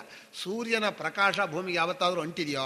ಇಷ್ಟು ದಿವಸ ಬೆಳಗಿದ ಮೇಲೆ ಸ್ವಲ್ಪ ಸೂರ್ಯನಿಗೂ ಭೂಮಿಯ ಧೂಳಿನ ಅಂಟು ಬಂದಿದೆಯೋ ಅಂದರೆ, ಸೂರ್ಯೋ ಯಥಾ ಸರ್ವಲೋಕಸ್ಯ ಚಕ್ಷುಃ ನ ಲಿಪ್ಯತೆ ಚಾಕ್ಷುಷೈರ್ಬಾಹ್ಯ ದೋಷೈ ಏಕಸ್ತಥಾ ಸರ್ವಭೂತಾಂತರಾತ್ಮ ನ ಲಿಪ್ಯತೆ ಲೋಕದುಃಖೇನ ಬಾಹ್ಯ ಅಂತ. ಲೋಕದುಃಖ ಅಂಟಲ್ಲ. ಕ್ಷೇತ್ರಂ ಕ್ಷೇತ್ರೀ ತಥಾ ಕೃತ್ಸ್ನಂ ಅಂತ ಯಥಾ ಪ್ರಕಾಶಯತ್ಯೇಕಃ ಕೃತ್ಸ್ನಂ ಲೋಕಮಿಮಂ ರವಿ ಕ್ಷೇತ್ರಂ ಕ್ಷೇತ್ರೀ ತಥಾ ಕೃತ್ಸ್ನಂ ಪ್ರಕಾಶಯತಿ. ಹೀಗೆ ಕೇವಲ ಅರಿವಿನ ರೂಪದಲ್ಲಿ ಸಮಸ್ತವನ್ನು ಬೆಳಗ್ತಾ ಇರುವಂತಹ ನಮ್ಮ ಅರಿವಿಗೆ ಯಾವುದೇ ಒಂದು ಸಂಘ ಇಲ್ಲ. ಅರಿವಿಗೆ ಸಂಘ ಬಂದು ತಪ್ಪು ತಿಳುವಳಿಕೆಯಿಂದ. ಮೊದಲು ಹುಟ್ಕೊಂಡ ಸಂಬಂಧ ನಾನು ಅಂತ. ಆ ನಾನು ಅನ್ನೋದು ಬಂದ ಕೂಡಲೇ ಮನಸ್ಸಿಗೆ ಸಂಘ ಬಂತು. ಮನಸ್ಸಿಗೆ ಸಂಘ ಬಂದ ಕೂಡಲೇ ಮನಸ್ಸು ಹಾಕ್ಕೊಳ್ತು ದೇಹ ನಾನು ಅಂತ. ದೇಹ ನಾನುಗಳು ಇಂದ್ರಿಯಗಳ ನಾನು ಒಂದು ದಿಢೀರ್ನ ಅದು ಯಾಕೆ ಮಾಡಿಕೊಂಡು ಏನು ವಿವೇಕ ಇಲ್ಲದೆ ಇರೋದು. ನಾನಿದ್ದಾಗ ನನಗೆ ಇರೋಕ್ಕೆ ಬರಲಿಲ್ಲ, ಇಲ್ಲದೆ ಇರೋದನ್ನ ಹುಟ್ಟಾಕ್ಕೊಂಡು ಅದರ ಜೊತೆ ಸಂಪರ್ಕ ಬೇರೆ. ಸಂಪರ್ಕ ಅಂದರೆ ಕಲ್ಪಿತ ಸಂಪರ್ಕ. ಕಲ್ಪಿತ ಸಂಪರ್ಕ ಮಾಡ್ಕೊಂಡು ನಮ್ಮನ್ನು ಕೆಡಿಸಿದ್ವಿ, ಪ್ರಪಂಚದವ್ರನ್ನೂ ಕೆಡಿದ್ವಿ, ಅಂಟ್ಕೊಂಡ್ವಿ. ಅಯ್ಯೋ ನೀನು ಹೀಗೆ ಮಾಡಬೇಡ, ನೀನು ಹಾಗೆ ಮಾಡಬೇಡ ಸ್ವಾಮಿ. ಅಟ್ಯಾಚ್ಮೆಂಟ್ ಬಿಟ್ಕೊಳ್ಳಿ. ಡಿಟ್ಯಾಚಲ್ಲಿದ್ದು ನಿಮಗೆ ಬಿ ಪಿ ಬರೋಲ್ಲ ಅಂತಾರೆ. ನಮ್ಮ ಬಿ ಪಿ ಬರೋಕ್ಕೆ ನಮ್ಮ ಸ್ವರೂಪವೇ ಡಿಟ್ಯಾಚ್ಮೆಂಟ್. ಯಾವ ಆಸಕ್ತಿ ಇಲ್ಲ. ಅಂದರೆ ಸಕ್ತ ಸಂಗಾತ್ ಸಂಜಾಯತೆ ಕಾಮಃ ಧ್ಯಾಯತೋ ವಿಷಯಾನ್ ಪುಂಸಃ ಸಂಗಸ್ತೇಷು ಉಪಜಾಯತೆ ಸಂಗಾತ್ ಸಂಜಾಯತೆ ಕಾಮಃ. ಇದು ಸಾಧನಾವಸ್ಥೆಯಲ್ಲಿ ಕರೆಕ್ಟು. ಸ್ವರೂಪದಲ್ಲಿ ನಿಂತರೆ ಸಂಗವೇ ಇಲ್ಲ. ಅಸಂಗೋ ಹ್ಯಯಂ ಪುರುಷ. ಎಷ್ಟು ಸಣ್ಣ ಅನ್ವಯ ವ್ಯತಿರೇಕ. ನಿದ್ದೆಯಲ್ಲೂ ಕನಸಿನಲ್ಲೂ ಎಚ್ಚರದಲ್ಲೂ ಒಬ್ಬನೇ ಆತ್ಮ ಓಡಾಡ್ತಾನೆ. ಏನು ಬಿಟ್ಟು ಬಂದರೂ ಅಳೋಲ್ಲ. ಎಚ್ಚರ ಹೋಯ್ತಲ್ಲ ಅಂತ ಕನಸಲ್ಲಿ ಹೊತ್ಕೊಂಡಿದ್ದವ್ರು ಉಂಟನ, ಅಯ್ಯೋ ಕನಸಲ್ಲ ಹೋಗ್ಬಿಡ್ತಲ್ಲ ಅಂತ ಯಾರು ದುಃಖ ಪಡ್ತಾರೆಯೇ? ಅಯ್ಯೋ ನಿದ್ದೆ ಬಂದ್ಬಿಡ್ತಲ್ಲ, ಎಚ್ಚರ ಕನಸು ಎರಡೂ ಹೋಯ್ತಲ್ಲ ಅಂತ ಅಳ್ತಾರೆಯೇ? ಅದೇ ಗುರುತು ನಮ್ಮ ಸ್ವರೂಪ. ಏನೂ ಹಚ್ಕೊಂಡಿಲ್ಲ, ಯಾವ ಹೆಂಡ್ತಿನೂ ಇಲ್ಲ, ಯಾವ ಮಕ್ಕಳು ಇಲ್ಲ. ಆತ್ಮನೋ ಅಸಂಗನಾಗಿದ್ದಾನೆ ಅನ್ನೋದಕ್ಕೆ ಅವಸ್ಥಾತ್ರಯದಲ್ಲಿ ಓಡಾಡ್ತಾ ಇರೋ ನಮ್ಮ ಸ್ವರೂಪವನ್ನು ನೀವು ಮನಸ್ಸಿಗೆ ತಗೊಂಡ್ರೆ ನಾವು ಅಸಂಗರು. ಒಬ್ಬರು ಹೇಳಿದ್ರಂತೆ ಕನಸಿನಲ್ಲಿ, ಇನ್ನೇನು ರಾಜ್ಯಕ್ಕೆ ಅಂತ ಹಾರ ಹಾಕ್ತಾ ಇದ್ದಾರೆ, ಕೂತ್ಕೊಳ್ತಾ ಇದ್ದಾನೆ, ಎಚ್ಚರ ಆಗ್ಬಿಡ್ತು. ಇನ್ನು ಸ್ವಲ್ಪ ಹೊತ್ತು ಕನಸು ಬರಬಾರ್ರೆ ಅಂತ. ತಿರುಕನೋರ್ವ ನಮ್ಮ ಕನ್ನಡ ಭಾಷೆಯಲ್ಲಿದೆ. ತಿರಕನೋರ್ವ ನೂರ ಮುಂದೆ ಮುರುಕು ಧರ್ಮ ಶಾಲೆಯಲ್ಲಿ ಹೊರಗಿರುತ್ತಾಲೊಂದು ಕನಸ ಕಂಡನಂತನೋ ಅಂತ 2ನೇ ಕ್ಲಾಸಲ್ಲಿ ನಾವು ಓದಿದ್ವಿ. ಪುರದ ರಾಜ ಪಟ್ಟದೊಳಗೆ ಇದರು, ಅವ್ರ ಮಕ್ಕಳಿರಲಿಲ್ಲ. ಆಮೇಲೆ ಕರಿಯ ಕೈಗೆ ವರೆಯ ಮಾಲೆಯ ನಿತ್ತು ಕಳಿದ್ರು. ಒಂದು ಆನೆ ಕೈಲಿ ಮಾಲೆ ಕಳಿಸಿದ್ರು. ಇವನಿಗೆ ಹೊರ್ಕೊಂಡಿದ್ದ. ಅವನ ಕನಸಲ್ಲಿ ಅವನಿಗೆ ಆ ಮಾನೆ ಬಂದು ಹಾರ ಹಾಕ್ಬಿಡ್ತು. ಎಲ್ಲ ಮೆರವಣಿಗೆ ಕರ್ಕೊಂಡು ಹೋದ್ರು. ಕರ್ಕೊಂಡು ಹೋಗಿ ಇನ್ನೇನು ಸಿಂಹಾಸನ ಕೂರ್ಬೇಕು, ಎಚ್ಚರ ಆಗ್ಬಿಡ್ತು. ಛೇ ಎಂತಾದ್ರೆ ಒಂದು ಸ್ವಲ್ಪ ಹೊತ್ತು ರಾಜನಾಗಿ ಬರ್ತಿದ್ದೆ ಅಷ್ಟರಲ್ಲೇ. ಅಂದರೆ ಕನಸಿನಲ್ಲೂ ಇವನ ಕಾಮ ಹೋಗಲ್ವಲ್ಲ, ಎಂಥ ಕಾಮ ಇದೆ ಅಂತ ಕನಸು ಅಂತ ಗೊತ್ತಿದೆ. ಸ್ವಲ್ಪ ಹೊತ್ತು ಆ ದುಡ್ಡನ್ನು ಎಣಸಿದ್ರೆ ಪರವಾಗಿತ್ತು, ಅಷ್ಟರಲ್ಲೇ ಎಚ್ಚರ ಆಗ್ಬಿಡೋದು. ಕನಸಲ್ಲಿ ಕಟ್ಟಿರೋ ದುಡ್ಡು ಸುಳ್ಳೋದು. ಆದರೂ ಕನಸು ಹೇಗೋ ಎಚ್ಚರುವ ಹಾಗೆ ಅಂತಾರೆ, ಆ ವಿಷಯ ಬೇರೆ. ಅಟ್ಯಾಚ್ಮೆಂಟ್ ಹೇಗೆ ಬರುತ್ತೆ ಮನುಷ್ಯನಿಗೆ ಅಂತ. ಸ್ವಪ್ನವಾಸ ವೃತ್ತದ ಕಥೆ ಇದೆ. ತುಂಬ ಸ್ವಪ್ನದ ಬಗ್ಗೆ ತುಂಬ ಕಥೆ ಇದೆ. ಮನುಷ್ಯನ ಜೀವನ ನಿಜ ಸ್ವರೂಪವೇ ಅಸಂಗ. ಅಸಂಗನಾದ ಪುರುಷನಿಗೆ ದೇಹೇಂದ್ರಿಯಗಳಲ್ಲಿ ನಾನು ಬಂದು ತಪ್ಪು ತಿಳುವಳಿಕೆಯಿಂದ, ಅಭಿಮಾನ ಬಂದು ತಪ್ಪು ತಿಳುವಳಿಕೆಯಿಂದ. ಆ ತಪ್ಪು ತಿಳುವಳಿಕೆಯನ್ನು ಇಟ್ಕೊಂಡು ನೀವು ಪ್ರತ್ಯಕ್ಷಾದಿ ವ್ಯವಹಾರ ಮಾಡುವಾಗ ಪ್ರತ್ಯಕ್ಷಾದಿಗಳು ಅವಿದ್ಯಾ ಪುರಸ್ಸರ ಅಲ್ಲ ಆದರೆ ಅದು ಹೇಗಾಗತ್ತೆ? ಏನು ಮಾಡೋಕ್ಕಾಗಲ್ಲ. ನಾವು ಹೆಲ್ಪ್ಲೆಸ್ ಅಂದರೆ ನಮಗೆ ನಿಮ್ಮ ಪ್ರತ್ಯಕ್ಷಾದಿಗಳನ್ನು ಬೇರೆ ಥರ ಆತ್ಮನಿಗೆ ಸೇರಿಸೋ ಹಾಗಿದ್ದಿದ್ರೆ ಮಾಡ್ಬೋದಾಯಿತು. ಪ್ರತ್ಯಕ್ಷಾದಿ ಇಂದ್ರಿಯಗಳು ದೇಹಕ್ಕೆ ಸೇರಬೇಕು. ದೇಹ ನಮಗೆ ಸೇರಬೇಕಾದ್ರೆ ನಮ್ಮ ತಪ್ಪು ತಿಳುವಳಿಕೆ ಬಂದು ನಾನೇ ದೇಹ, ದೇಹವೇ ನಾನು, ನಾನೇ ಇಂದ್ರಿಯ, ಇಂದ್ರಿಯಗಳೇ ನಾನು, ನಾನೇ ಮನಸ್ಸು, ಮನಸ್ಸಿನ ಹೀಗೆ ಎರಡೂ ಕಡೆಯಿಂದ ಅನ್ಯೋನ್ಯಾಧ್ಯಾಸವಾದರೆ ಆ ನಾನೂನೋ ರೂಪದಿಂದ ಇವುಗಳಲ್ಲಿ ಅಟ್ಯಾಚ್ಮೆಂಟ್ ಬೆಳೆಯುತ್ತೆ. ಆಮೇಲೆ ಪ್ರಮಾಣಗಳು ಕೆಲಸ ಮಾಡುತ್ತೆ. ಇಷ್ಟಾಯಿತು. ಇನ್ನೊಂದು 5 ನಿಮಿಷ ನಿಲ್ಲಿಸ್ಬಿಡ್ತೀನಿ. ನಚ ಪ್ರಮಾತೃತ್ವ ಅಂತರೇಣ ಪ್ರಮಾಣ ಪ್ರವೃತ್ತಿರಸ್ತಿ. ಪ್ರಮಾಣ ಪ್ರವೃತ್ತಿ ಅಂದರೆ ಇಂದ್ರಿಯಗಳು ಕೆಲಸ ಮಾಡೋದು. ಇಂದ್ರಿಯ ಕೆಲಸ ಮಾಡೋದು ಒಬ್ಬ ಪ್ರಮಾತೃ ಅಂದರೆ ಅರಿಯುವವನು ಇಲ್ಲದೆ ಬರಿಯೇ ಇಂದ್ರಿಯಗಳು ಕೆಲಸ ಮಾಡಲ್ಲ. ನಮ್ಮ ಗುರುಗಳು ಹೇಳೋರು, ಒಬ್ಬ ಅರಿಯುವನು, ಇಲ್ಲಿ ಇಂದ್ರಿಯಗಳು, ಇಲ್ಲಿ ವಿಷಯ, ಈ ಮೂರಲ್ಲಿ ಯಾರು ತೆಗೆದ್ರೂ ಬಾಕಿ ಯಾರಿಗೂ ಕೆಲಸ ಇಲ್ಲ. ಪ್ರಮೇಯವೇ ಇಲ್ಲ ಅಂದರೆ ಪ್ರಮಾತೃ ಪ್ರಮಾಣಕ್ಕೇನು ಕೆಲಸ ಇಲ್ಲ, ಗೊತ್ತಾಗಲ್ಲ. ಪ್ರಮಾಣಗಳಿಲ್ಲ ಅಂತ ಇಟ್ಕೊಳ್ಳಿ, ಅಂದರೆ ನಮ್ಮ ಇಂದ್ರಿಯಗಳಿಲ್ಲ, ನಾನಿದ್ದೀನಿ ಅಂದರೆ ಪ್ರಪಂಚಕ್ಕೂ ನಮಗೂ ಸಂಬಂಧ ಹೋಯ್ತು. ಕೋಮಾ ಸ್ಟೇಜಲ್ಲಿ ನಾವೇನು ಪ್ರಮಾತ್ರವಾಗಿರ್ತೀವೋ ಇಲ್ಲೋ ಗೊತ್ತಿಲ್ಲ. ಅಥವಾ ನಾನೇ ಇಲ್ಲ, ಪ್ರಮಾತೃವೇ ಇಲ್ಲ ಅಂದರೆ ಇಂದ್ರಿಯಗಳಿಗೂ ಕೆಲಸ ಇಲ್ಲ, ಪ್ರಮೇಯಕ್ಕೂ. ಇದು ಮೂರು ಪರಸ್ಪರ ಲಿಂಕು. ಪ್ರಮಾತೃ, ಪ್ರಮಾಣ, ಪ್ರಮೇಯ. ಪ್ರಮಾಣ ಅಂದರೆ ಇಂದ್ರಿಯಗಳು, ಪ್ರಮೇಯ ಅಂದರೆ ದೃಶ್ಯರಾಶಿ, ಪ್ರಮಾತೃ ಅಂದರೆ ಅರಿಯುವ ನಾನು. ಅರಿಯುವ ನಾನು ಯಾವಾಗ? ಈಗೋ ಆದಾಗ. ಆತ್ಮನೇ ಆದಾಗ ಅರಿಯುವ ನಾನಲ್ಲ. ಪ್ರಮಾತೃತ್ವ ಅಂತರೇಣ, ನಾನು ಪ್ರಮಾತೃತ್ವವನ್ನು ಪಡ್ಕೊಳ್ಳದೆ ಹೋದರೆ, ಪ್ರಮಾತೃತ್ವ ವೇಷವನ್ನು ನಾನು ಧಾರಣೆ ಮಾಡದೆ ಹೋದರೆ ಯಾವ ಪ್ರಮಾಣಗಳಿಗೂ ಪ್ರವೃತ್ತಿ ಇಲ್ಲ. ಯಾವ ಪ್ರಮಾಣಗಳು ಅಂದರೆ ಇಂದ್ರಿಯಗಳು ಕೆಲಸ ಮಾಡಲ್ಲ. ಅರಿಯುವ ನಾನು ಇಲ್ಲಿ ಬಂದು ಕೂತ್ಕೋಬೇಕು. ರಥಿಕ ಆತ್ಮಾನಂ ರಥಿನಂ ವಿದ್ಧಿ ಭೋಕ್ತೆ ಅಂದರೆ ಭೋಕ್ತೆ ಮುಂದೆ ಆತ್ಮೇಂದ್ರಿಯ ಮನೋಯುಕ್ತಂ ಭೋಕ್ತೇತ್ಯಾಹುರ್ಮನೀಷಿಣ. ಅಲ್ಲಿ ಯುಕ್ತ ಅನ್ನೋ ಪದಕ್ಕೆ ತಪ್ಪು ತಿಳ್ಕೊಂಡವನು ಅಂತ ಅರ್ಥ. ಆತ್ಮ ಅಂದರೆ ದೇಹ, ಇಂದ್ರಿಯ, ಮನಸ್ಸು, ಇವುಗಳಲ್ಲಿ ತಪ್ಪು ತಿಳುವಳಿಕೆ ಮಾಡಿಕೊಂಡವನಿಗೆ ಮಾತ್ರ ಭೋಕ್ತೃತ್ವ ಬರುತ್ತೆ. ಭೋಕ್ತೃತ್ವವೋ ಪ್ರಮಾತೃತ್ವವೋ ಕರ್ತೃತ್ವವೋ ಇರೋದೇ ಮೂರು. ಆತ್ಮೇಂದ್ರಿಯ ಅದು ನಡುವೆ ಬಂದ್ಬಿಟ್ಟಿದೆ ನೋಡಿ. ಶ್ರುತಿ ಹೇಳುವಾಗ ರಥರೂಪಕ ಕಲ್ಪನೆ. ಆತ್ಮಾನಂ ರಥಿನಂ ವಿದ್ಧಿ ಶರೀರಂ ರಥಮೇವತೋ ಬುದ್ಧಿಂತು ಸಾರಥಂ ವಿದ್ಧಿ ಮನಃ ಪ್ರಗ್ರಹಮೇವ ಚ ಇಂದ್ರಿಯಾಣಿ ಹಯಾನಾಹು ವಿಷಯಾಂಸ್ತೇಷು ಗೋಚರಾನ್ ಅಂತ ಇಲ್ಲಿವರೆಗೂ ಬಂದು ನಡುವೆ ಆತ್ಮೇಂದ್ರಿಯ ಮನೋಯುಕ್ತಂ ಭೋಕ್ತೇತ್ಯಾಹುರ್ ಮನೀಷಿಣ ಯಸ್ವ ವಿಜ್ಞಾನವಾನ್ ಭವತಿ ಅಮನಸ್ಕ. ಹೀಗೆ ವಿಜ್ಞಾನ ಸಾರಥಿರಿಯಸ್ಸು ಹೇಳಬೇಕು. ಆರಂಭದಲ್ಲಿ ರಥರೂಪ ಕಲ್ಪನೆ, ನಡುವೆ ಅಧ್ಯಾಸ ಹೇಳಿದೆ. ಶ್ರುತಿ ಎಷ್ಟು ತನ್ನ ಅರ್ಥವನ್ನು ಹೇಳುವಾಗ ನೋಡಯ್ಯ, ನಿನಗೆ ನೀನು ಜೀವ ರಥಸ್ವಾಮಿ, ಮನಸ್ಸು ಪ್ರಗ್ರಹ, ಬುದ್ಧಿ ಸಾರಥಿ, ಇಂದ್ರಿಯಗಳು ಕುದುರೆ, ಇದೆಲ್ಲ ವಿಷಯಗಳೆಲ್ಲ ನೀನು ಓಡೋ ದಾರಿ, ಇದೆಲ್ಲ ಹೇಳಿದ ಮೇಲೆ ನೀನು ಇವುಗಳನ್ನು ನಾನು ಒಂದು ತಪ್ಪು ತಿಳ್ಕೊಂಡಾಗ ಈ ಗಾಡಿ ಓಡುತ್ತೆ. ತಪ್ಪು ತಿಳ್ಕೊಳ್ಳೋದು ಹೋದ್ರೆ ಗಾಡಿ ಕೆಲಸ ಇಲ್ಲ. ಅಲ್ಲಿ ನಡುವೆ ಒಂದು ವಾಕ್ಯ, ಆ ಸಣ್ಣ ಪುಟಾಣಿ ವಾಕ್ಯ ಯಾಕೆ ಸೇರಿಸ್ಬೇಕಾಗಿತ್ತು? ಅದು ಮುಂದಕ್ಕೆ ಹಾಗೆ ಹೇಳ್ಕೊಂಡು ಹೋಯ್ತು. ಈಗ ಆತ್ಮೇಂದ್ರಿಯ ಮನೋಯುಕ್ತಂ ಭೋಕ್ತೇತ್ಯಾಹುರ್ ಮನೀಷಣ ಅಂತ ಹೇಳದೆ ಹೋಗಿದ್ರೆ ಎಷ್ಟೋ ವಿಜ್ಞಾನವಾನ್ ಭವತಿ ಸರಿ ಇತ್ತು. ನಡುವೆ ಶ್ರುತಿ ಏನು ಮಾಡ್ತೋ, ದೇಹ ಇಂದ್ರಿಯ ಮನಸ್ಸುಗಳಲ್ಲಿ ಅಭಿಮಾನ ಪಟ್ಕೊಂಡು ತಪ್ಪು ತಿಳ್ಕೊಂಡು ಮಾಡ್ಕೊಂಡು ಅವನಿಗೆ ಈ ಗಾಡಿ ನಾವು ಹೇಳ್ತಾ ಇರೋದು ಓಡಿಸೋದು, ಆದರೆ ಸರಿಯಾಗಿ ಓಡಿಸ್ಬೇಕು. ಒಬ್ಬ ವಿಜ್ಞಾನ ಸಾರಥಿ ಬೇಕು. ಪಾರ್ಥ ಸಾರಥಿ ಇದ್ದಂತೆ ಆ ನಿಜವಾದ ಗೀತಾ ಉಪದೇಶ ಮಾಡುವ ಆಚಾರ್ಯ ನಮ್ಮ ಜೀವನಕ್ಕೆ ಸಾರಥಿ ಆಗಿಬಿಟ್ರೆ ಕಣ್ಮುಚ್ಕೊಂಡು ಎಲ್ಲಾದರೂ ರಥ ಹೊಡಿಲಿ ತಲುಪಿಡ್ತೀವಿ. ವಿಷ್ಣು ಪರಮಂ ಪದಂ, ಅದ್ಭುತವಾದ್ದು. ಹೀಗೆ ಪ್ರಮಾತೃತ್ವ ಮಂತರೇಣ ಪ್ರಮಾಣ ಪ್ರವೃತ್ತಿ ನಾಸ್ತಿ. ತಸ್ಮಾತ್ ಅವಿದ್ಯಾವದ್ವಿಷಯಾಣ್ಯೇವ ಪ್ರತ್ಯಕ್ಷಾದೀನಿ ಪ್ರಮಾಣಾನಿ ಶಾಸ್ತ್ರಾಣಿ ಚ.